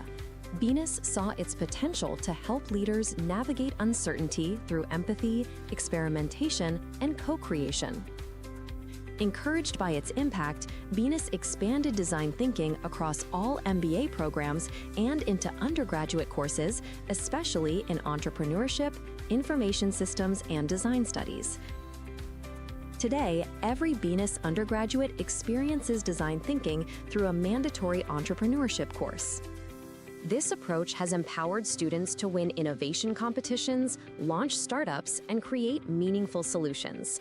Design thinking became more than a subject. It became a way of thinking and doing. BINUS extended its impact beyond academia. Through corporate training programs, design thinking workshops helped companies foster innovation, align teams, and solve complex challenges collaboratively. Through initiatives like Teach for Indonesia and Social InnoCamp, students apply design thinking to real-world social challenges. Working alongside communities, they co-create sustainable and empathetic solutions. As global challenges grow more complex, BINUS continues to evolve its approach. Today, design thinking at BINUS considers not only human needs, but also sustainability, ethics, and long-term impact. Innovation is no longer just about solving problems. It's about designing a better future for all.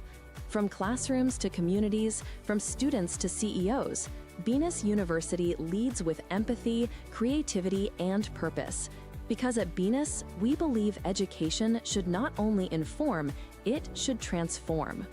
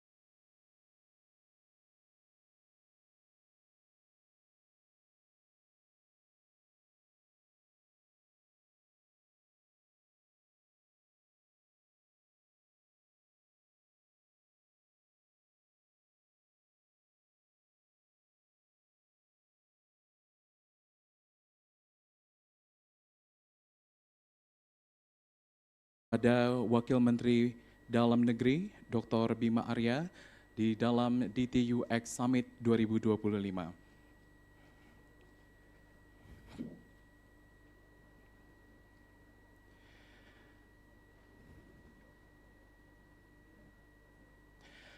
All right, ladies and gentlemen, welcome back to DTUX Summit 2025. I hope you had a refreshing lunch, and we are now ready to continue the afternoon with another exceptional lineup. But before that, allow me to once again welcome the Vice Minister of Home Affairs, Dr. Bima Arya, to DTUX Summit 2025. Terima kasih, Pak Bima, atas waktunya. Thank you for fitting this event into your busy schedule. And now, without further ado, we begin the segment with a keynote from a distinguished leader who is shaping policy and governance in Indonesia. Please help me welcome to the stage the Vice Minister of Home Affairs, Dr. Bima Arya.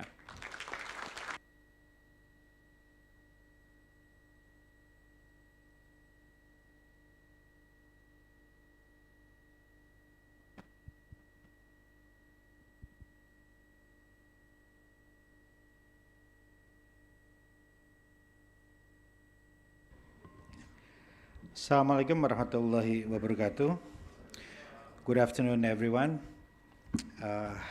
Ibu Vice Rector BINUS, Ibu Dr. Ini Setowati, Vice Rector BINUS, Pak Profesor Yohanes Kurniawan, Great Directors, Pak Firdaus Alamsyah, and the father of UX, Professor Don Norman, Pak Ari Margiono, Bapak Ibu, ladies and gentlemen, and the students. First of all, thanks for the invitation.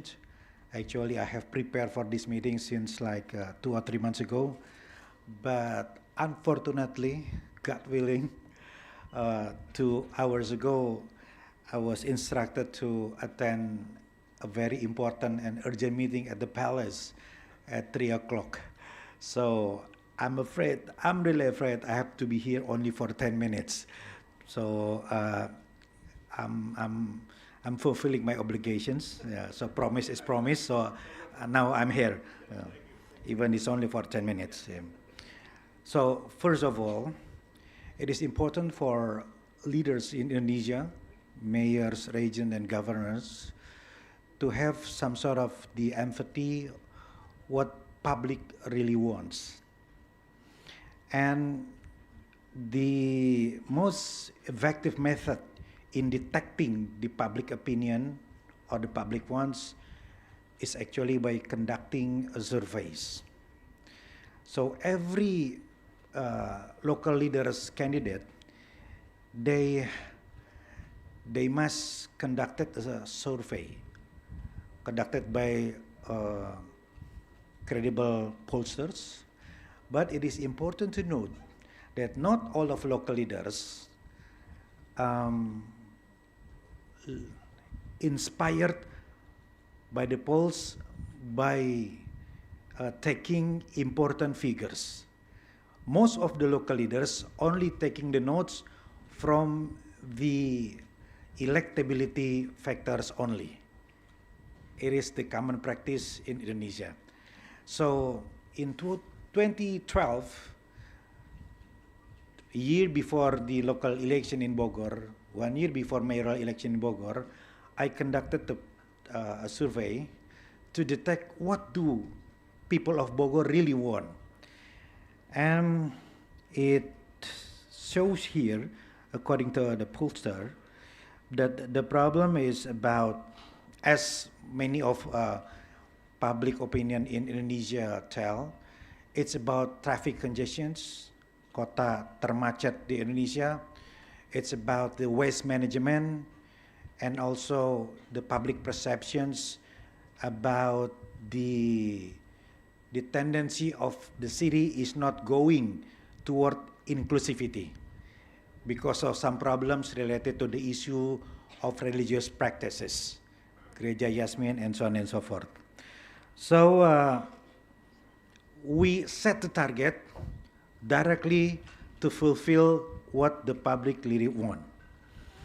And I'm very proud to say that at the final survey conducted at the last days of my period in Bogor, the approval rating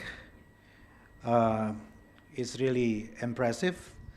And the polls also tell that there was a really the high rating of public approval in those issues that we detected 10 years ago. Infrastructures, health facilities and services, educations, and also about the religious tolerance. And the majority of the citizens in Bogor, they wanted my successor continue the program. So that's the first point. So what I really did in Kota Bogor is actually not only giving people-to-people, personal satisfactions, like giving bansos, social assistance, delivering, a very short-term assistance, but it was actually about building ecosystem and infrastructures. For example, if you are dealing with waste management, you are talking from the hulu to hilir. You are talking from the household level until the final stage of waste processing. So we focus on educating people at the household level through Ketua RT, Ketua RW, how to make a waste shortage, memilah dan memilih. And we focus also on educating the Dinas Kebersihan to also focus on compiling waste, so organic, non-organic, putting on the different places, then bringing to the final stage of processing.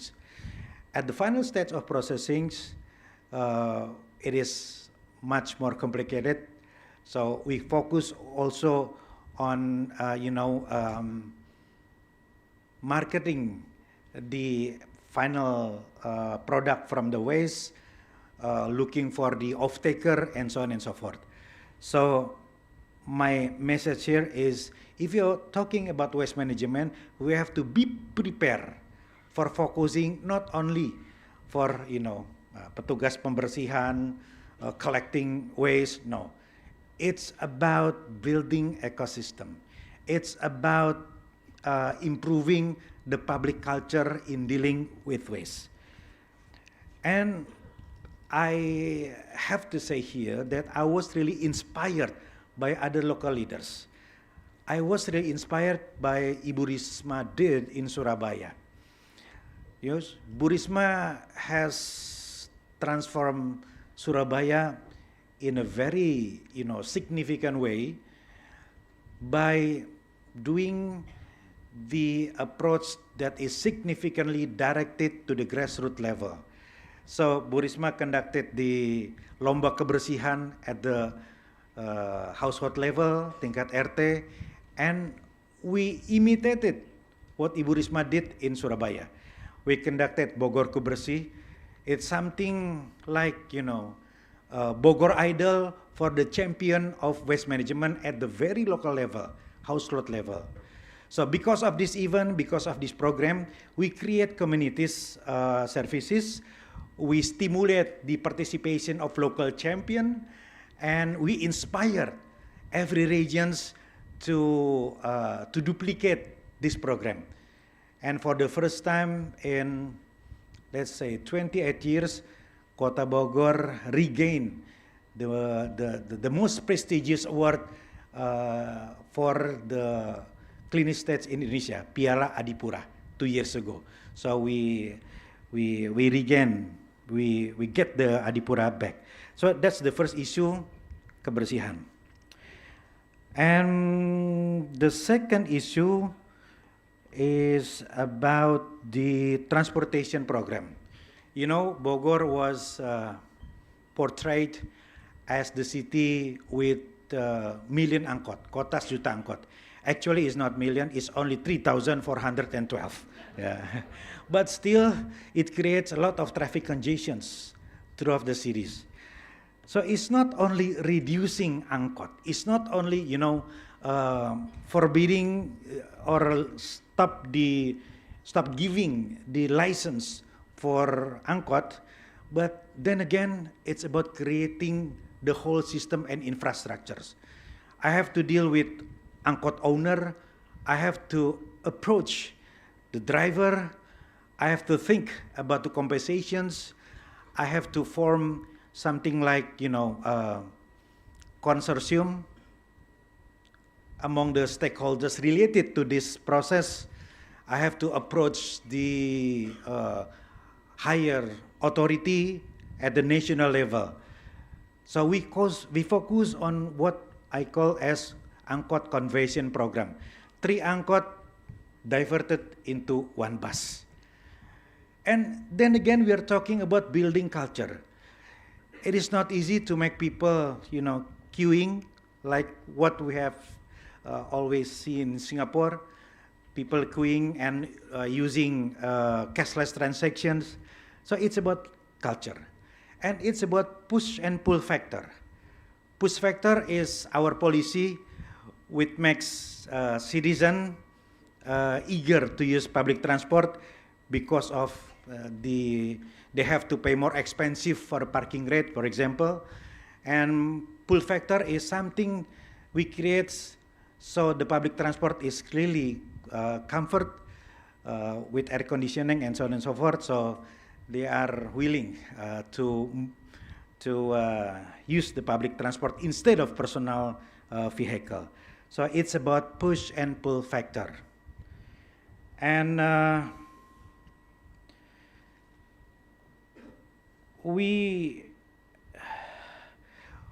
the third issue is about the UMKM. A lot of villages or places in Bogor are identified as the poorest region in Bogor. Desa Mulia Harja, Desa Bojongkerta, the poorest region with the lowest income of the people there. It is very tragic because they used to, the region which consists of landlords, but because of, the land was acquisition by people from Jakarta, so the region become gradually known as the poorest part of the city. So what we did there is making the program of Kampung Tematik. Kampung Tematik. You see, is there any Bogorians here? Ada orang Bogor? Okay. It is the southern part of Bogor, Bogor Selatan. Some of the poorest village in Bogor. We created a program called Kampung Tematik. Kampung Tematik. We educate young generations. We improve the capacity of mak-mak to make the business, catering business, and we open the path for trekking, trail running, camping sites, glamping, and so on and so forth. So we initiated this place to be one of the most favorite tourist destination here in Bogor since the era of COVID-19 in 2020. Then again, it's not giving 1 people, 2 people, a group jobs. It's about creating community. It's about empowering local people. And we are doing it by collaborating with many parties, with the associations of hotel managers, with the tourism ministry, and so on and so forth. So that is the example of, I think, the approach which is inspired by humanity-centered development. So it's about creating communities, empowering people, and making collaborations with as many as possible the stakeholders related to the issue that we are dealing with. I'm afraid my time is completed now. I'm afraid that I have to go now, but I'm willing to return to this place sometimes in the futures.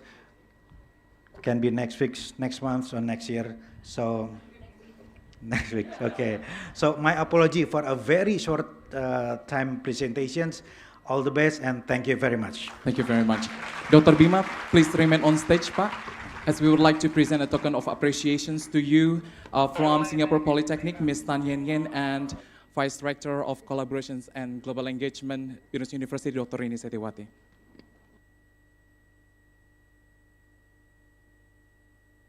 The first token from BINUS University.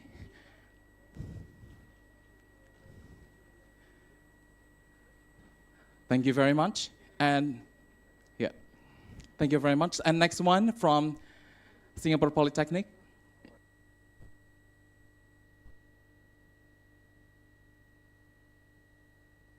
Ya, terima kasih banyak untuk Dr. Rini and also Ms. Tan Yen Yen. You may return to your seat. And again to Dr. Bima Arya, thank you very much for sharing the governmental perspective on innovation and human-centered development. Silakan untuk melanjutkan aktivitasnya kembali, Pak. Baiklah hadirin, I understand that this was quite rushed. And so before we move on to our most anticipated sessions, which is the fireside chat with Professor Don Normand, let's take another break. And on this time, we'll also be inviting you to join us for an exhibitions, visitations, where we'll be showcasing some projects using design thinking on the first floor. And we'll be coming back again in this room in 30 minutes. Thank you.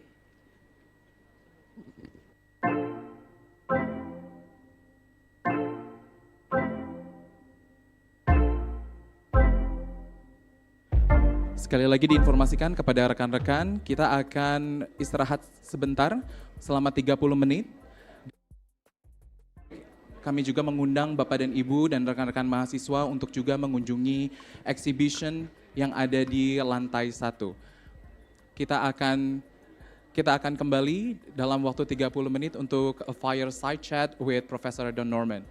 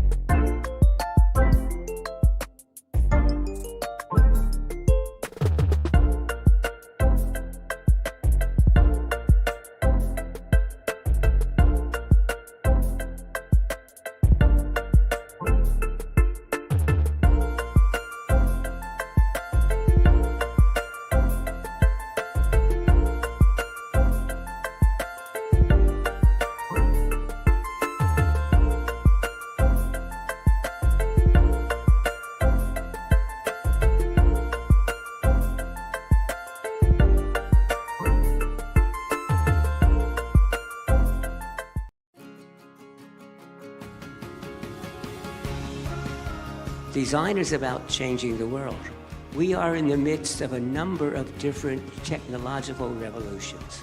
Among all of these innovations, we must ask ourselves, are we designing for humans or just around them?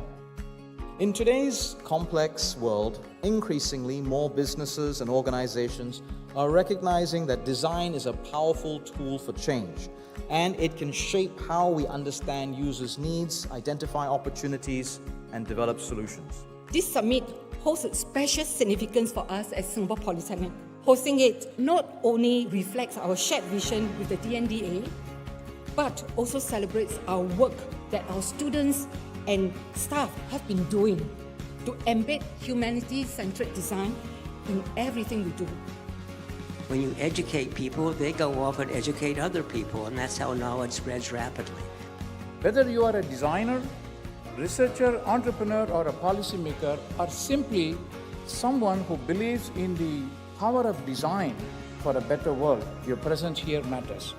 By working together, we can shape a future that is not only sustainable and inclusive, but one that truly serves humanity.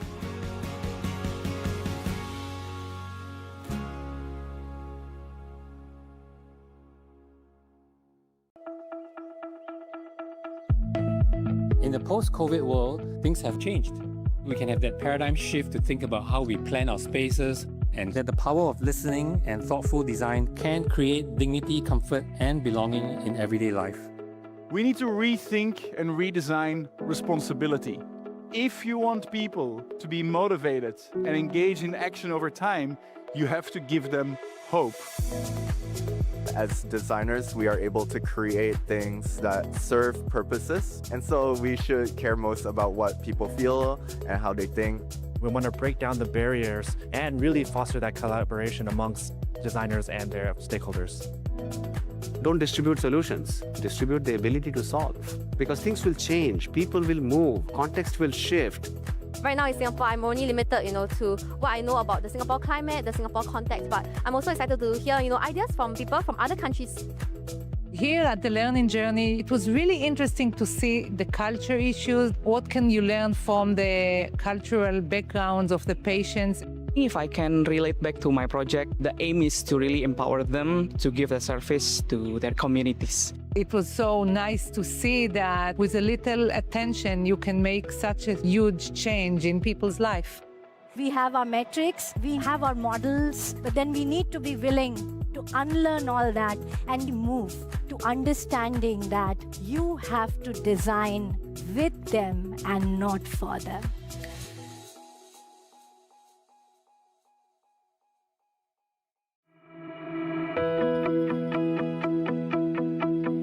My message is a message of hope.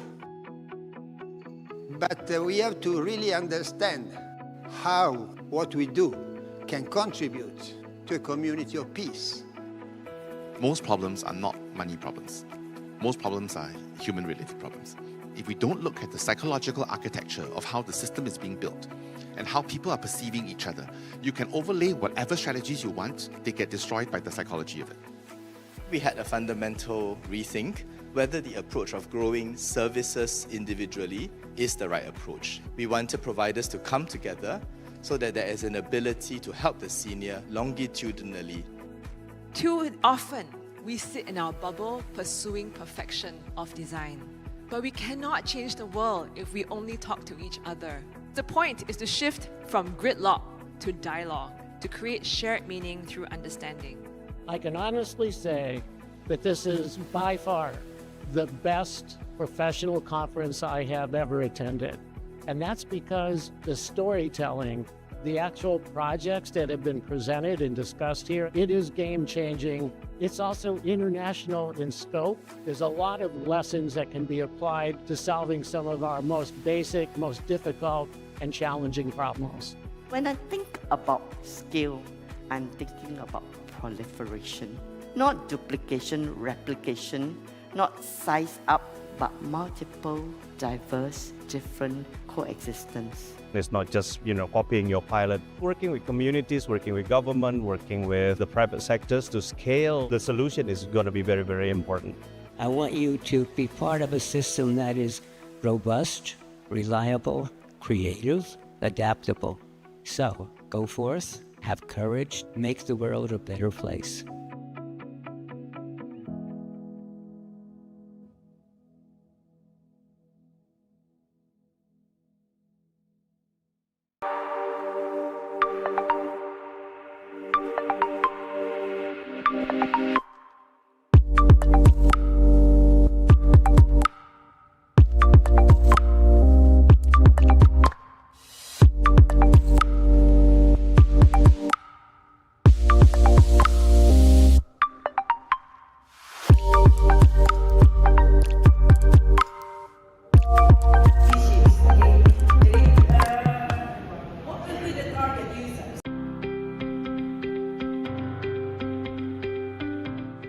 BINUS University has long been recognized as a pioneer in innovation-driven education in Indonesia.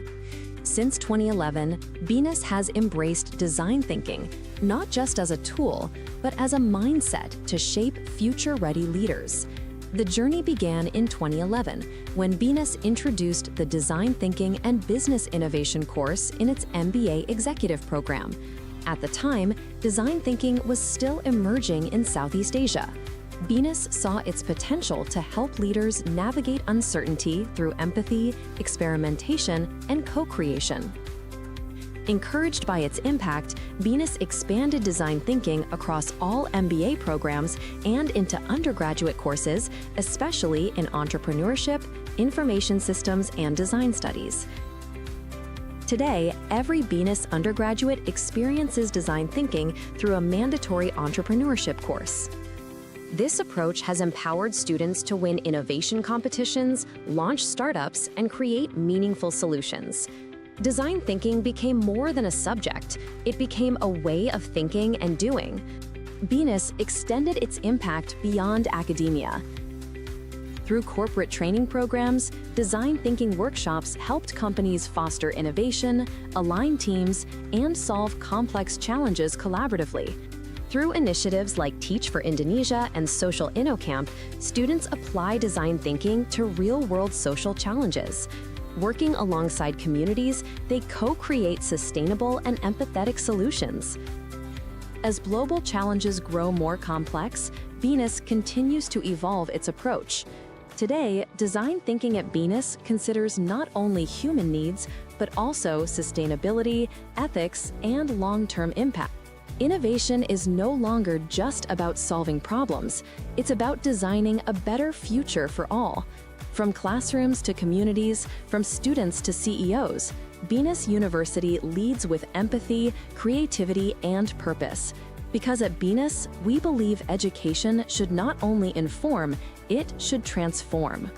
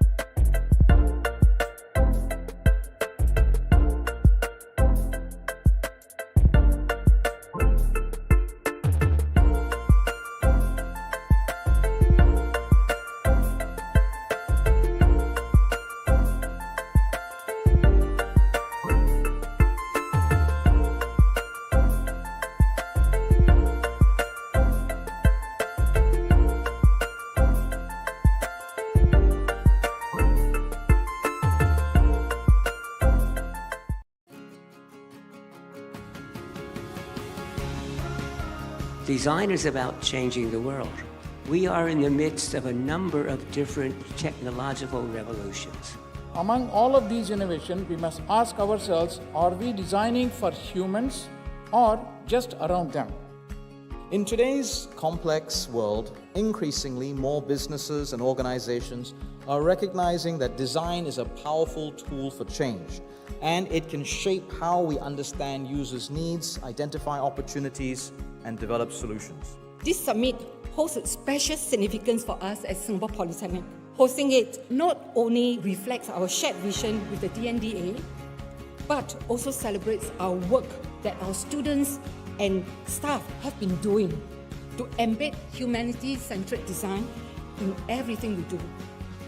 When you educate people, they go off and educate other people, and that's how knowledge spreads rapidly. Whether you are a designer, researcher, entrepreneur, or a policymaker, or simply someone who believes in the power of design for a better world, your presence here matters. By working together, we can shape a future that is not only sustainable and inclusive, but one that truly serves humanity.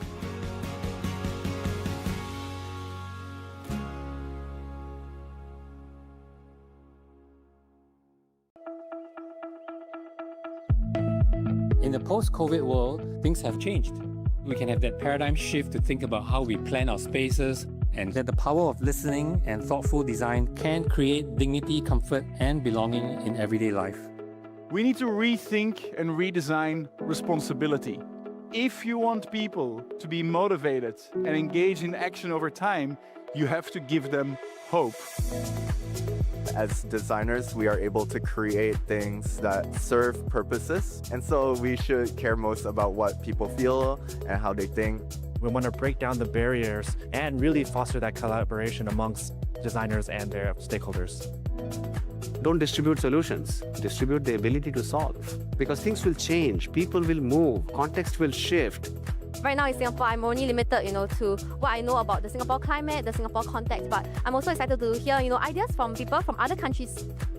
Here at the learning journey, it was really interesting to see the culture issues. What can you learn from the cultural backgrounds of the patients? If I can relate back to my project, the aim is to really empower them to give a service to their communities. It was so nice to see that with a little attention, you can make such a huge change in people's life. We have our metrics, we have our models, but then we need to be willing to unlearn all that and move to understanding that you have to design with them and not for them.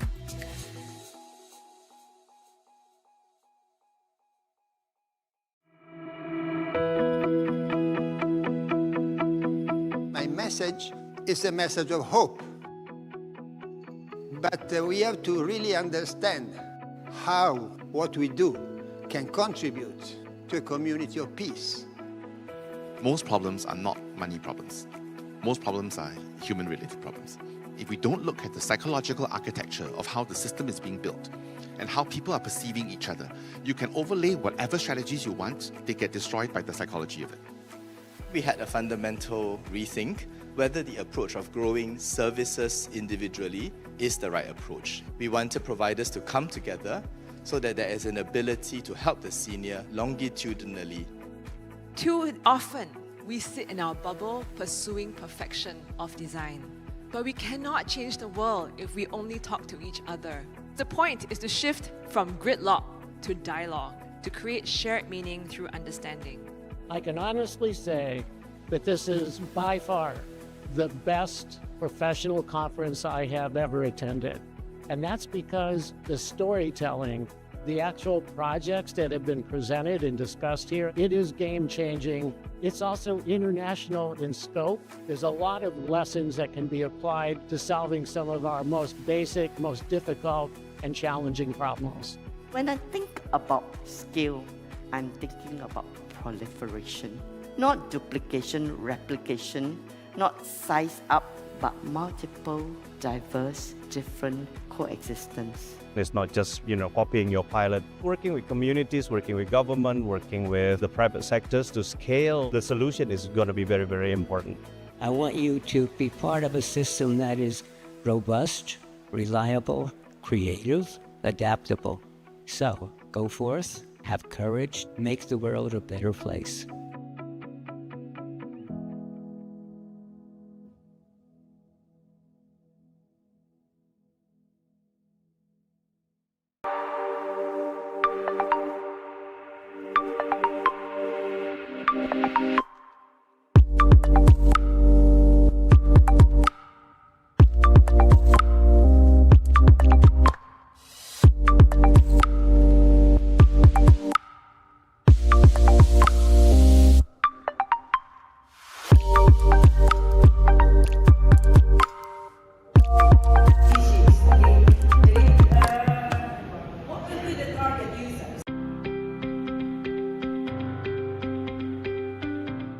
BINUS University has long been recognized as a pioneer in innovation-driven education in Indonesia. Since 2011, BINUS has embraced design thinking, not just as a tool, but as a mindset to shape future-ready leaders. The journey began in 2011, when BINUS introduced the Design Thinking and Business Innovation course in its MBA executive program. At the time, design thinking was still emerging in Southeast Asia. BINUS saw its potential to help leaders navigate uncertainty through empathy, experimentation, and co-creation. Encouraged by its impact, BINUS expanded design thinking across all MBA programs and into undergraduate courses, especially in entrepreneurship, information systems, and design studies. Today, every BINUS undergraduate experiences design thinking through a mandatory entrepreneurship course. This approach has empowered students to win innovation competitions, launch startups, and create meaningful solutions. Design thinking became more than a subject. It became a way of thinking and doing. BINUS extended its impact beyond academia. Through corporate training programs, design thinking workshops helped companies foster innovation, align teams, and solve complex challenges collaboratively. Through initiatives like Teach for Indonesia and Social InnoCamp, students apply design thinking to real-world social challenges. Working alongside communities, they co-create sustainable and empathetic solutions. As global challenges grow more complex, BINUS continues to evolve its approach. Today, design thinking at BINUS considers not only human needs, but also sustainability, ethics, and long-term impact. Innovation is no longer just about solving problems. It's about designing a better future for all. From classrooms to communities, from students to CEOs, BINUS University leads with empathy, creativity, and purpose. Because at BINUS, we believe education should not only inform, it should transform.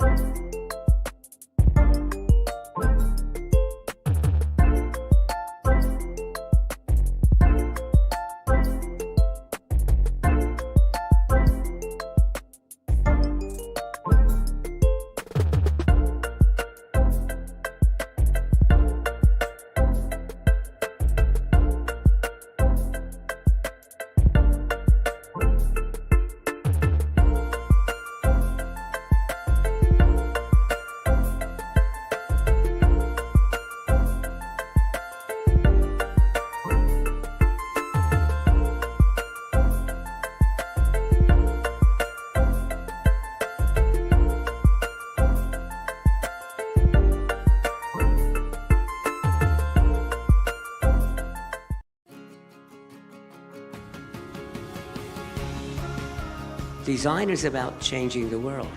We are in the midst of a number of different technological revolutions. Among all of these innovations, we must ask ourselves, are we designing for humans or just around them? In today's complex world, increasingly more businesses and organizations are recognizing that design is a powerful tool for change, and it can shape how we understand users' needs, identify opportunities, and develop solutions. This summit holds a special significance for us at Singapore Polytechnic. Hosting it not only reflects our shared vision with the DNDA, but also celebrates our work that our students and staff have been doing to embed humanity-centric design in everything we do. When you educate people, they go off and educate other people, and that's how knowledge spreads rapidly.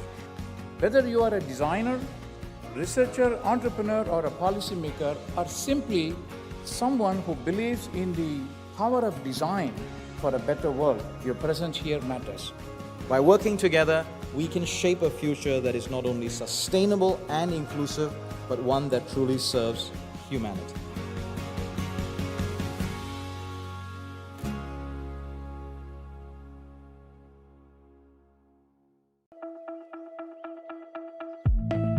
In the post-COVID world, things have changed.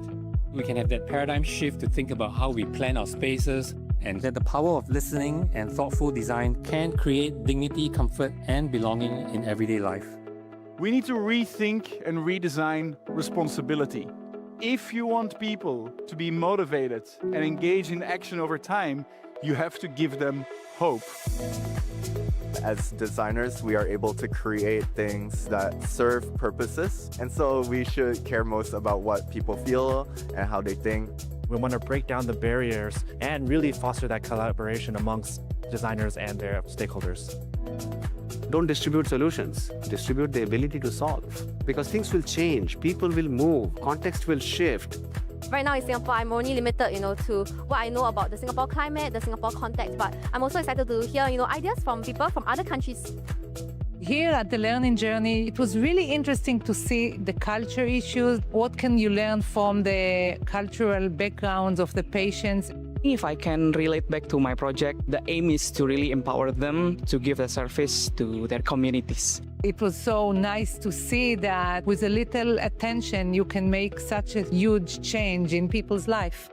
We have our metrics, we have our models, but then we need to be willing to unlearn all that and move to understanding that you have to design with them and not for them.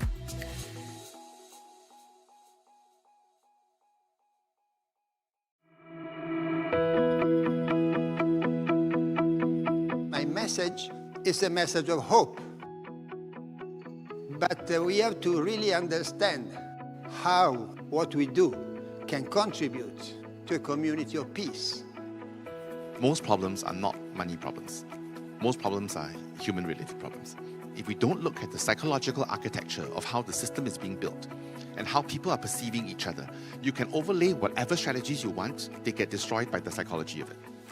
We had a fundamental rethink whether the approach of growing services individually is the right approach. We wanted providers to come together so that there is an ability to help the senior longitudinally.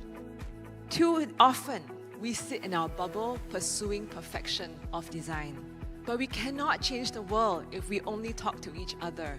The point is to shift from gridlock to dialogue, to create shared meaning through understanding.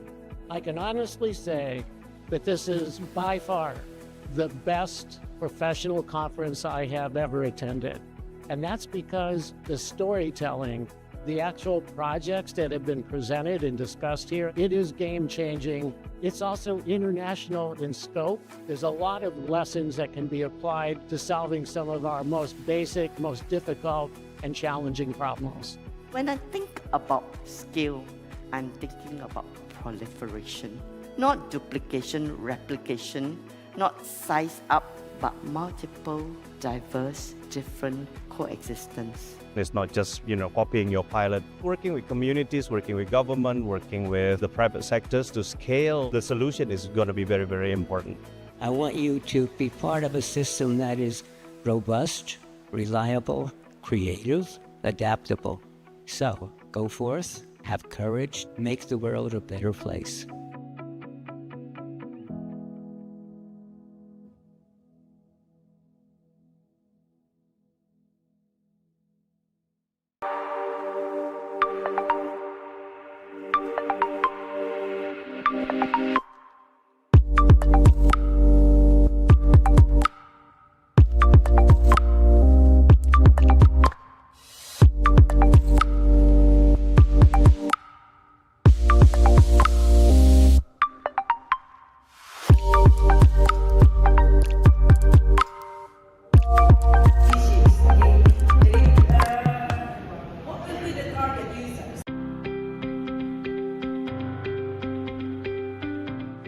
BINUS University has long been recognized as a pioneer in innovation-driven education in Indonesia.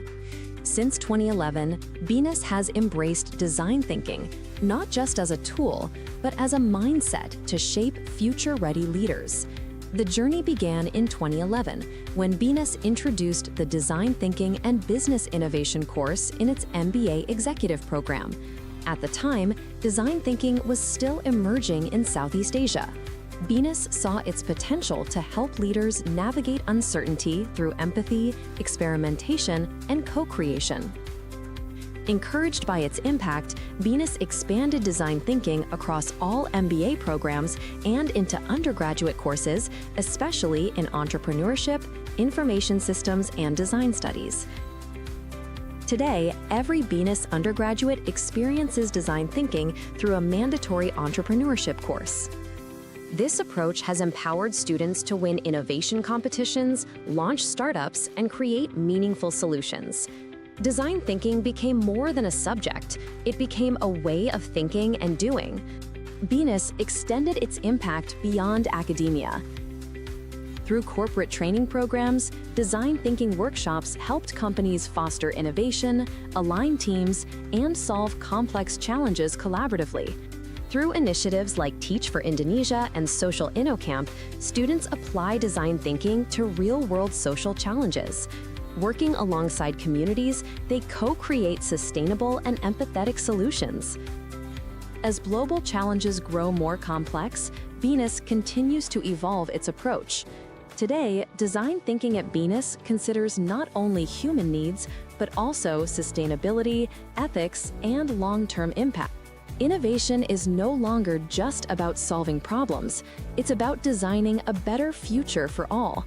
From classrooms to communities, from students to CEOs, BINUS University leads with empathy, creativity, and purpose. Because at BINUS, we believe education should not only inform, it should transform.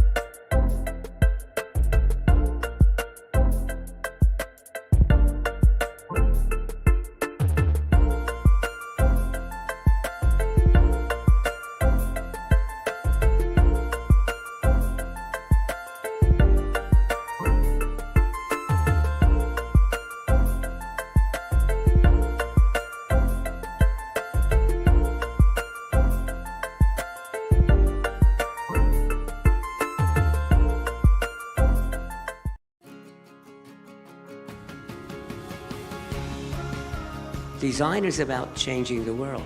We are in the midst of a number of different technological revolutions.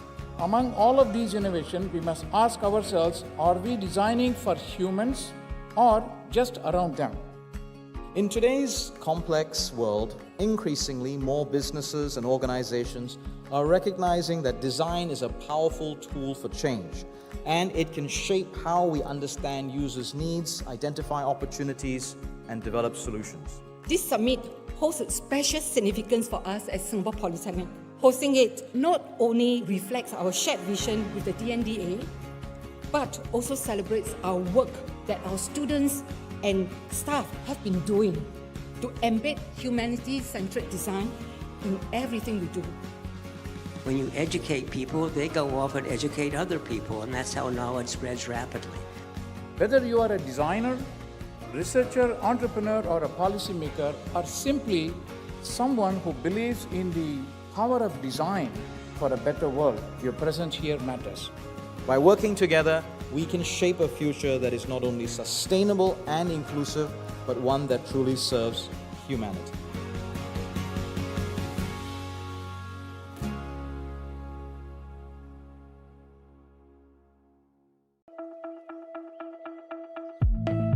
In the post-COVID world, things have changed.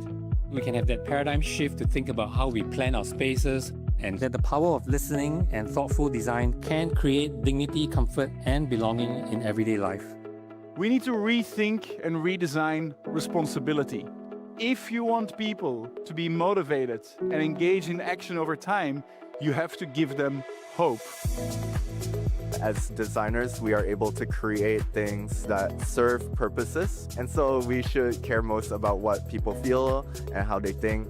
We want to break down the barriers and really foster that collaboration amongst designers and their stakeholders.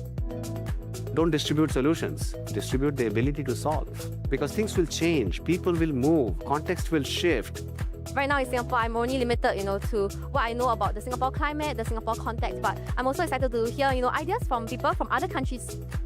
Here at the learning journey, it was really interesting to see the culture issues. What can you learn from the cultural backgrounds of the patients? If I can relate back to my project, the aim is to really empower them to give a service to their communities. It was so nice to see that with a little attention, you can make such a huge change in people's life.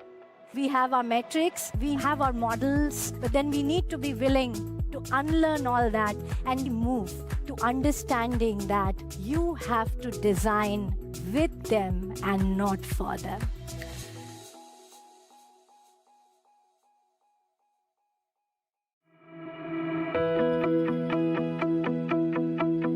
My message is a message of hope.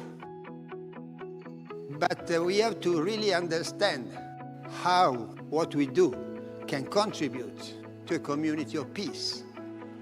Most problems are not money problems. Most problems are human-related problems. If we don't look at the psychological architecture of how the system is being built and how people are perceiving each other, you can overlay whatever strategies you want, they get destroyed by the psychology of it. We had a fundamental rethink whether the approach of growing services individually is the right approach. We wanted providers to come together so that there is an ability to help the senior longitudinally. Too often, we sit in our bubble pursuing perfection of design. But we cannot change the world if we only talk to each other.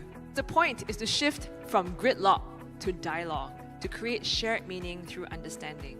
I can honestly say that this is by far the best professional conference I have ever attended.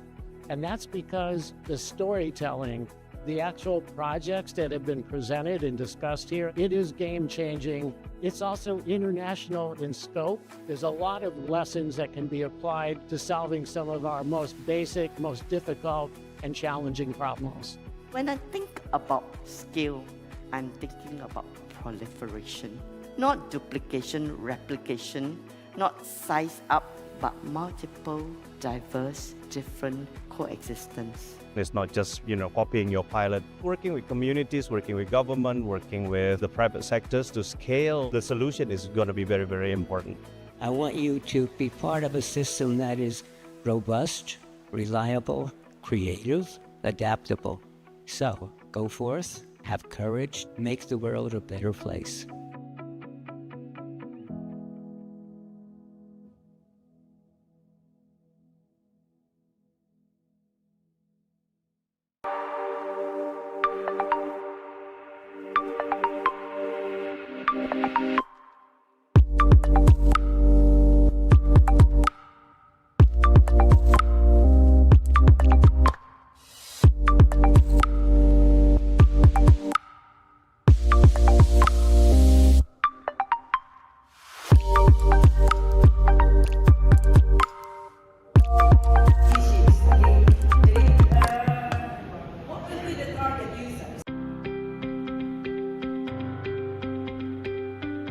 BINUS University has long been recognized as a pioneer in innovation-driven education in Indonesia. Since 2011, BINUS has embraced design thinking, not just as a tool, but as a mindset to shape future-ready leaders. The journey began in 2011, when BINUS introduced the Design Thinking and Business Innovation course in its MBA executive program. At the time, design thinking was still emerging in Southeast Asia. BINUS saw its potential to help leaders navigate uncertainty through empathy, experimentation, and co-creation. Encouraged by its impact, BINUS expanded design thinking across all MBA programs and into undergraduate courses, especially in entrepreneurship, information systems, and design studies. Today, every BINUS undergraduate experiences design thinking through a mandatory entrepreneurship course. This approach has empowered students to win innovation competitions, launch startups, and create meaningful solutions. Design thinking became more than a subject. It became a way of thinking and doing. BINUS extended its impact beyond academia. Through corporate training programs, design thinking workshops helped companies foster innovation, align teams, and solve complex challenges collaboratively. Through initiatives like Teach for Indonesia and Social InnoCamp, students apply design thinking to real-world social challenges.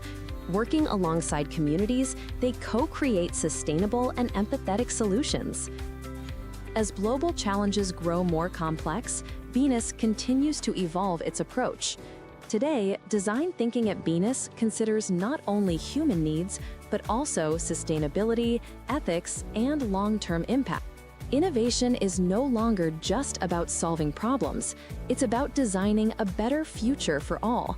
From classrooms to communities, from students to CEOs. All right, ladies and gentlemen, students, for the third time today, welcome back to DTUX Summit 2025. I feel still refreshed and also enthusiastic for this more intimate discussions with the pioneer of UX himself. We're having a fireside chat with Professor Don Normand. And joining him on stage, I would like to invite and also welcome Mr. Aznan from Singapore Polytechnic and Dr. Tatum from BINUS University.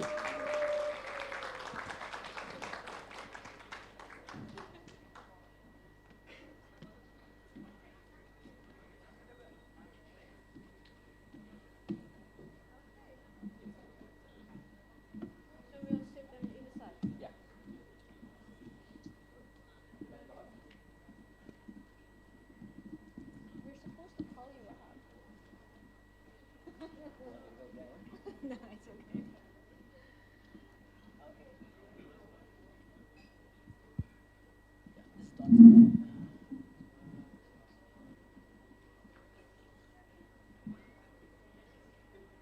Okay. Good afternoon, everybody. I hope you're still with us in this afternoon after all those good food and good snack and going around. I hope you're not sleepy. So before I formally introduce our distinguished expert here, I want to start with something all of us has experienced once in our life. Probably on your way to this venue as well. A door that you hesitated at, a handle that made you pull when you were supposed to push. All of us has experienced something like this in our life, yeah? So that tiny moment of confusion, yeah, it's famous, and in fact, it has a name, the Norman door. So named after the person sitting with us today. So you see, you can be famous for almost anything. So I'm world famous for doors you can't work. Isn't that wonderful? yeah. I wish it was for something more important. And for a 5-time Life Achievement Award, right? No, only 3. Oh, 3. 3 Yeah, Life Achievement Awards. I'm going to Hong Kong Saturday, and I'm going to get a Lifetime Achievement Award. Isn't that nice? But it's my 3rd one. My first one was in the year 2002. I wonder how many more I'll get while I still live. Okay. Maybe I'll get it after I die. Lifetime achievement. No, don't say that. Okay, I won't die.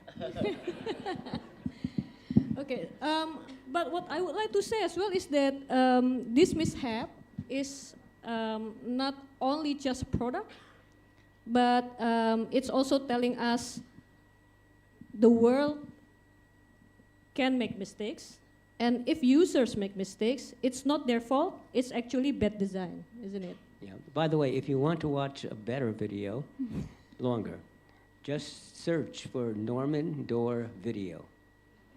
It's only about 5 minutes long, but it also has some theory behind it. It's very simple, but it tells you why it's troublesome.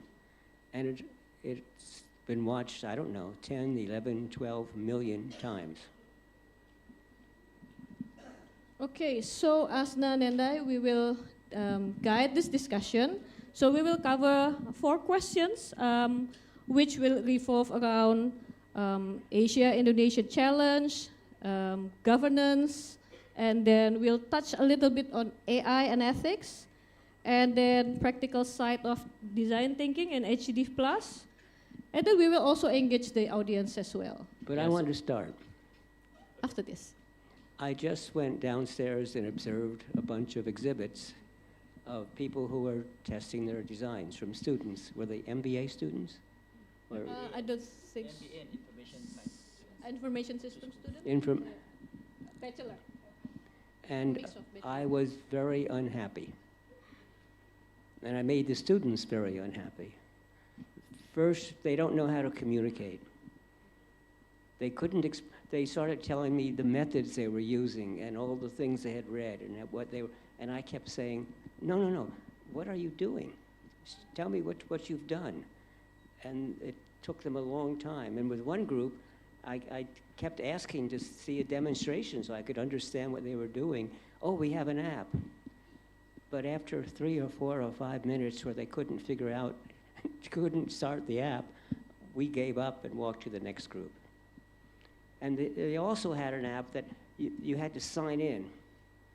Now, have you ever been shown an app and the first thing it does is say, sign in? What do you do when that happens? I say, the hell with you. I'm not going to sign in for something before I know what it is and how it works. And so there are some simple things they don't know. The next thing that they didn't know, have you tested it? Well, yeah, well, we talked to parents. This is something for children. Why did you talk to parents? Didn't you test it with children? Well, the app isn't finished yet. Well, that's when you should test, before it's finished. Before you spend a long time trying to get an app or anything else working, test it. How do you test before you have it? You fake it. And you can build an app out of paper, because after all, what an app is a screen. So you can draw a picture of the screen. And when they do something on the screen changes. So you could have all these papers prepared beforehand, showing, you take out that piece of paper, you put in another piece of paper that shows what it would look like. And you could easily test it. Tell them, make believe it's real and it works. Or as you have told me, you could make an app out of PowerPoint, which is pretty fast, and it looks real because when you touch it, it will move to the next state. but it's fake. So you need to test, and you need to test on the real people you're designing for. And when people tell me, oh, it's very simple, and they explain why it works, no, that's what you think. Never trust the person who's developing it, because they know too much. I never trust anything I design until I've tested it on people. Even when I write this clear, wonderful stuff, and I show it to my wife, who's my editor, and she says, this is all nonsense, and this part is bullshit, and this part you've said 3 different times. Because if I'm the author, I don't recognize that. And so you need to test. So that's really important, and you need to have rapid prototypes that you can do in minutes, so you can get feedback right away. I would tell you about the waste management. They were going to do waste management, and one group had a set of boxes in which you put everything in the right box, and the other one had a similar thing, actually, somewhat similar. And I said, okay, how do I know where to put something? Oh, well, this says plastic, and this says paper, and this says, oh, all right, I just drank a cup of coffee with a paper cup. Where do I throw it? Well, paper. Well, it's got a coat of plastic inside, because you don't want to put coffee in paper. So where do I put it? Oh, maybe it's plastic. And the answer is, well, have you talked to the waste management company, what they would do? Because only a few companies in the world can actually use it. It takes a special machine to remove the plastic. So you have to know where you're sending it to. No, they had never talked to the waste management company to know where to put things. What kind of plastics does it accept? There's a wide variety of plastics, and a lot of them have this recycle symbol. You know what that recycle symbol means? It means bullshit. It means I want to advertise that I'm sustainable, so I'm going to put this funny symbol on. Or the little triangle with a number in that you can often never read because it's really tiny and small and it's transparent. And, well, what does a number mean? It does not mean it's recyclable. The number simply says what kind of plastic it is, where number 7 is 1, 2, 3, 4, 5, 6, 7, and number 7 is, and all the rest. So how are you supposed to know? And this is where people need help, not in having 3 or 4 boxes labeled. Okay, I'm finished. Thanks, Don. I think what Don has just clarified for us is that in the design process, it is very important for us to understand what is the problem that we're trying to solve. The causality of some of the symptoms that we are seeing will give us a lot more opportunities to see what can be done that can create a much more meaningful impact. And I think that is what needs to be communicated when we are working on projects. So I know there are a lot of students in the room and a lot of lecturers in the room too. So please take Don's a little bit colorful feedback with that intention of really helping us to redirect where our attention needs to be at. And the other thing is learn how to communicate your idea in just a few minutes. In the United States, we call it the elevator pitch. That is, I get on the elevator with somebody and I want to explain what I'm doing, and I only have the amount of time that it takes the elevator to get to that person's stop. So I have to do it fast. So what you have to do is first state the most exciting thing about what you've done. And second, well, why it's important. And if you get them excited, then they'll stop and ask for details. Don't start with the details. Don't start with the methods. Don't start with this and that. Say, here's the problem and here's the solution that we have developed. Anyway, ask me a question. Okay, I think we've got a couple of questions coming in Slido, but I think Tatum had a couple of kind of context type of situations we want to kind of get your thoughts about. And I think you've been in Indonesia for about 4 days now, since Monday, and it's your first time to Indonesia, right? But it's not your first time in Southeast Asia. So I think Tatum's going to share with you a bit of perspective. First time in Indonesia, but I've been to Singapore many times, starting in the 1980s. I've been to Africa a few times. I've been to India recently many times, and and this trip it's Singapore, Indonesia, Hong Kong, Taiwan. And I'm a professor in China, and I'm not going there this trip. This is already 3 weeks long. Wow. Okay, that's a lot of traveling. It's a lot of traffic.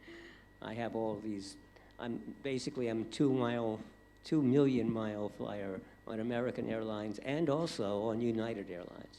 Okay. Okay, so I think because we're here promoting as well for humanity-centered design, and I think it's for many Indonesians it's the first time that we hear about this. I think what I would like to ask is something like about the fairness of this concept.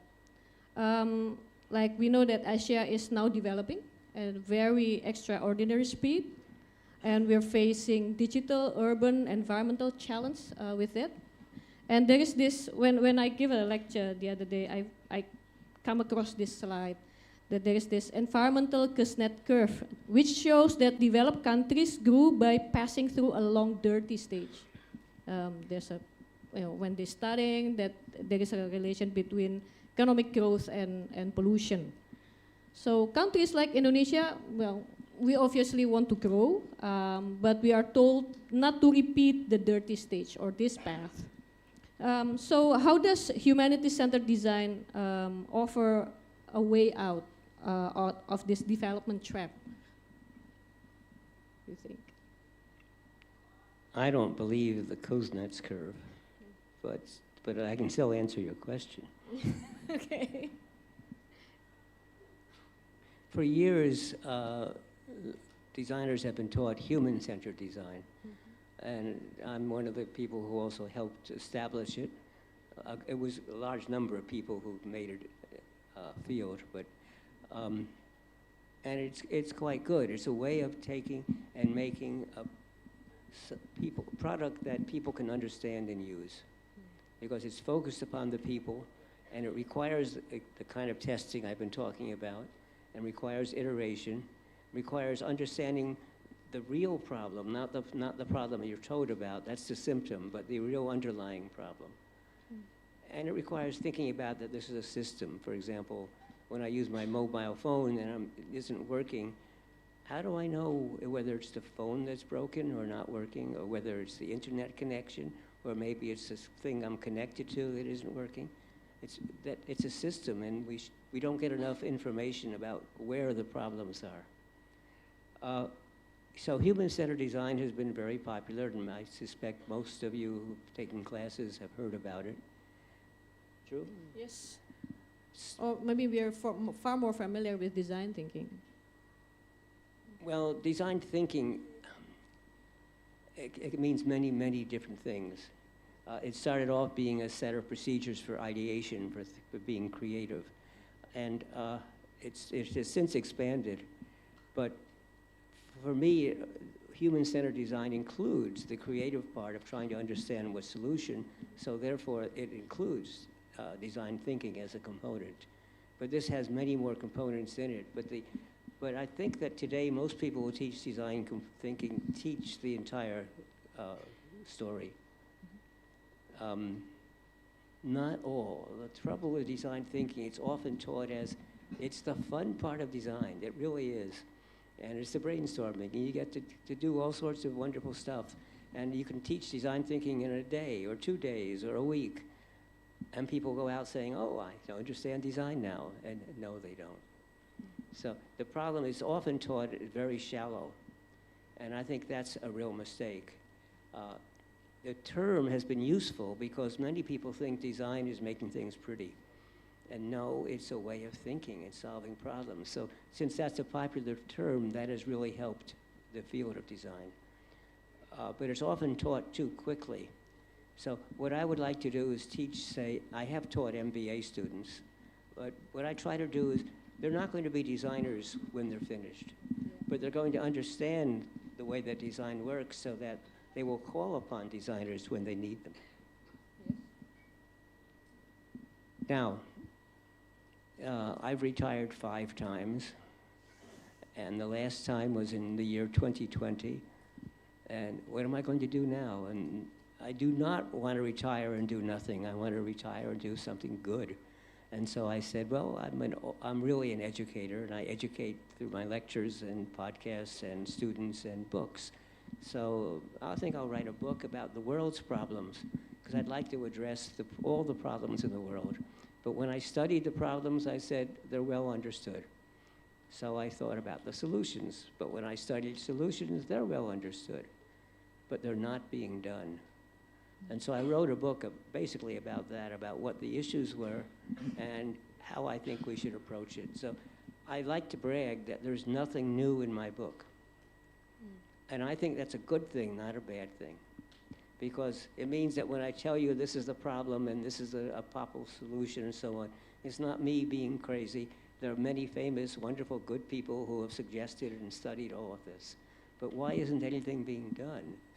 And so what I do is I put it together in a unique, different way. That's true of all my books. There's very few new ideas in the books. What's new is the way I put it together and the way you view it and the way you can use it.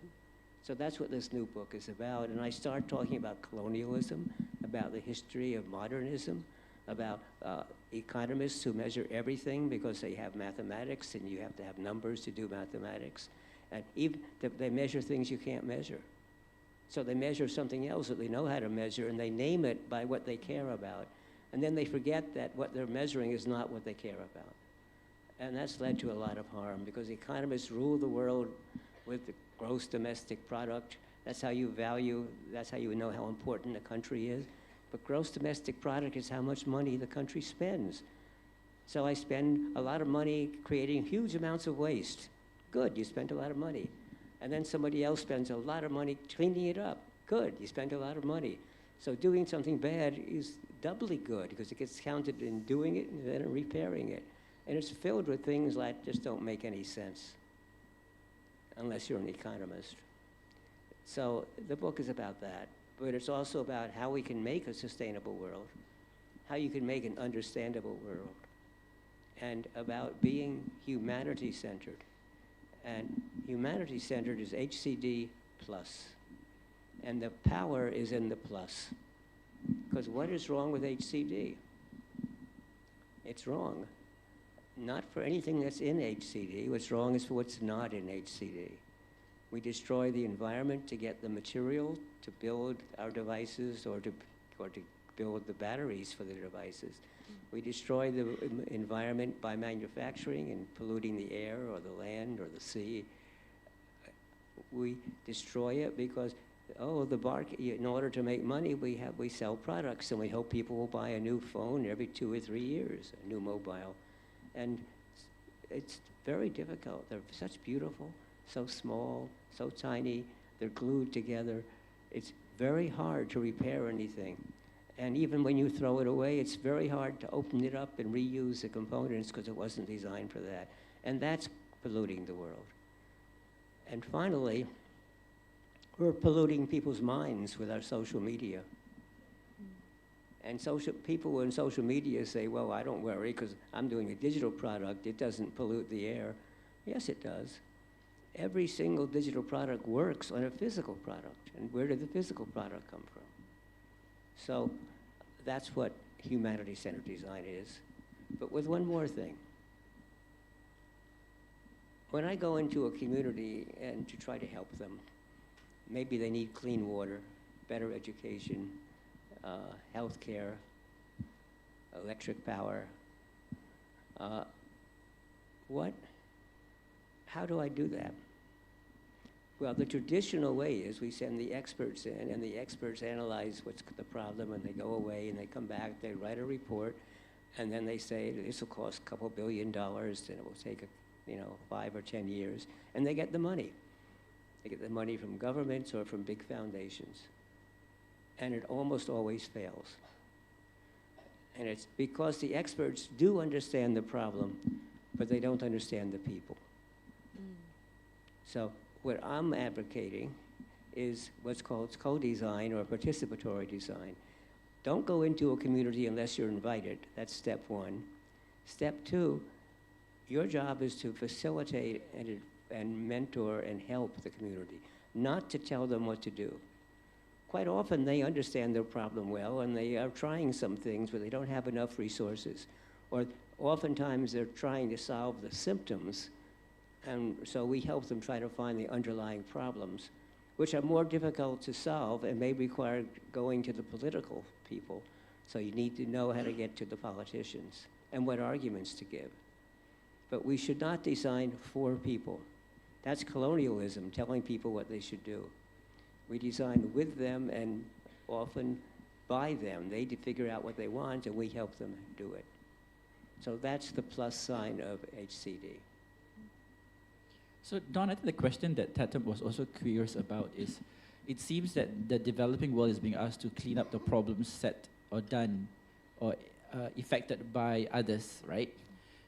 So I think there's an issue of fairness as to why we in Indonesia, why we in parts of Southeast Asia are struggling to kind of like fight the sustainability battle, to fight the regeneration of the earth.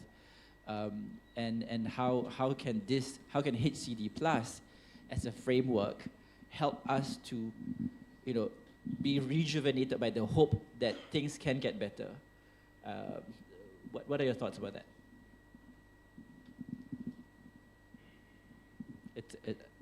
These are what are called wicked problems. Yep. And part of the problem is the power structure of the world. And the power structure is basically the people who are individuals, who are richer than some countries. I mean, and these people have a tremendous amount of power, and it's unfair. And the rich companies, the rich countries are usually the ones that have caused most of the pollution, but they don't want to spend their money to help the poor companies overcome it. And that's a political issue. But it's hard. The United Nations is a weird place to work because, among other things, they require for important problems that every nation in the world agree. And so they've been holding a conference called COP. It's a horrible name. It's called the Committee of Parties. You wouldn't believe it, but that's the Climate Change Committee. Yeah. But they have like 190 nations, and so every time they do something, they have to get agreement from all 190. So it gets watered down to what they say is meaningless. And they've been holding them for roughly 30 years. That's why the last one was COP 30, I think, something like that. And they have passed sensible resolutions now and then. And the reason they can pass them is the countries say, yes, I'll say yes, but I just won't do anything. And so the real issue is there's been some reasonable progress in what they say to do, but no progress in what has been done. Yeah. And so it's a real problem, and it's starting to get better because it turns out that making electricity out of coal or oil is expensive and pollutes the world. And solar cells and windmills and hydroelectric are cheaper, and they don't cause the kind of pollution. And so because they're cheaper, many places are going and building it rapidly. Now the world's leader turns out to be China.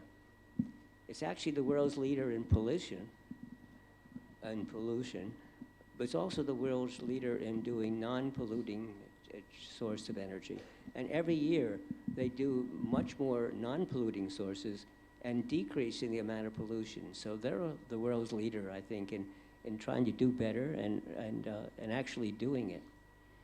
It helps that China is a kind of a dictator, basically a dictator at China. And so they can issue these mandates from the top. They have trouble because there's so many different provinces in China. They don't always listen, but it's the most advanced. And the United States used to be pretty good, but we are now a third world country. We're doing all the things that are wrong. Yeah. So it's a very complex world we live in. Okay, I think. Sure. That did not answer your question because there is no answer to your question. Yeah. But can I just have an indication in the room? Lots of you are what I would consider to be Gen Zs, right? And maybe millennials at best. Some of us Gen X's splattered around the room. But what is our level of hopefulness when it comes to creating a better world tomorrow? How do you people feel? How many of you feel that the hope is real and something can be done and there will be progress in our lifetime? Just put out your hand if you feel that there is hope. Is there hope for a better future? For a better world? Well, half the Maybe audience. half, maybe half. But I'll just say this. People ask me, I'm often asked questions that I can't answer. So when I'm being asked questions about things like this, like the one you just asked, I can't answer. So what I say is, I can't answer it because nobody knows the answer. And the answers are up to you. Because you're the next generation and you're the ones who have to get yourself in a position of power. It isn't enough to say you understand or you're doing a little bit to help. Enough of you have to get positions of power in companies and governments where you can make a change. Yeah, so the very fact that they said that they are hopeful, I think that's a step in the right direction. Yeah. But do you guys feel hopeful after the Vice Minister Bima shared his way of winning support for like the initiatives that he did? Yeah. Well, but I say I'm hopeful because I have to be hopeful. If I weren't hopeful, I would crawl up into a ball and I wouldn't do anything. So I have to be positive thinker and hopeful. Good. Thanks for confirming that, Don. But I am doing my best. The book is helpful, and the Don Norman Design Award, which is about this, trying to encourage people and now governments and more governments to do things, is my contribution to try to change things. And we're changing the way the organization works because it's had 2 very successful years, but we want it to be much more important and powerful, and so we're going to plant a forest. Nice. That is, each little organization doing its best is a tree. And there's a lot of organizations that are doing well, that are doing similar work, trying to improve things. But each one is an isolated tree. So they're doing good, but they're not synchronized. And so just yesterday, I invented a new scheme of talking about it, is that we are building a forest. There are these individual trees, and they're all different, but they're interconnected through the roots as a network so that they can share ideas and help one another. I even have a nice picture, which I asked my AI to draw yesterday, and it's on my phone. I don't know how to project it to you from the phone. You can WhatsApp it to me and I can pass it on to the organizers if you want. I can WhatsApp it to you and then send it to your phone.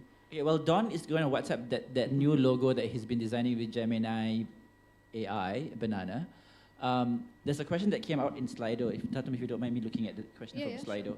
The question is asking about how can we design trust, and especially because in this environment where you have got an uneven level of digital literacy, and then users are more prone to scams and also fraud, right? So the sensing here is that you feel that the technology can help us to design better experiences, but the technology access is also preventing the trustworthiness of that access.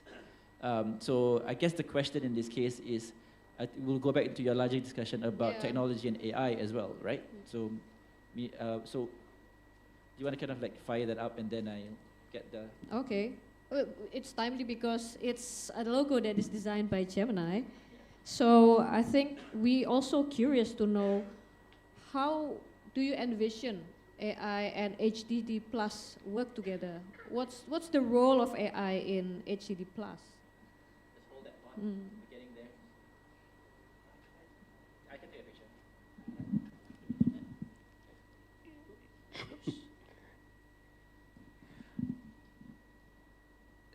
AI is a really interesting approach. But I have to be careful about the word AI. AI means many things. I used to publish in the AI journals many, many years ago. Today is called good old-fashioned AI, and it's considered old-fashioned. Neural networks, well, they were started in my laboratory. Not by me, but by my colleague and by a new person we had just brought in with a new PhD. And they started to develop the first neural networks. And if you don't believe that somebody in my own laboratory did it, well, the person we just brought in with a PhD from London, his name is Jeff Hinton, and he got the Nobel Prize for his work on neural networks. So, but neural networks are highly used in data science, frequently used.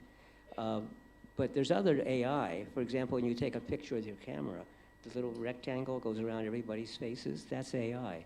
You get a really good picture with your camera, that's AI.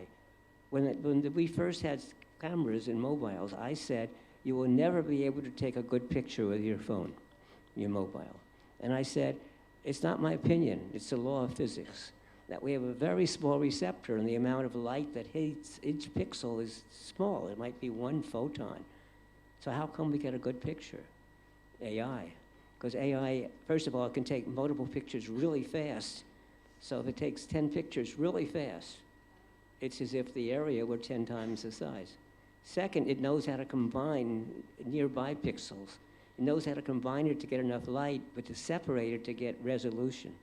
So it does very sophisticated work on the information it's given. So AI is very powerful. AI will solve calculus problems. Everyday calculators. You can buy a handheld calculator that will solve problems in algebra and calculus. That's AI. Now, the neural networks are, just a neural network is used for data science. The new thing is the invention of what's called the transformer. And so the new it's called generative AI. And most of the chat systems are called GPT, which means generative, pre-programmed, and transformer. And the pre-programmed means that you have to train it on something, but it's really hard to train it, and it's very expensive, and so you can't keep learning. It's very expensive. And so the early Gen Is, the early ones, were not up to date in what they know. And today there's a way of putting in new information, but it's not in the same format as it's in the main AI. Anyway, they think. They really do think, these systems. People say, no, it just repeats back what it's been reading. And I say, yes, that's what I do. That's what you do. You repeat back all the stuff you've learned, but not word for word. But all the stuff that you've learned is in your brain, and which is a kind of neural network. It's the real neural network, to be exact. And it puts together the fragments into novel ways, creative ways, and it is thinking and pausing. And in fact, when the AI that I used to generate the picture, first of all, I gave it a long explanation of what I wanted. And second of all, it gave me this nice picture, and then I said, that's really nice. Could you make it into a logo, smaller and simpler to a logo? And then it came back and it said, oh, okay, I have to simplify it. Okay, I think there's the picture. Out of focus. Very blurry. But that's the basic picture. And what I did,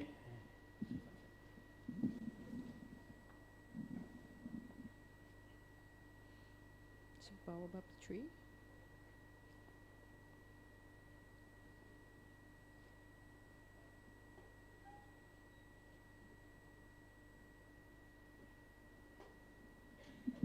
so here's what I did. Here's what I told it, the prompt. I want to describe a network structure for societal organizations.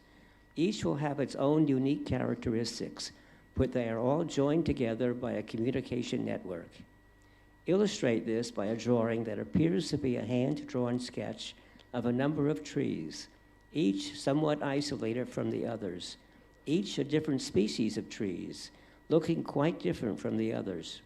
Draw them as if seen by an observer whose eyes are at the ground level, showing the trees above ground level and the complex network of roots beneath the ground, linking all the trees together into a powerful network.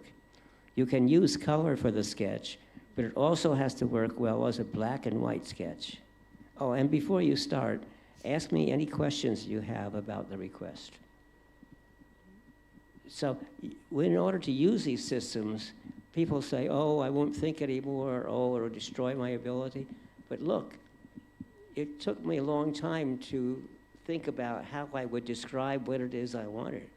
And it did oftentimes you have to do this multiple times. You say, no, that isn't right. But this one was quite good. And because what you did was you simply took a small image and you enlarged it. The actual image is very sharp and clear. I decided to leave my computer in the hotel today. I had it yesterday. So otherwise, I have a slideshow on the computer showing how I did it. And then I said, could you simplify it? And what's nice about it, I won't show you the simplification because it's too hard to get, but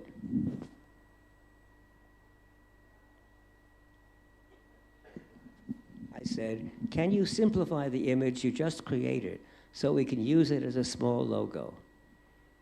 And it said, oh, yes, I think I can do that.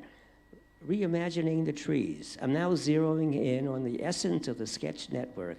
I've broken down the source image, pinpointing the distinct tree forms and their positions relative to the ground. The focus is to translate the core meaning of the original while losing the complexity. The next step will be working on ways to retain the concept. Okay, I've simplified the tree forms and the root system. Each tree is now a bold silhouette. The roots are now clean, geometric. I've chosen a dark charcoal color and framed the design in a circle. Next, I'll ensure that the final design is clean and scalable. Okay, I'm checking that the model accurately reflects the user sketch. The key elements of the logo, specifically trees, silhouettes, root pattern, were maintained. Then it goes on to say, okay, I'm confirming the visual fidelity to the original source. The model nailed the sketch's conversion to a simplified logo. The trees and roots look just like the sketch, rendered as graphic patterns, et cetera, et cetera, et cetera, et cetera. And then it gave it to me. Now, doesn't that sound like thinking to you? So you have a companion now. And think of it as a collaborator. Now remember, it's AI. It's artificial. It does think. And it doesn't think like we think. And that's a good thing. It has more knowledge in the world than any single person could ever have, because it's read everything. It remembers everything. So use it for that. But it has no emotions. Now, it has no empathy, has no feelings. It has no emotions, but it will make believe it has them, because it's read about emotions, but it doesn't have any. It has no feelings, but it will talk about them. It has no empathy, but it will talk as if it had empathy, because it's read all about what it is, but it's not real, because it lacks the brain. There are two components to the brain. Actually, there's more than that, but to simplify. One of them is cognition, which is understanding. The other one is emotion, which is making value judgments. Is this safe, dangerous, good, bad? Should I worry? Am I just, so that means that the emotional system works on prediction. And so it's predicting what is going to happen. And if what it predicts is bad and it turns out to be good, there's a big sigh of release. And what if you think it's good and it turns out bad? Oh, you are petrified, scared to death, and literally. And it also works by chemical and by electrical signals, and the chemistry changes the way the brain works. So when you are in a good mood, you are very creative, you're very sensitive to changes in the world. In fact, it's a nuisance to talk to people who are really creative, because they don't stick to the conversation. They're always changing the subject. Or, oh, did you see that? Oh, how about that? And there's a limit to how creative you can be. And when you are kind of sad, angry, tense, you're focused.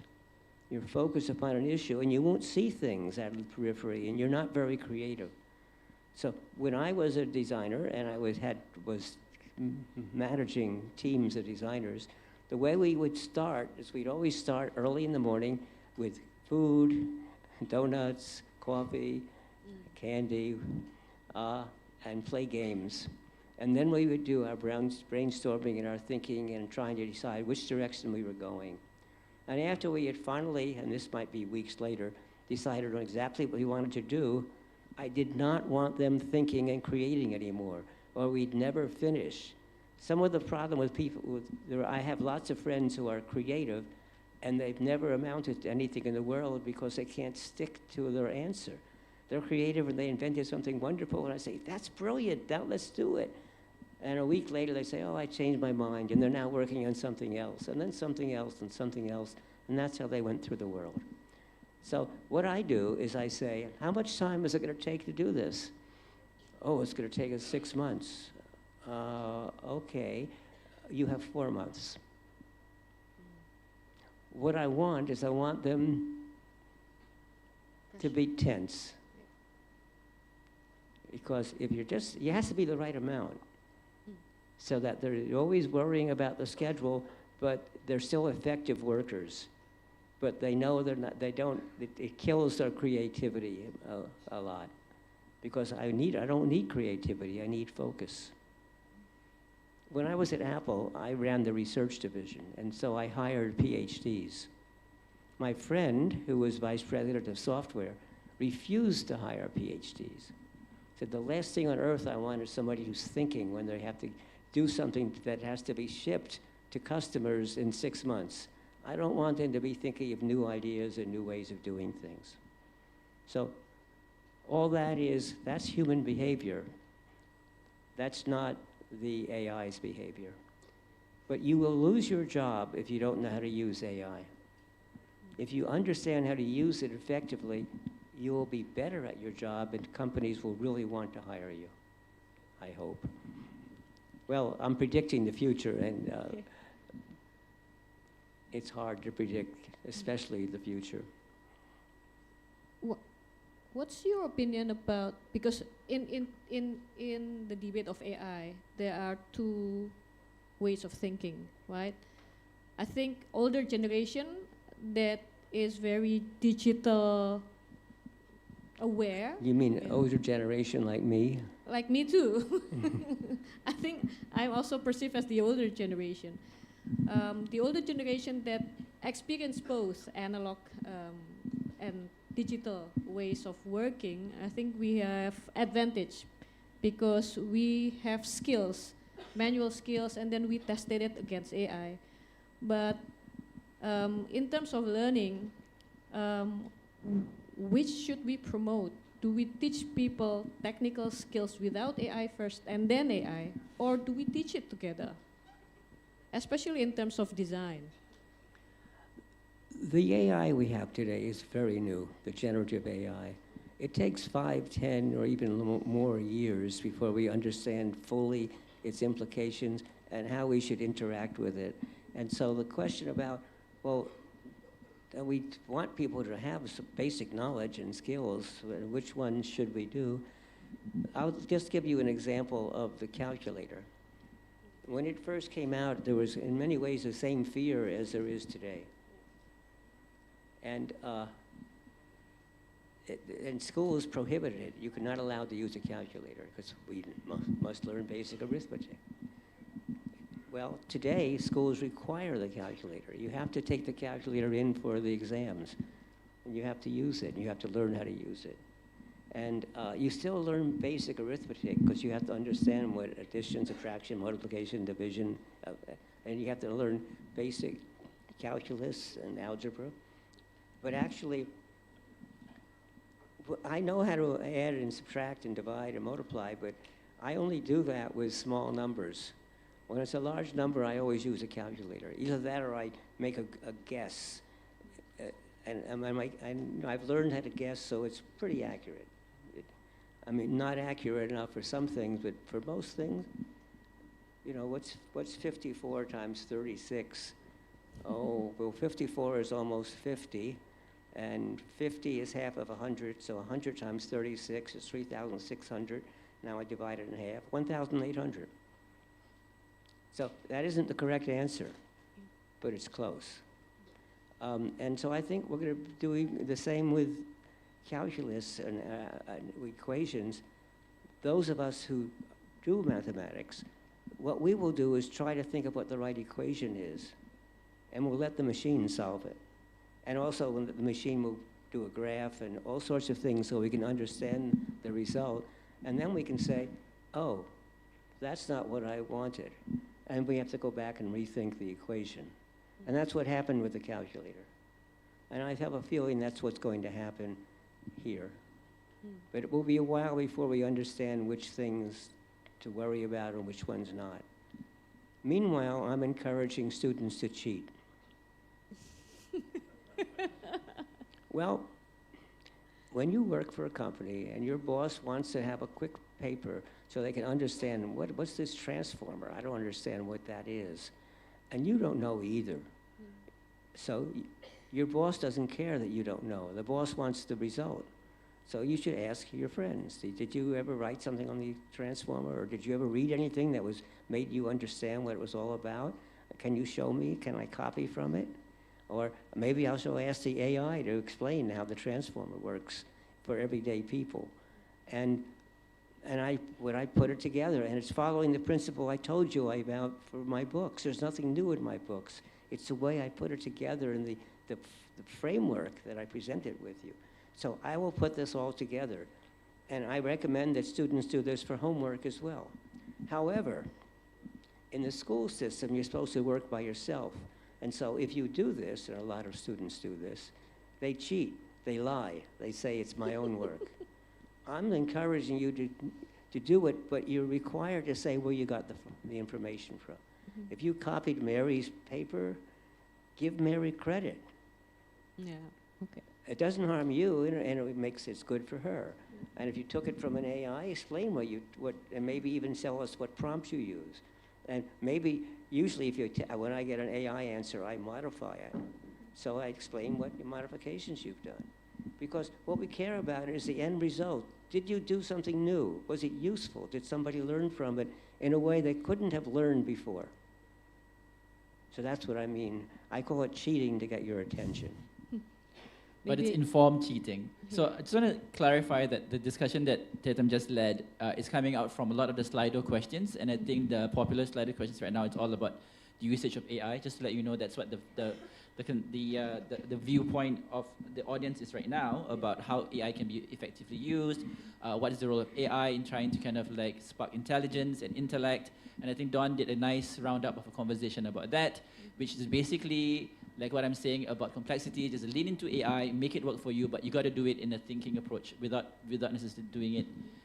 It doesn't give you an excuse to be lazy about it. It doesn't give you an excuse to be to take yourself out of that creative process. Yeah, I'll point out that Google now, which owns the company Waymo, they now are completely automatic taxis in many cities in the United States, and it's now going to Europe as well. And there's no driver. And I have driven in them, and now anytime I'm in San Francisco, it's my preferred way to travel, because it's far safer than human drivers. And but it uses AI, yes, but it took Google 10 years to actually get to the point where it is safe enough to do this. So just because it's AI doesn't mean it's easy. You really have to think very hard about all the ways it's going to be used. Yeah. I also would like to point out that this has been a very big debate within some of our schools, especially schools of design as well, whether how do we approach AI, how do we teach AI, how do we include AI in the learning. So I think we are still in the phase of changing our approach. And I think it would be also informative for our faculty members here if you can share how other schools embrace it especially in the design faculty? It's, I think every school is a mix. Some schools are prohibiting it. Some schools are encouraging it.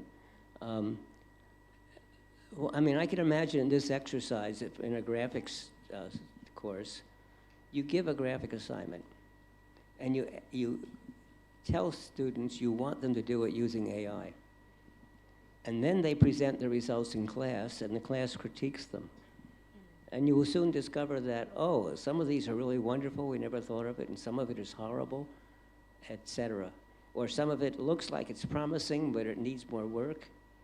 And I think you'll learn a lot by doing comparative analysis, because you'll ask the people who did the ones that the class thinks is good, well, how did you get it? How many times did it take to you to try? And what? So they have to not just report the answer. They have to report all the prompts, all the instructions that they gave throughout. And today, it used to be you had to do it, you only had one chance. But today, as you sort of heard, when it was all finished, it was actually several hours later, I said, oh, maybe I could get a reduced version of this. So I went back and I said, you know, the picture you just drew, can you simplify it so I can make it a logo? And so you can keep going back and saying to correct it. I could say, there are too many roots, could you reduce the roots? Or I could say all sorts of things. And so that's how you make the pictures better and better and better. So the class would learn that by comparing what different students have done with the same assignment. Ibu Dita, can you show the tree picture again? I think you focused it. Did you use AI to refocus it? Is that what you guys did? No? So they've got the picture and it's a lot more higher That's a good question, and I don't know the answer. Yeah. So if I were... Gambar yang tadi, yang pohon-pohon tadi, itu tadi difokusin pakai AI? Yeah, they did it with AI. See, this is when AI helps, right? When I'm a bit of a noob, I don't know how to go on the Android phone to get the photo pasted onto his WhatsApp. I took a picture with my iPhone and then transmitted by WhatsApp to the team. But then, of course, it wasn't a well-focused picture because I'm not the best photographer. So then that's when AI did our job better with this lovely image over here. So guys, don't be afraid of it. Use it. Use it well. Use it smartly. And since you did it with AI, you could probably say, could you simplify this so we can make a logo out of it? Did you hear that? Coba dimasukin AI gitu. So that's the original. See, Yeah, that's original. See how it's not nearly as good as the one. Terus balikin yang ke tadi. So this is when human operator produces this, but AI produces this. Okay, while they are doing that, I know we have about 20 minutes left of the time. I want to invite Taufik. Taufik, you put a question in Slido about 39 minutes ago. Where are you? Taufik, are you in the room? Taufik. Slido question about culture and HCD+. Let's give Taufik a hand so that he can brave enough to reveal himself. Ada Taufik. Where are you, Taufik? I saw he was there. Oh, he has left the building. Okay, so anyway, Taufik Don is asking this kind of interesting question. His question is, and I've lost it. Okay, the question is, what capabilities and cultures need to be cultivated and developed that can help to make HCD Plus thrive and become something that will proliferate and take root in the way that we think? In your estimation, when you were writing the book, when you were looking at the stories that you have kind of like gleaned through, what were the secret and the winners that you have seen, right, from the last 2 years of laureate submissions? What type of culture, what type of mindset are critical for the development and the thriving of HCD+? I think that's backwards. It's not what cultures are necessary for HCD+. It's how can HCD+ enhance our cultural understanding and different cultures.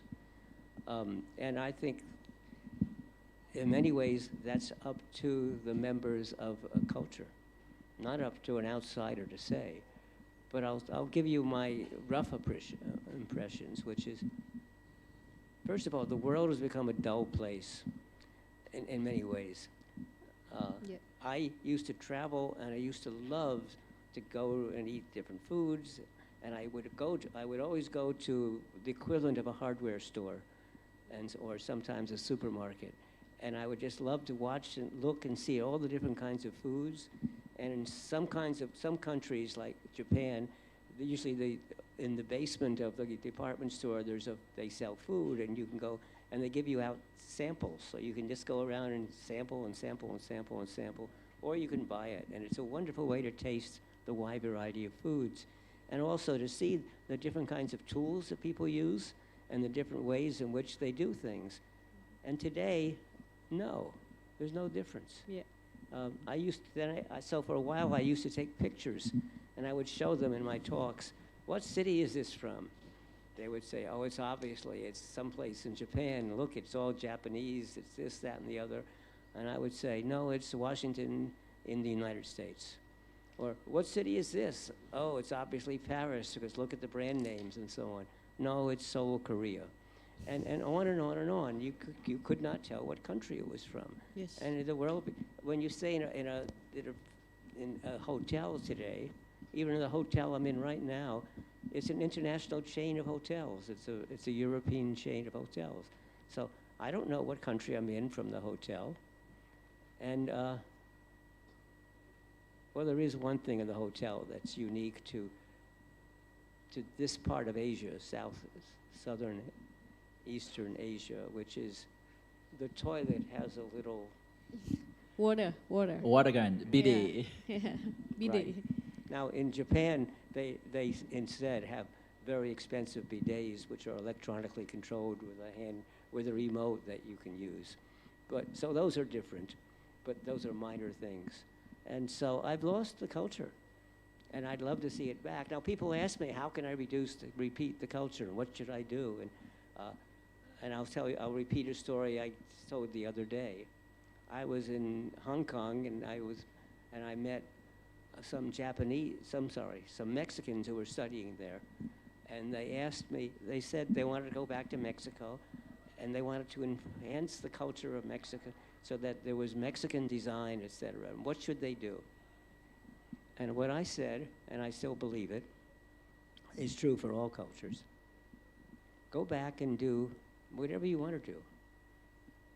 Be different, be unusual, establish your own framework, and guess what? As you become more popular and as other people start copying it, that will be called Mexican design. And so this building, who designed this building? What country did they come from? Any ideas, the architect of the BINUS campus in Alam Sutera? Anyone's got any Indonesian architect? It's amphitheater. Does anybody know? Is an Indonesian architect? This is a very unusual building. I've never seen anyone like it. Its weird shapes and the way it has different heights and the way that it's designed to minimize the cost of air conditioning by having open halls and the windows that are tiny little slits. It's wonderful. Now, I would love you to say it was done by an Indonesian architect. It is. It is. Good. Well, there's the beginning. Is that the old-fashioned culture of Indonesia? I don't know. I mean, I really don't know. I think it's a mix. Yeah, it's a mix. But it may have some, but it could become the new culture. Mm-hmm. And so when I say you want to maintain a culture, it doesn't mean you have to maintain the culture of the 1600s or the 1700s. You can take what was good about the past, but try to bring it up into the 21st century. But it has to be up to you. It has to be up to the people who are living in the culture to establish their presence. The important thing is not to think that you have to follow the Western ideas and do things the same way it's done in the West. That's dull and boring. It's really, you lose, though, a lot of richness in doing that. The same as if we all spoke the same language. Different languages have very, very different ways of expressing things. Even the grammar is different about where you put the modifiers next to the thing you're modifying, or where is the verb? Is it the very end of the sentence or is it the very beginning? Spanish has this weird thing that it puts the pronouns first, and before you ever have any ideas of what it's referring to, and then it the rest of the sentence gives you the answer. But English has all sorts of weird policies too. And so every language is different, which allows you to express things differently. And that's what makes translation so hard. It's easy. Google is really good now at translating a language between two languages that's good enough for technical material, scientific material. But if you want to translate a novel, it's not good enough at all. A novel, because when people translate my books, I keep urging them, please do not translate it accurately. Don't translate it word for word. I want you to understand the sense of what I'm saying and translate it to get the same spirit. Don't worry about whether it's the same words. And that's true, especially true of novels and poetry. To do good poetry, you sometimes have to completely violate I've compared poetry of different languages, and what's in the original is very different from what's in the translation version. So I have a friend who has a translation company in Rome, and that's what he focuses upon. Because he used to translate everything, but nowadays he can't because they're good enough. But to translate a novel, so he gives tools to translators. So he wants a human translator to translate the novel, but he gives them a translator tool that helps them along. It speeds up the process. But they have to refine it to capture the nuances of the story. And Okay, folks, we have about 12 minutes but left. that's, again, it's a cultural issue we're talking about. In fact, I was talking to him in Singapore, because he's one of our supporters, and I said, your company really ought to be doing cultural translation. Call it that. Thanks, Don, for that. What I got from that particular discussion was really about how HCD Plus can actually help for you to kind of like re-evaluate the cultural strengths that you want to concentrate on and that you want to kind of build on as well. And it doesn't have to be something that is copied from someone else. And I think right now, with about 12 minutes left, I'd like to invite, Tatum and I both like to invite someone with the courage to take up the mic to ask us maybe one of the last two questions, maybe folks from the School of Design. Yeah. There's some interesting questions I've seen in Slido, but these questions are all anonymous. But if you have a question out there that you want to address to Don personally, this is your opportunity to do that. Yeah. 2 mics on the floor. Yeah, I'd like to specifically invite colleagues from School of Designs, if you're here. Well, there's okay. microphone. Yeah, just go to a mic and just introduce yourself and let us know what is the question. Let's give her a hand, folks. Can someone pass her the mic? Nick, can you pass her the mic behind you? Thanks. I think she's a bit stuck there behind that guy.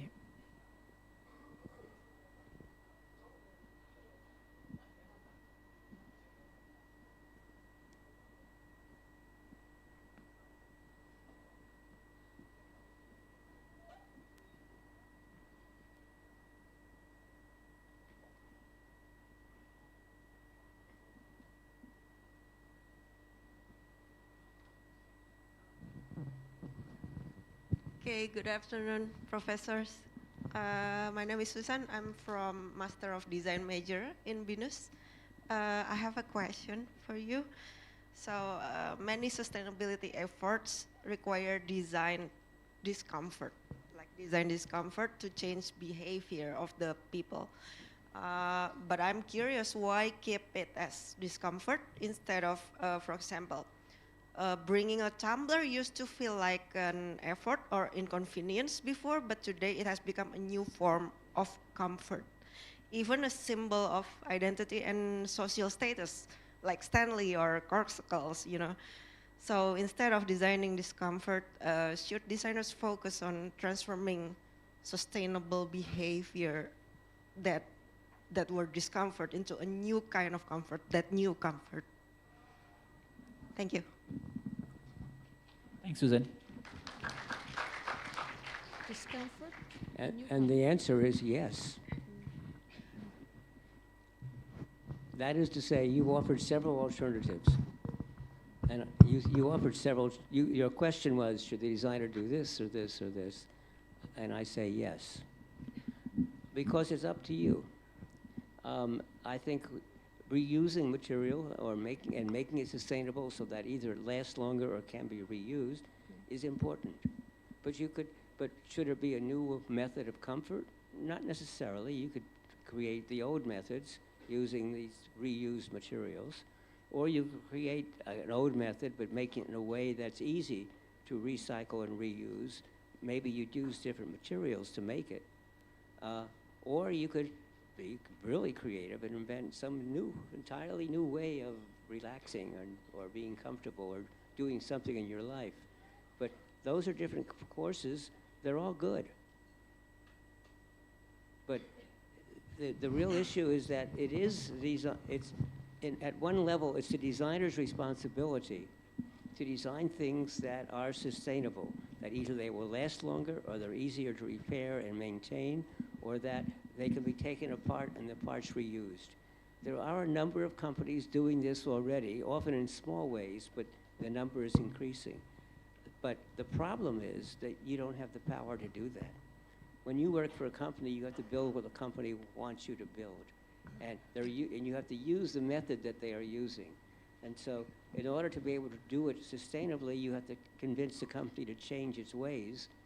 And that's not easy, because you have to, first of all, you have to understand the language of your customers, right? Right.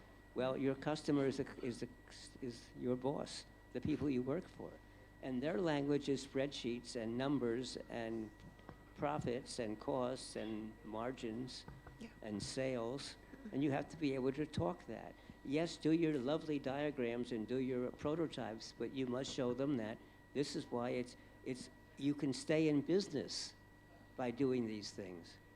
Because if you say we must use the circular economy and make things differently, they'll say that costs a lot of money to switch, and that we won't be able to stay in business. Yeah. Or we make products and now you're saying they should last longer. Well, but we make our money by selling products. You have to have the answer. Yeah, correct. So right now I'm working on my thesis, and it's about a design of acrylic paint packaging. So changing the shape of the commonly known acrylic paint tubes and plastic piles and screw cap bottles, which will which is not actually making it easy for the users to use, because the acrylic paints that is dense and opaque means it contains a lot of calcium carbonates and kaolin, which make it will stick into the screw caps, making it hard to be closed again. And also same with plastic tubes, the paints in the plastic tubes cannot be, it's not zero waste. So we need to kind of cut that acrylic paint tube to reach all the contents until it's zero waste, but then we waste the plastic tubes. That's where my problem came from the thesis, and now I'm working on the design. Well, welcome to the world of design. Because in the world, in the university, you can design wonderful things. In the real world, you can't. There are real problems, just like the ones you mentioned. And each of those is what we call a showstopper. Each of those prohibits you from continuing. You may have some brilliant solutions along the way, but in order to make a real product, all of them have to exist. So people won't use it if it's very difficult to use, etc.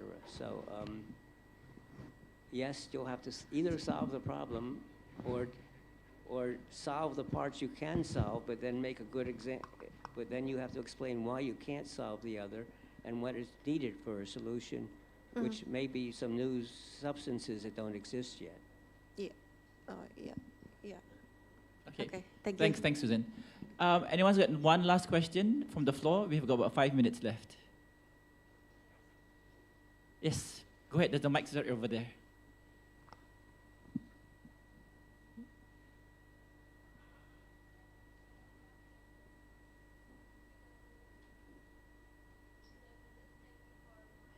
think the mic's on. Can someone help her with the mic?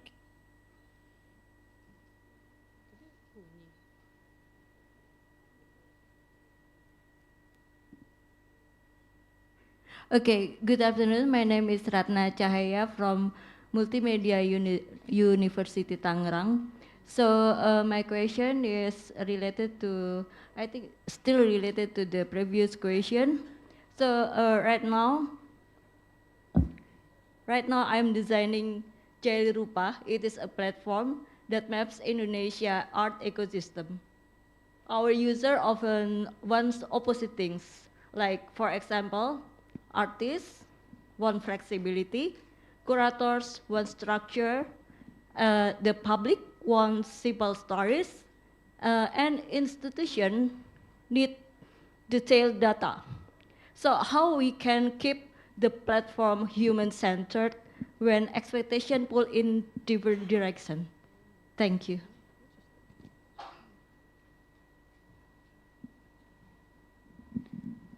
Once again, I can't answer your question because it requires knowing the details of the situation. But the kind of problem you're facing is one that is you are always going to, as you work in industry, you will find these problems over and over again.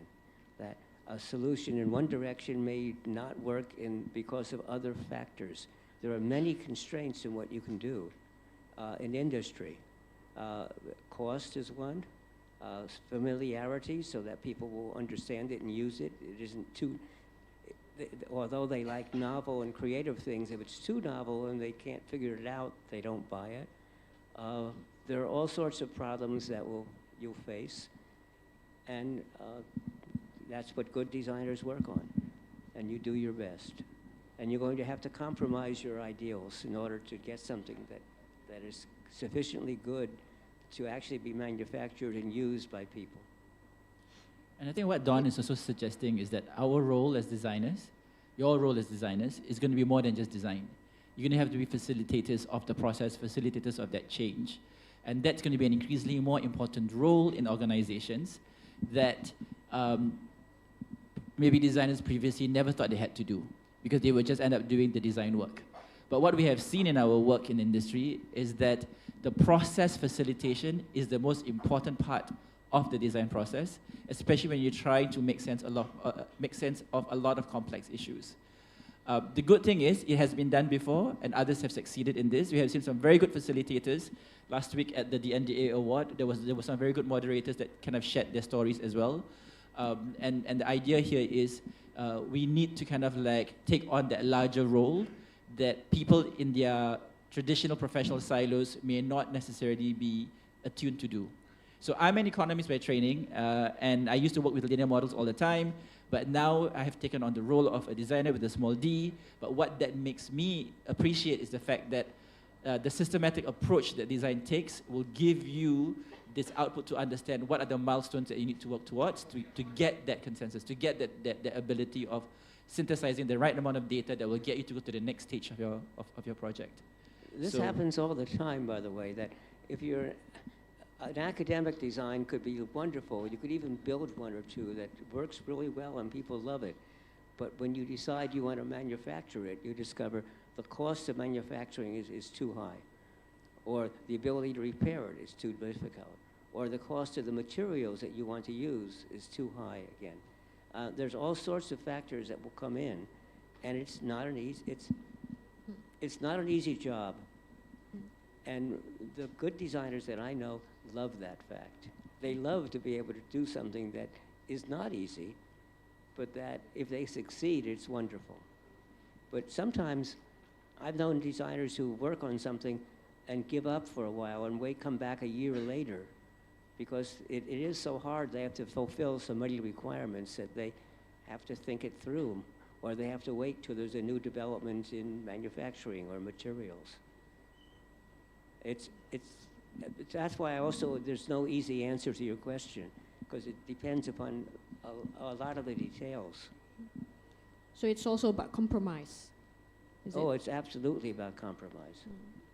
People hate that, but you have to, in the end, if you want it to be out in the world, you've got to compromise. maybe put those stakeholders together in a room and you can start a conversation with everybody so they can understand each other better. Well, that's the proper way. Yeah. Don't try to do it yourself. It's best to get whoever else is involved that they're telling you, no, we can't do that, or this is too difficult, or too expensive. Get them all together and try to work it out. And use your design skills to your advantage. Visualize the thinking, visualize the concerns, so people can see where they are standing from and what they're looking at as well. And I think once they see there are some commonalities and some concerns that can be harmonized, that's when you get that aha moment. You go like, oh yeah, okay, maybe we can go ahead and do it this way. Yeah. What the prompter is telling us, Tatum, it's time's up. That we've had 75 minutes of really intense conversation. I think we're going to end it with some kind of practical tips for our faculty members and our students as well on how to adopt this HD+, how to make it a realization. Is that a movie or? I mean, yes, I'd like to see it. Is it going to be real or? No, she's asking you to come up with the tips. Yeah. What strategies can we imply as a university in Indonesia and also in Singapore?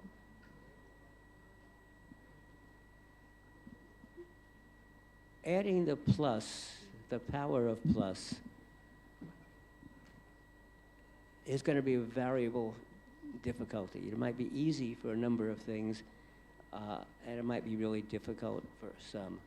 Personally, I feel that some of it's going to require government action. That the fact that waste, when a company has waste and discards it out into the streams and the land, the economists call that externalities, and they're not responsible for it anymore. That has to change, and this requires government action, that they are responsible. But we've now discovered all sorts of places where people cheat. It may not be allowed, but they cheat. And so waste disposal is one where they just discovered people who were given money to do efficient waste. All they did was they took the waste and they dumped it someplace where nobody could see it. But it's now been discovered. So people are people. So anyway, I think there are some parts of HCD are fairly simple, like learning to design with and by as opposed to for. There are other parts that are more difficult. The sustainability issue requires new methods, new manufacturing, new materials, and designing it differently so the stuff can be reused. Now this can be done. People are doing it. Even automobiles are being designed so the old automobiles can be melted down and made into new ones. But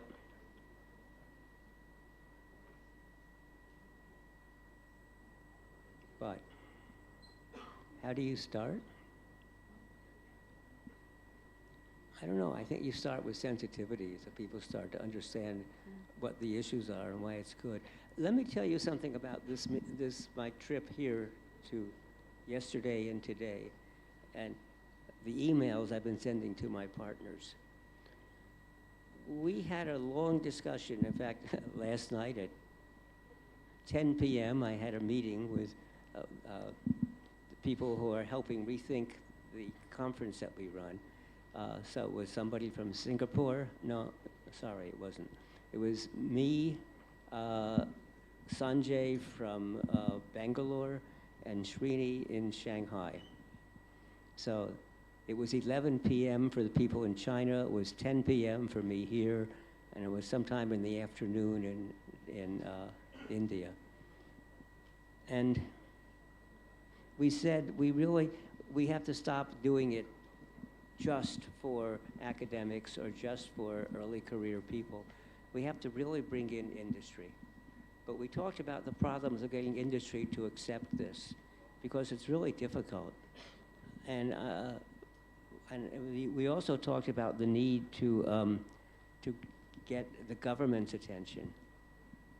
Well, yesterday we had government officials. And moreover, giving speeches that I could have written that are wonderful. And today we had government officials. And I began to realize that especially the countries the countries that have less money and less well developed are much more sensitive, and the governments are much more willing to make the changes. And so but Singapore, which is actually an expensive place, Singapore has already been making those changes. Indonesia, yes, and there's many sections and parts of India which are doing the same thing. And I know that there's parts of Mexico doing it and parts of Latin America. Brazil has just argued for the same sort of thing now that they've destroyed the Amazon basin. And maybe there's hope. And maybe we should not try to work with Russia, China, the United States, the big powerful nations. Let's start with the smaller countries, which are much more sensitive. And I think as we do that, that might put the larger nations to shame. And on top of that, the smaller nations could say, you're not allowed to work in our country unless you follow our procedures. So I'm going to try that argument and see whether we can actually make a difference in government. And we have some really senior people in our advisory group who are at the level where they can talk to government or used to be part of government. So I'm hopeful. And with that, thank you, Dawn, so much for Dawn. that. Be sensitive, be hopeful. Mr. Don Norman, Professor Emeritus at UC San Diego. Taufik, over to you. What do we do? Sorry, Fajar, what do we do? Do we stay on the stage? We stay on the stage. We invite Professor Johannes to the stage for photo op.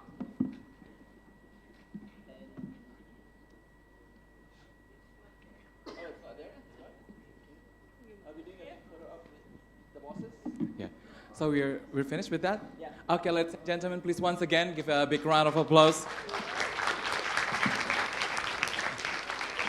Yeah, please remain on stage as we'd like to invite Professor Johannes to present a token of appreciations to Professor Don.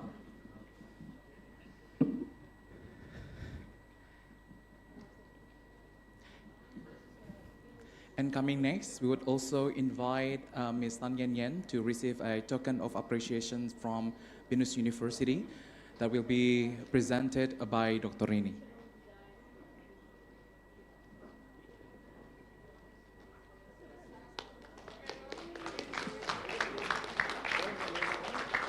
Thank you very much.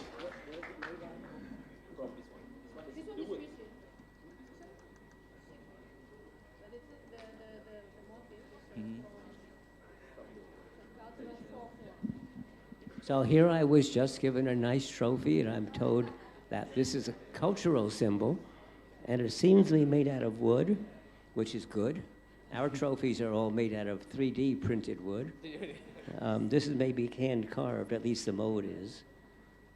Thank you. Thank you very much, Professor. Now, Professor, we are also inviting Ms. Tan Yen Yen to receive a token of appreciation from BINUS University Vice Rector of Collaborations and Global Engagement, Dr. Rini.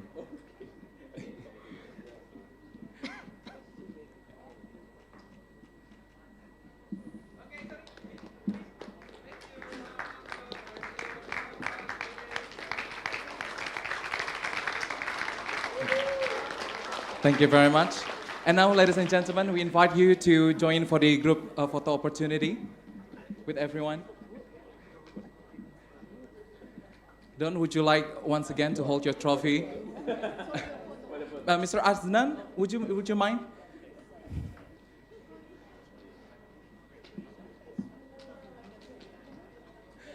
Okay, ladies and gentlemen.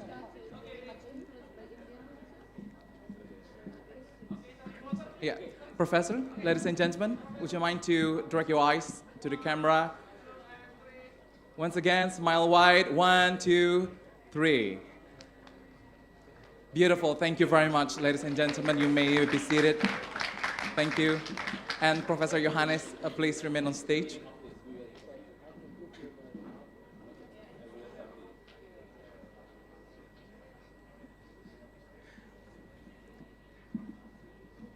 Thank you very much. Yeah. Professor Johannes, Yeah, thank you very much. And ladies and gentlemen, moving on, we will hear a closing remarks from our Vice Rector of Student Affairs, Professor Johannes, to officially close this summit. The time is yours, Professor.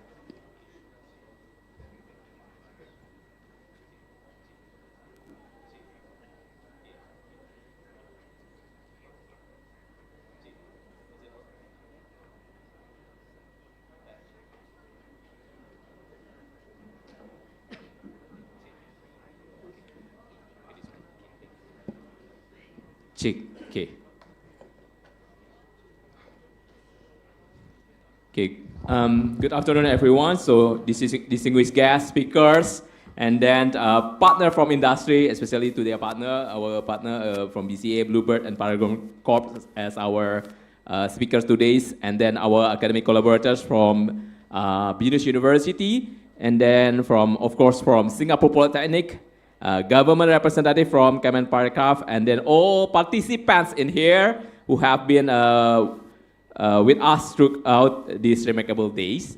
And today we have not only held an event, we have shared a journey that showcases why design thinking and user experience are no longer optional framework, but essential lens for solving the real problem. Like Prof. Don Norman mentioned this morning, it's not only the symptom that we have to solve, but the real problem that we have to solve. And then, of course, it's an immense privilege for all of us to have been inspired by the insight of Prof. Don Norman today, a pioneer of whose thinking has shaped how the world understands the design for humanity. And then, as someone who has spent years researching and practicing UX, I stand here even more convinced that UX and design thinking are not just tools to make this easier, but to make life better. And then good UX is not only about usability, it's about meaning, and authentic design thinking is not only about ideation, it's about transformation. And over the years, research and industry collaboration that's happened today also, I have learned three things repeatedly. Number one is solution inspired by empathy are the one that last. Yeah, technology evolve and trend changes.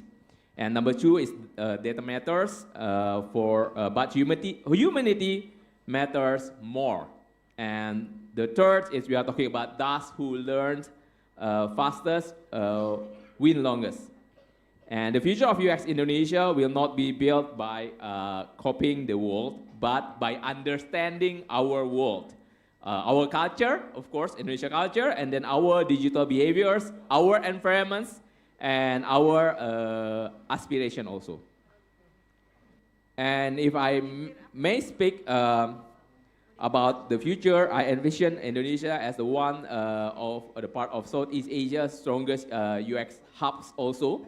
We have youth, digital adoption, creative energy, and most importantly, collaboration displayed today.